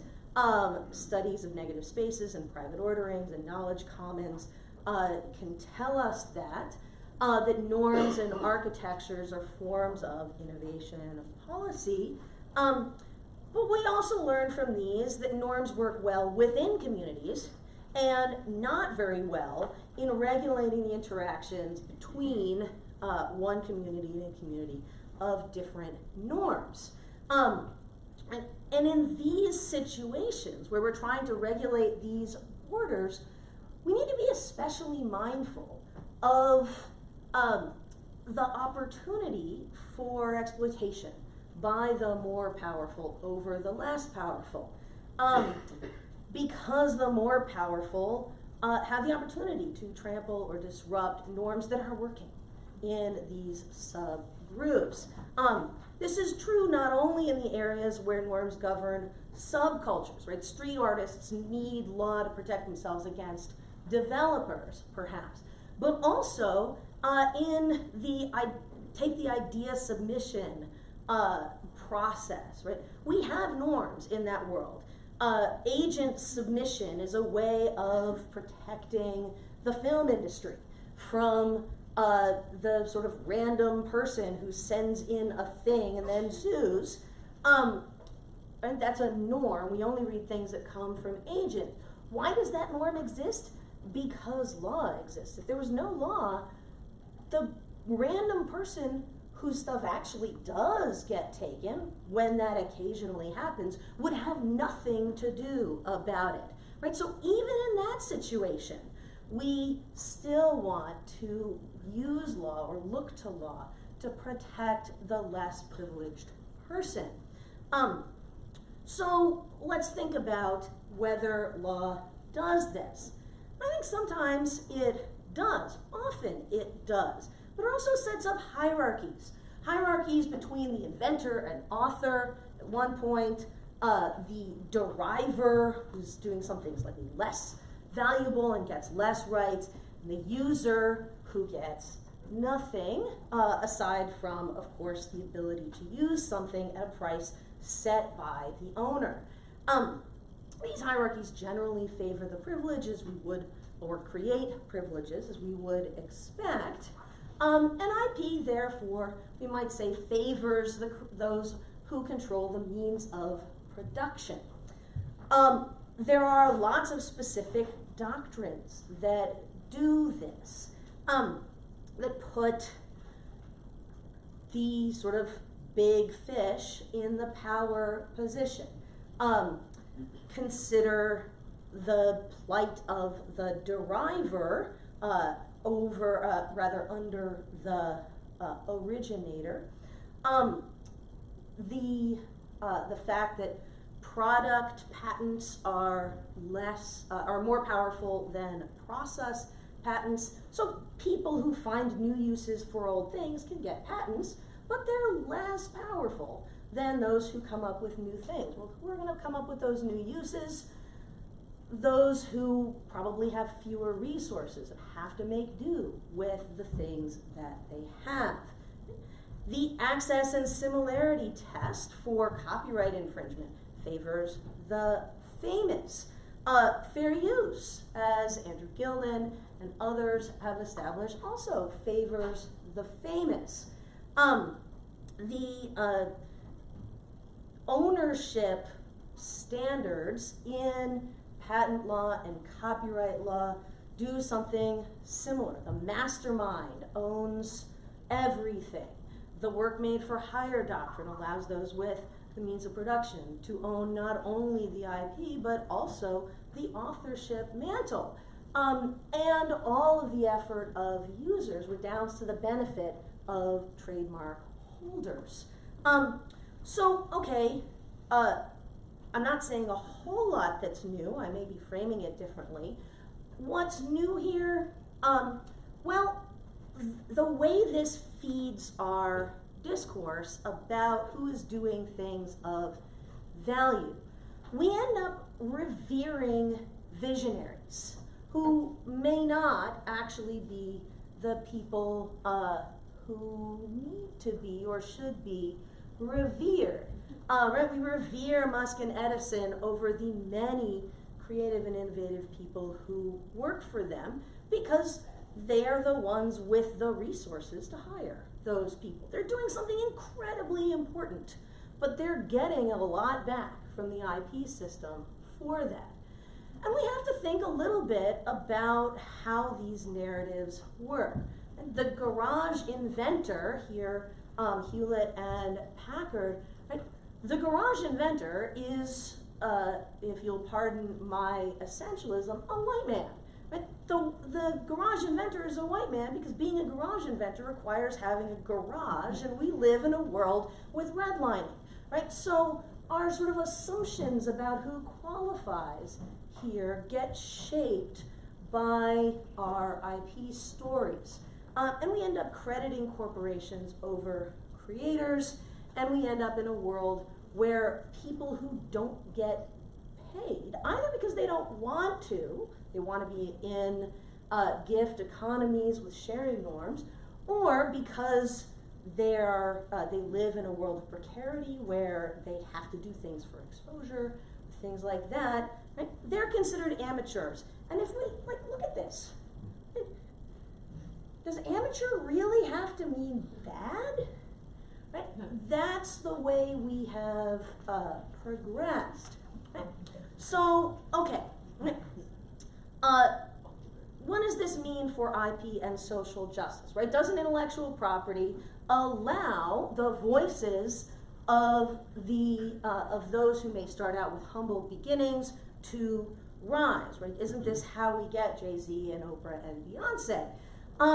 Well, I would suggest that in many ways IP makes it harder, not easier, for those voices to rise. It's hard to get out of that amateur box. And one reason it's hard is because at the beginning, when you don't have many resources, IP stands in your way. When it helps you is when you already have the resources to bring people in to help you. So, okay, how could we do something differently? I've got piles of ideas, but I want to hear yours, right? That we can approach this with the small doctrinal fixes, and I can list a bunch of possibilities. Right? Some of those doctrinal fixes might fall into the more rights category, right? More attribution, right? More termination to claim the benefits of one's work. There may also be places where the less makes sense. And there may also be places where different makes sense. But what I'm most concerned with is figuring out how to change the discourse around who qualifies as a creator, right? Larger scale conceptual matters, giving more respect to those who contribute, who remix, who do and make do. And I think we do that by thinking of intellectual property doctrine as a way to mediate borders between the norms that are working for smaller groups and the already powerful, rather than as a one-size-fits-all program for all innovation. That's my intuition. I'd love to hear your thoughts.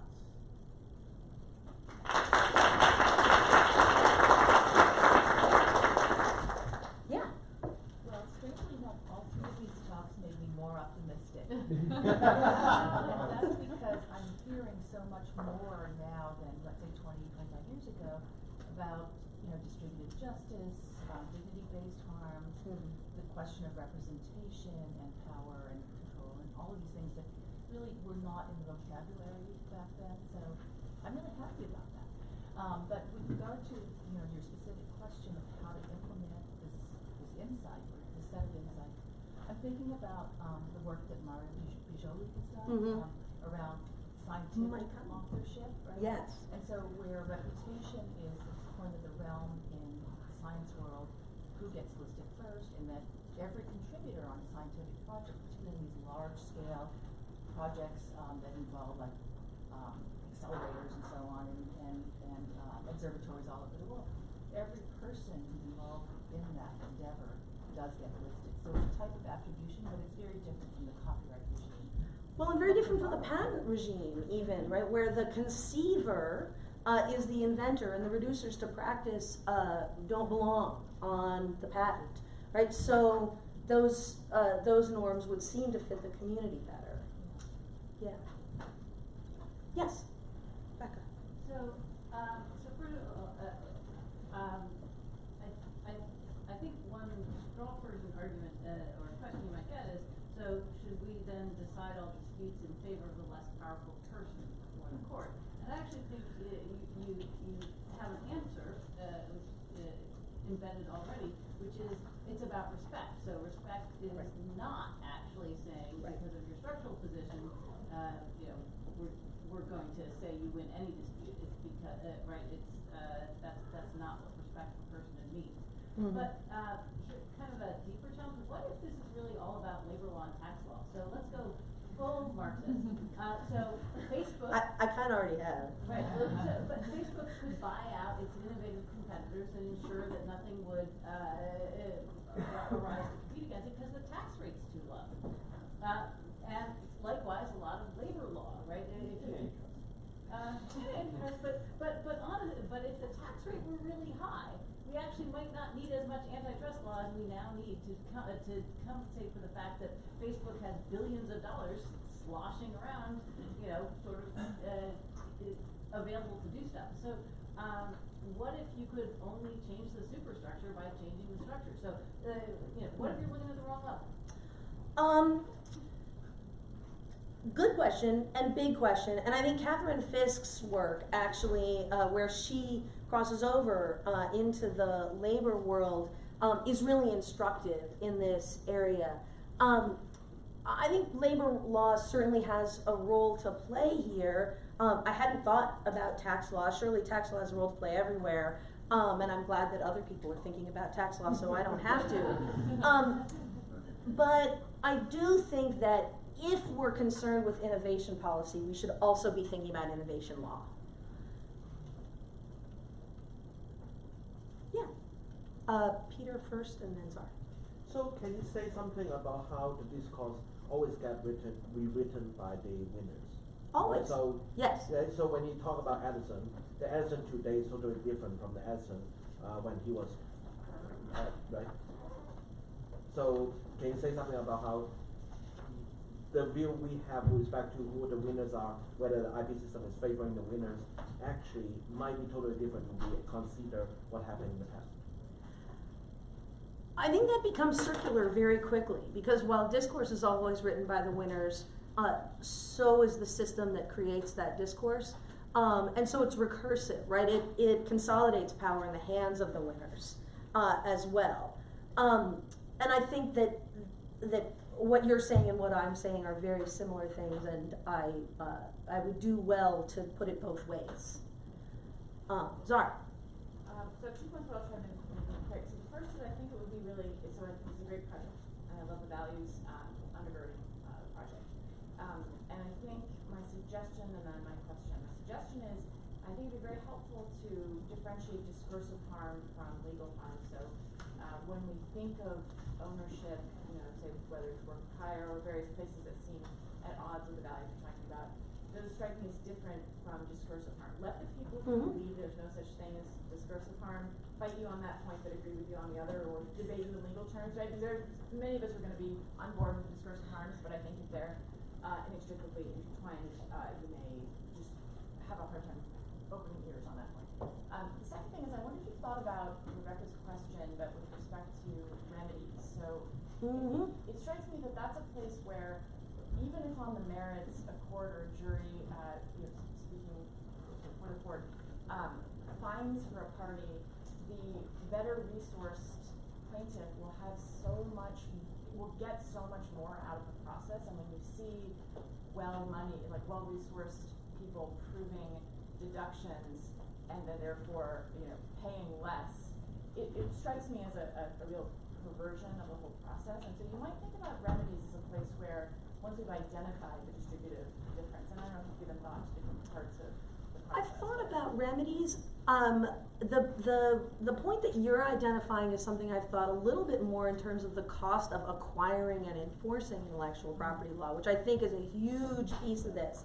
And I think lots of people would say, well, it doesn't matter that IP benefits the rich because the subjective value of half a loaf is so much higher to someone with fewer resources.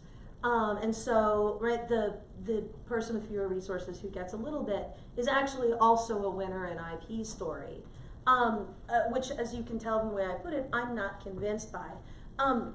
But I think you're absolutely right that remedies is a lever that can be pushed both in the fixing this approach and in the creating the problem approach. Thank you.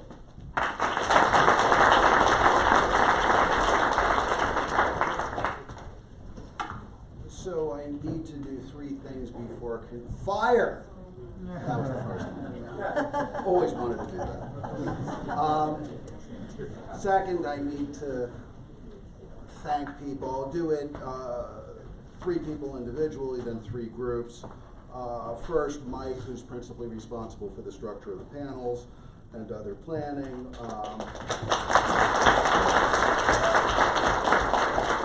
Second, Ellen, come forward, Ellen.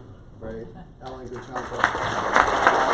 Without whom we wouldn't have eaten so well, there wouldn't have been beautiful rooms, there wouldn't have been all the help, etc. You know, nothing gets done. And finally, Brett, is Brett?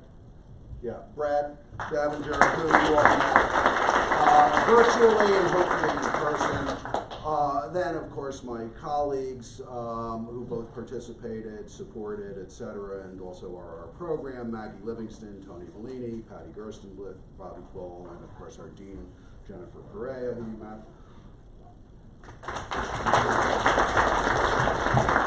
Second, the student volunteers, Matt Krez, Shane Tong, Zach Johnson, Jake Mikolakis, Eddie Grahovic, Milika Kazanovic, Chris Boyd, and Paul Fina. Finally, all of you for coming and doing such great presentations. And now the last thing, Mark, come down. Next year is Stanford. I am very pleased to say our work is done. Safe travels to Stanford and before. Thank you, sir.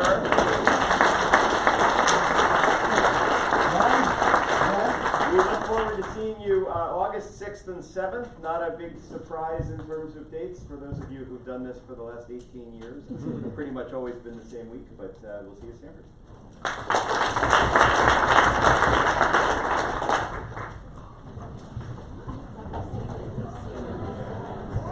Yes.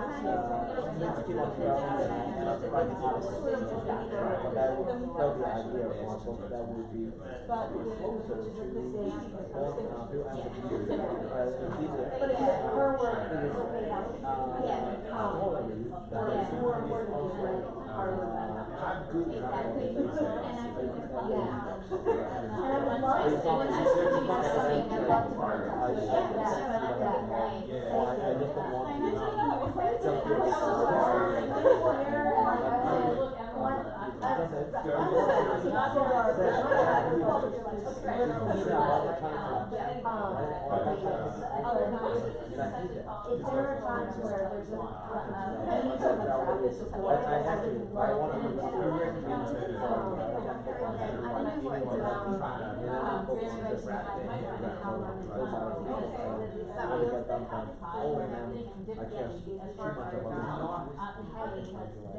either they don't have a big 5 month or more. So the answer is, my system's not that, I use that in hand between day, and that, but if I don't do it, but if it has to go through that sort of charge here, right, that's covered. Thank you very much. Right, so we have, And now I understand why. so what otherwise, Let's talk about that, that would be, I would love that. all right. Yeah, okay, so, thank you. Great questions. Great project. I need to work on these. Because I felt like I wanted to talk about more of the doctrinal stuff, and I wanted to talk a little bit about. Which is like, let me know, like, well, actually, have you done that nice? That paper, right, so you can actually. Like, Yeah, I will give, the name tag to a couple of people, but I'm actually not gonna tell you all the stuff that's come before, because I'm not the person to say. Right, I'm gonna take as read, that there are a bunch of hierarchies that are replicated, reinforced, which I attempted to bring to you on paper, and, here, so you wanna focus on that. Yeah. And also like, My concern, right, so it's just. because this is ultimately Yeah. your There document, is right, like, is that, people aren't showing in the spirit So, it's a fair point. Has constitution. The question is what I look at. Right. And so here's my intuition, and it could be wrong, and I encourage you to check with people, because I don't know how That's interesting. Yeah, I wish I read more. that you will still get a model saying, for these 15 minutes, accept that. Okay.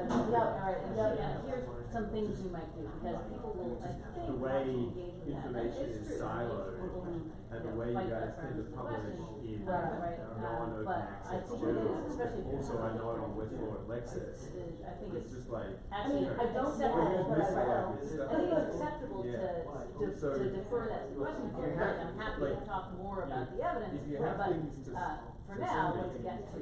Don't be shy. I mean, I would, ask a couple other people, Yeah. but my sense Yeah. is that, people are willing to say, Oh, it was to nice to accept meet the you. answer, it's in Yeah. the paper, and I'll talk more about it if you Right. want to. Right, and in that situation, if they wanna read the paper, they'll read the paper, so. Thank you. This is, and you're absolutely right about the importance of labor law here, and I've really Well, so. considered that.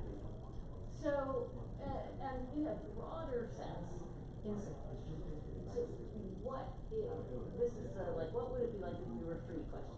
So what would it, so even for the amateurs, right, if doing your day job actually made you secure, right? Right. Then, Right. then a lot of these questions would, so this ties into Stephanie's paper too, I think. Yeah. Right, that, the issues surrounding respect and marginalization, right, might get, it might be complicated in some ways, right? So there are people who clearly, derive their identities from the, fan stuff they do, and it's not clear that they would if they actually had good day jobs, right?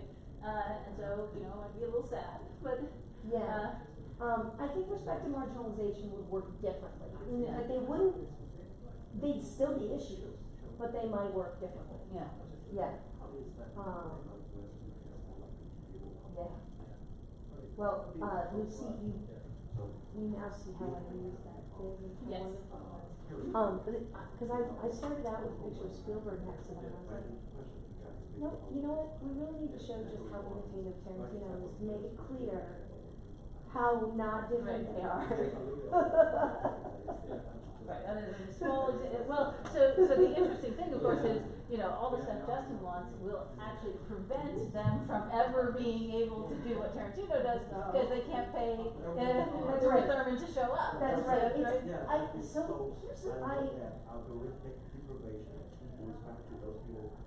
there are obviously a lot of things about Justin's questions that I'm sympathetic to. I find his emphasis and answers baffling.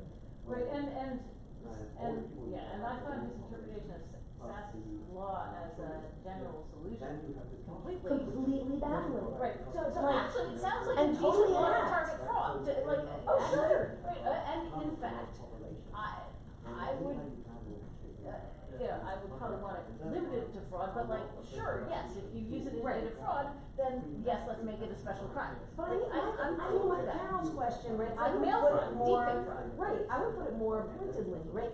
You identified, I think, 3 completely distinct concepts of harm, right? One concept of harm is economic harm. One concept of harm is dignitary harm, and one concept of harm is harm to the very idea of truth, right?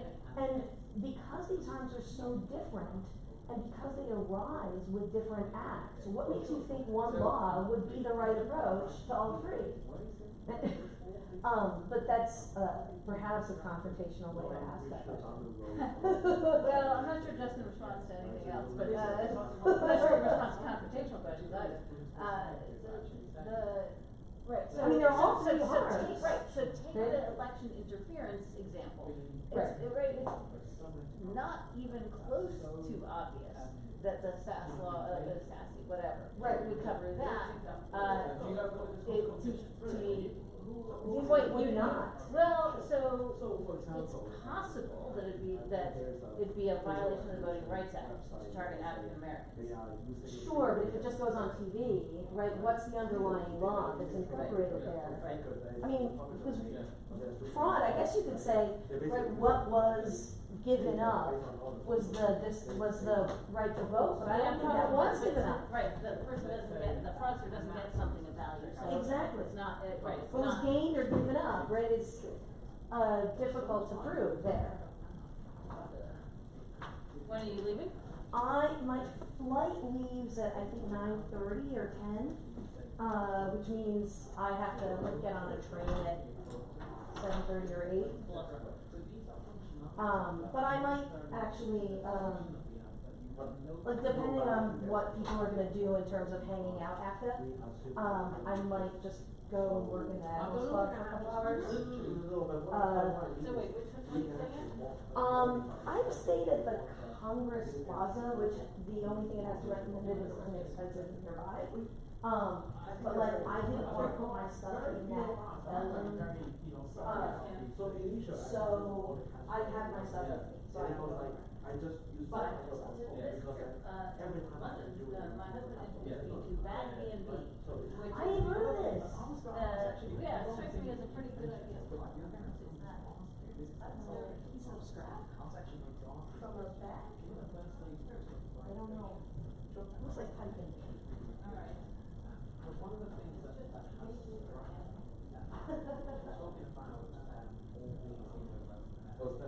Stephanie, all these kinds of innovations that are increasingly being encouraged in the future.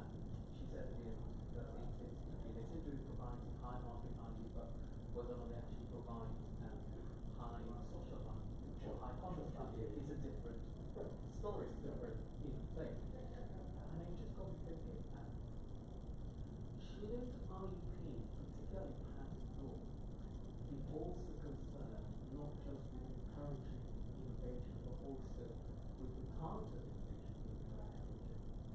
Many of these machine learning technologies, all these algorithms, for instance, AI-based algorithms or AI-based technologies, many of them are being patented by the likes of Google, Facebook, shouldn't we be considering also yes and no, social impact? Yes and no. So that's why more and more the camera, more and more demanding impact statements ethics principles. Right. So when you find they're not laptops and chargers actually So I'll just keep them here. So we want to make sure that And- it's explainable. And like, and what else I should do, like, The light of more than. we are still left with cafeteria. The other applications and others, they are pushing, Facebook and Google to do. But it's No, okay. I'm like, what else we should do, like, we have like 2 hours for the cafeteria more, and then we will try to set all this rules on if possible. Yeah, but that's. So- I think they spend on it with you one week. That's right. Yeah, sure, yeah. So I think self-regulation hasn't actually been done before. No, but I think. Is that what you're trying to No, say? but the second is basically with the FTC. So Yeah. You will be outside. Yeah. Right, so. Yeah, but these are all soft approaches. I understand. So, But my response to you is that, yes, I agree with when you go in terms of ethics, in terms of Yeah. more deeper So- thing you need to think about. Yeah. And also you need. So, but I'll just try doing all these rooms and. That's right, that was just- actually the point, right? What I disagree with you is that. Yeah, because it's like, it's not. We cannot know the advance. that's right. She mentioned it. Yeah, sure. Yeah. Yeah, so we actually, we are still left with both club and non-club. Yeah. I bet you So- care about it Yeah. because the I'll- best innovation is actually something we are not going to get. Right. So that's how we actually. I'll have to check on EMS. So, what all events we have on Monday. So, yeah. Okay.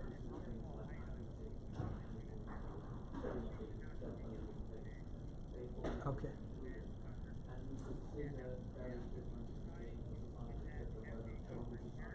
Okay.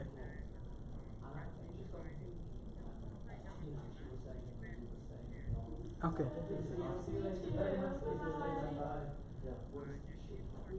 Yeah, sure. Okay. You too. We can try, I think we should try. There will be so many problems that we cause by saying we are not, so we're not